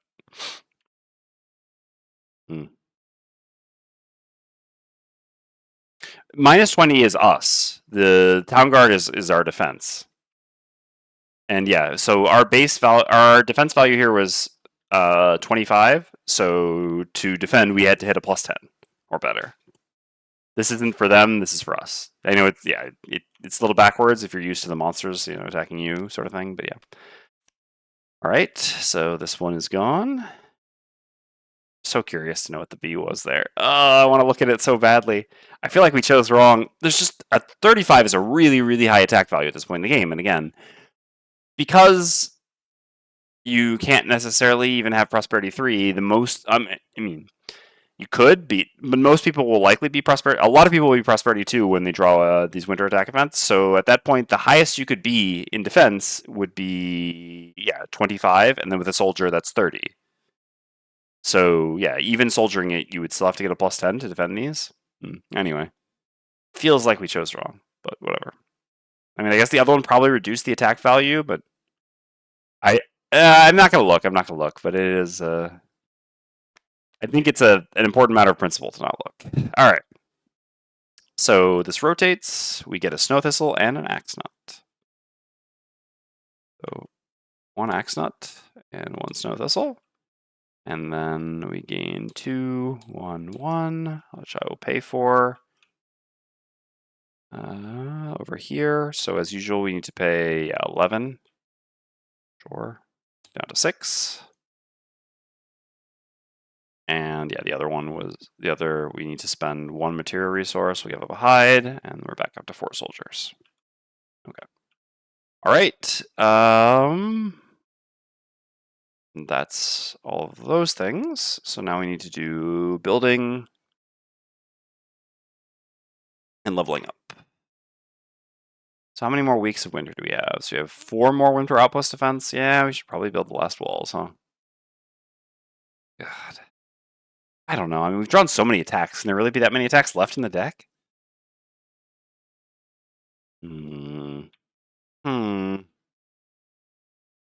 So the second build will actually bump us up to Prosperity 4 as well, which is interesting.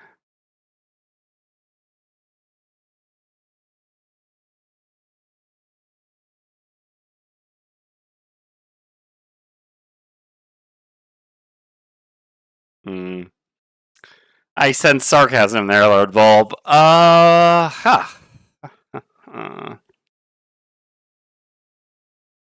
yeah, sorry, I forgot to. We did get that guard kill, so we are good on Algox now. We just need Lurkers and Unfettered. Okay. Yeah, I should honestly build the wall. Okay. So we'll do 4, 2, 1, and 10 gold. We're actually going to be pretty poor soon, huh? So put you to 0 and put you to 6. All right, so 4, 2, 1. 2, 3, 4, 2, 1. All right, wall built. It's weird that it doesn't like even provide you a notification to increase your defense or something, or do it automatically then. Since yeah, so we have plus 15 defense, 3 sets of walls built. Okay, and at this point, I am wondering whether we should do a double build here, or we should just try to get to this at this point. Oh, yeah, we need to toggle this so this updates correctly. I just don't know how valuable. No, I mean the build is still valuable. All right. I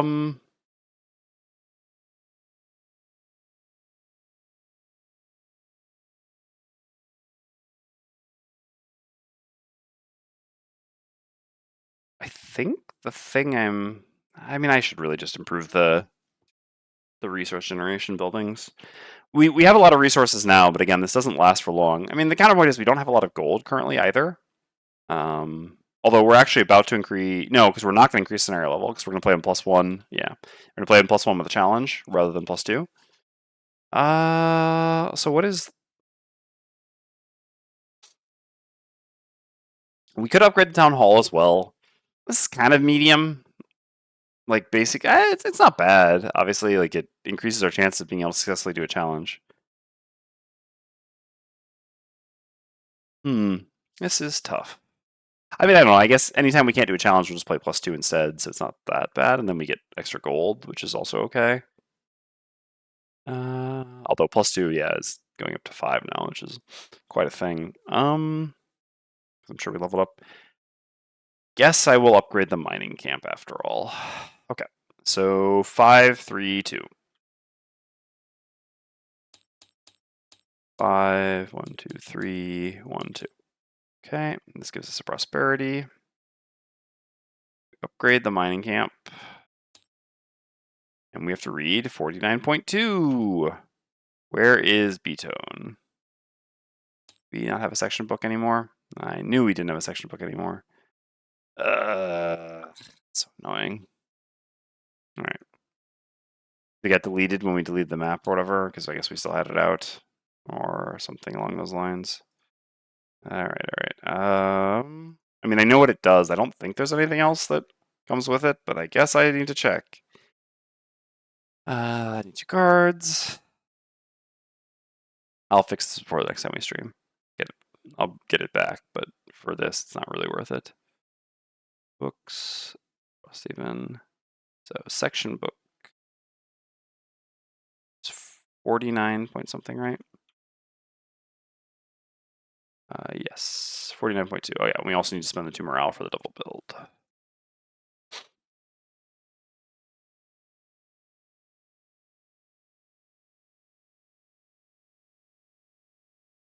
Yep, it's just what I thought it was. We unlock Meteor. All right, so I mean, I'm gonna not actually open up Meteor here, but it might accidentally say the name for a second. Okay. Oh yeah, it did. Yeah, it did. All right. Well, it's a bit of a shame that it does that, but anyway, it really could just say unlock Meteor. But I mean, there's really no reason for that. This is fine. It's fine as it is. Okay. So we unlocked that. We built that. So yeah, we just need to do our class stuff. I mean, we'll probably play with it after our next retirement, so we'll see. I mean, at this rate, we still got a long ways to go. We've only got 3 more lumber to loot, I guess. So that should just take like 7 or 8 more scenarios, I guess. All right, left to right. So we didn't gain any battle goals on anyone there. We didn't gain a level here. We did gain a level here, and we did not gain a level here. Okay, yeah. So we have the dreaded just going over by 1, where we increase the scenario level, which yeah, that's tough. But again, if we do a challenge and +1, I think challenge and +1 is so basically 1 challenge and +1 difficulty. I think is certainly less, is on average less challenging than +2. Obviously, there's some exceptions to that. And I think 2 challenges and +1 difficulty is probably about the same as +2, if not maybe slightly harder. On average, it's probably slightly harder than +2, I think. So that's kind of what we're going to aim for eventually. But yeah, for now, we can only do 1 challenge at a time. Oh, God, nose itch so bad. All right. So we level up here. We get to gain another, or grab another perk. Yeah, I mean, the healing perks are just so good. I'm always happy to draw them. Let's just grab those.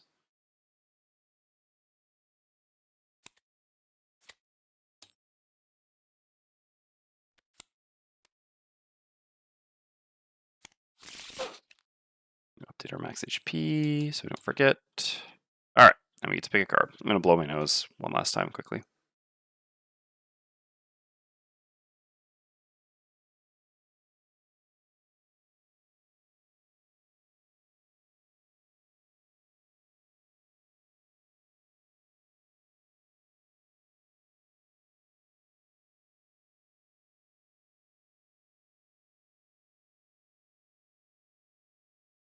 Okay. So, level 6 choices. Ah, it's a toughie. And so there was also the consideration of going back for a 5. I don't think we would ever go back for a 4. All right. I don't really think we'll be going for Preserve Fury. I think we'll be taking one of these cards. Also, I don't think going, as I've said before, I don't think at 6 going back to 5 is really good, because 5 is already a jump. All right. Yeah, because we don't know. 6 is the jump, right? Yeah, 6 is the jump, actually. But I guess we just don't recover this then. Yeah, because it's 2, 3, 4, 5. Yeah. We just didn't have a 4. That's why the 5 was the jump for us. Okay. All right. So on the left, we have Thick Frost. Heal 3 self, consume Earth for +3 heal. So first of all, the thing I will say about this is having a top out of combat heal on Fist is so good. Again, we've not an insignificant amount of the time used the level 3 card that just wards us basically for the same effect. I mean, if you've ever, I brought this up before, but if you ever looked at the Fist cards, you just don't have top heals. Like, you just don't have them, right? And you would love them. I mean, technically, yeah, you have this, but this is not out of combat. And then other than that, you just have none. Like, just none. Look. Which is a bit wild, right? Because, like, most classes have top heals. This class has a ton of bottom heals, but no top heals. Top heals are so valuable in this class because when you're moving around, being able to regain a bunch of HP gives you so much extra stamina in the coming room. So this is just so good. And again, a heal 6 is so much for this class. And then, yeah, whenever you suffer damage this round, suffer 1 less. This is like, all right, so it's kind of, excuse me, doesn't have a lot of meaning. Like, so yeah, it's 1 shield that has a bit of extra bonus, but you're not really ever going to, I mean, you're rarely ever going to want to use this in combat. I mean, sure, at the end of a scenario like what we were just playing there, we're just like trying to hold out and absorb a few last hits, sure. Otherwise, you don't really want to do this sort of effect in combat. Like, you would rather do the level 2 effect, right? Where you brittle something, gain some shield. So realistically, this basically just means, like, okay, if you recur your other level or your other card that you played, which makes sense because you're not often going to want to recur a level 6 card. It's pretty expensive. Preserve Fury is the main way you do that. Then this just gives you basically +1 on the heal, which, yeah, I mean, that's fine. So, like, yeah, you're moving from room to room, you do the move 4 jump in this, and it only costs you 1 to get that back, and you heal yourself for 6. Nice. Not super significant, this effect here, though, but it's fine. Basically just like +1 healing most of the time. And the bottom is a move 2, ward self, makes Earth. So again, this is a move Earth, which is pretty big. We don't actually have that currently.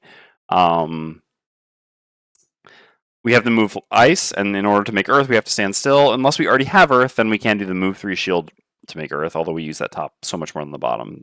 The bottom is fine, but not very impressive. Yeah, and then here, consume Ice for Bless.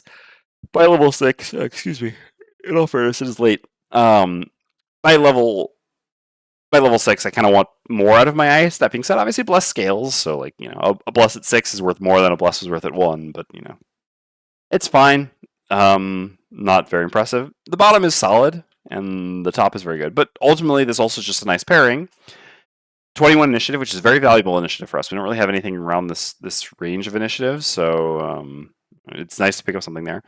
And then out of combat top, in combat bottom, easy, right? So yeah, it's just a nice card pairing.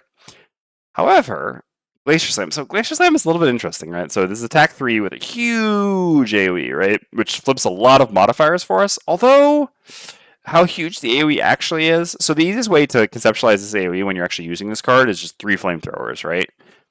So just like flamethrower, flamethrower, flamethrower.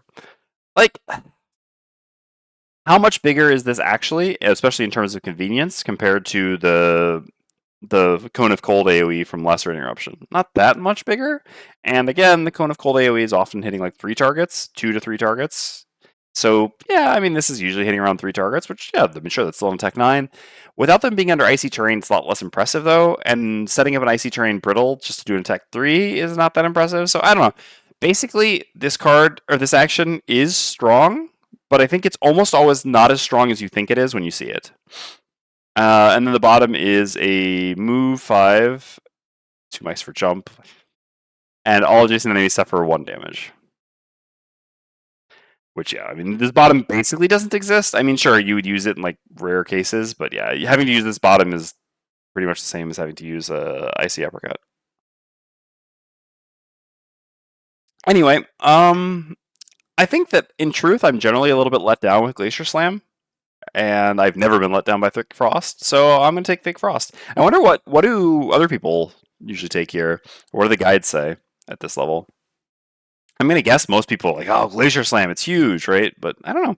I'm curious. I feel like more people would gravitate towards taking this just because it's big and flashy and seems to represent a lot of attacks. But yeah, I don't know. I mean, enemies, especially in Frosthaven, also known as Shield Haven, when you don't have the Pierce, it's just not very convenient to set up the Pierce. You don't have like a move, make ice, anything like that, right? So it just requires like a 2-turn sequence to then just do an attack 3 with Pierce. So, yeah, I love Thick Frost. I'm a big Thick Frost believer. But yeah, I'm kind of curious what other people have taken or what their experiences have been or what most people say. All right. What gets rotated out? How are you going to get enough Earth? Well, that's the beauty of this, right? Like, I mean, it also makes Earth. I mean, now, not really for itself. Although, again, in all fairness, right? I'm with you on these 2 cards. So many previous cards have the ability to replicate Glacier Slam, but nothing is quite like Thick Frost. I took Glacier Slam, used it with Power Potion, kind of on. Yeah, and in all fairness, Power Potion would work with. I mean, the Nerf version of Power, like the version of Power Potion we're playing with, would work with that. We don't actually have access to Power Potions yet. Oh yeah, we need to make some potions though. So what gets rotated out? Well, so here's the interesting thing about this, right? Thick Frost, unlike, like, all right, so you're like, oh man, you're not really going to pay for a level 6 card with level 6 card. You actually can kind of do that here because it provides the ward. So you can actually use Thick Frost bottom to power Thick Frost top. So again, this is what? This level 2 is 3, so it's 5 damage. So basically, if you use Thick Frost bottom, and then you bring it back, it actually only costs you 2, right? Because the ward breaks, and then you take 2 damage. And then after that, the earth that you get from there is still going to heal you for 6. But also, like, this is the like the important thing to say about Thick Frost, right? Like, yes, obviously I want to try to to get the Earth for it whenever I can, but even if I don't have the Earth for it, the value of a top heal on this class is so high, so really very high, that even if you don't get the Earth most of the time for it, it's still worth it to use this top. Like, you're still going to use this top a lot and be happy with it, because then sure, you're still just getting like basically a heal 4 top out of combat, which makes a really big difference on this class. Yeah, I think Bry Guy puts it pretty well. There are a lot of cards you have like Glacier Slam, but nothing quite like Thick Frost. I think that's a really good way of looking at it. And yeah, I have Lacerating Eruption, and like I said, I just feel like Lacerating Eruption is basically doing more or less what Glacier Slam is doing. You know, obviously requires a little bit more input. I mean, different sort of input, elements rather than the ice. I actually think it's easier to set up these 2 elements than it is to set up ice under the targets in advance. Like, yeah, again, obviously you can do that with Frozen Over, but you know, Mount's Fist is close, especially on top. Oh, in terms of like comparing Thick Frost, yeah, but Mount's Fist also requires a kill, right? It's still not quite the same. I like Frost. Glacier Slam is hard for the train buff. Yep. Yeah, agreed. Yeah, and again, I think without the terrain payoff on Glacier Slam, it just doesn't really stack up as level 6 card, especially in Shieldhaven. Maybe, obviously if you go to a scenario where we're fighting a bunch of, I don't know, I guess rune machines, which is going to happen soon. So I mean, this is a fair argument of like, if I'm going to go fight a bunch of Unfettered and there's going to be a lot of rune machines, should I not have the giant AoE maybe? But no, we'll see. It'll be fine. Rune machines are not immune to wound too, which is nice. Okay, so we can brew some potions. We have a potion slot here and a potion slot here. All right. Let's get to brewing. So what do we have for herbs? We have basically everything except corpse cap and flame fruit. Man, we have not found. I mean, we literally have never found a flame fruit. The rarest of the herbs. It's funny because in our campaign we have so much flame fruit because it was like this for us as well. And as soon as we found flame fruit, it was the first thing we planted, and then we just never unplanted it. And yeah, we've just been swimming in flame fruit. All right, so since we have mostly snow thistle, is there anything snow thistle? Oh yeah, so we are, yeah, if we build one more building, we can actually get to Prosperity 4, right, and start getting 300 potions. Nice. Anyway, is there anything with snow thistle that we don't have? Snow thistle plus flame fruit. Okay, so not possible. So we're not making snow thistle potion. So we can, in that case, we can make a single, well, unless we want to make a existing snow thistle potion that we know of, which basically could be stamina potion or renewing potion. Renewing potion on Blink Blade. How impressive would that be? I mean, renewing potion on Blink Blade is pretty good. Like getting this and this back, most likely some combination of these. Even this. Touche, Lord Volp. Touche. I have no idea what it. Don't worry. We'll try that at some point. At some point in the future.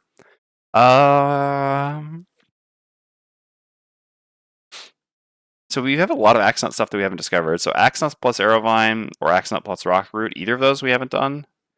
So an Arrowvine plus Rockroot, I assume we've done. Yeah, which is Healing Potion. Which again, I would like on Fist, but yeah, there's no way. I mean, yeah, then I don't get to discover something new here, and obviously I'd rather discover something new. Even though, again, technically I know all the potions, but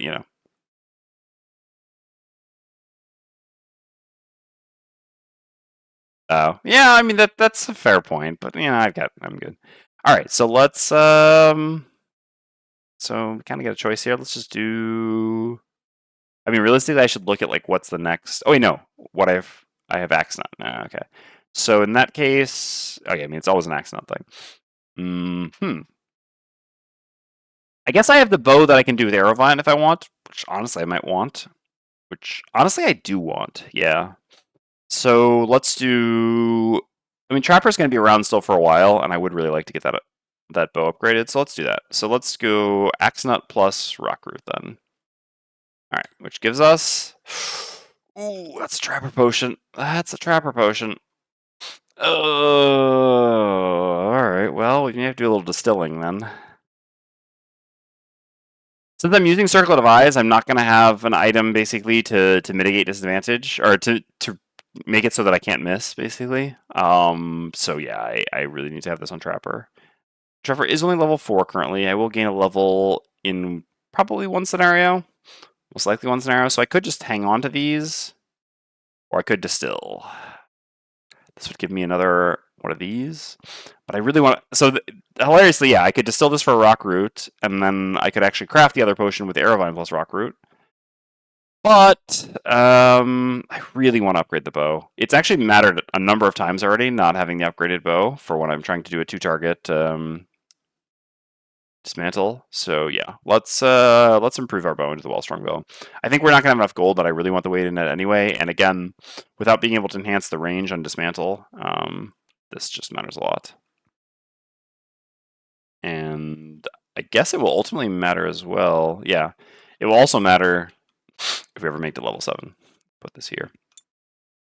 Okay. And yeah, now that I have thick fur, I'm definitely not taking the Scavenger's Magnet on Fist, because now I have another thing that really wants Earth. Alright, so I think I'll just hang on to one of these potions and just, yeah, go like this here. Especially because the next scenario we're going to do, we don't have anything we need to kill, but otherwise there will be, so... I mean, again, they're the Glancing Potion. No, I guess we would have had the kill with the trap, but yeah. All right, and so then that was this plus this, so we can do Aerovine plus Snow Thistle, right? Yeah. Oh, for stamina potion. So I could save the Aerovine and make a healing potion soon, or I could just make a stamina potion now. A healing potion is better on Fist than a stamina potion. A stamina potion does allow you to like reset, but we're gonna have so few level 1 cards soon on Fist that that's pretty poor. I could go with a stamina potion on Blink Blade. Oh, wait, no, I don't have the Aerovine. I don't have the Aerovine. Okay, no, never mind then. I guess. Boom. I guess we're not making another potion that we can actually use. Excellent. So we made a potion for someone who didn't have an open slot, and we didn't. In exchange, we got no potions for the 2 people who do. Did you actually go through the buildings for resources and such? You mean like do the resource production? Yeah, I did. I did. And I upgraded this. Yep. Yep. All right.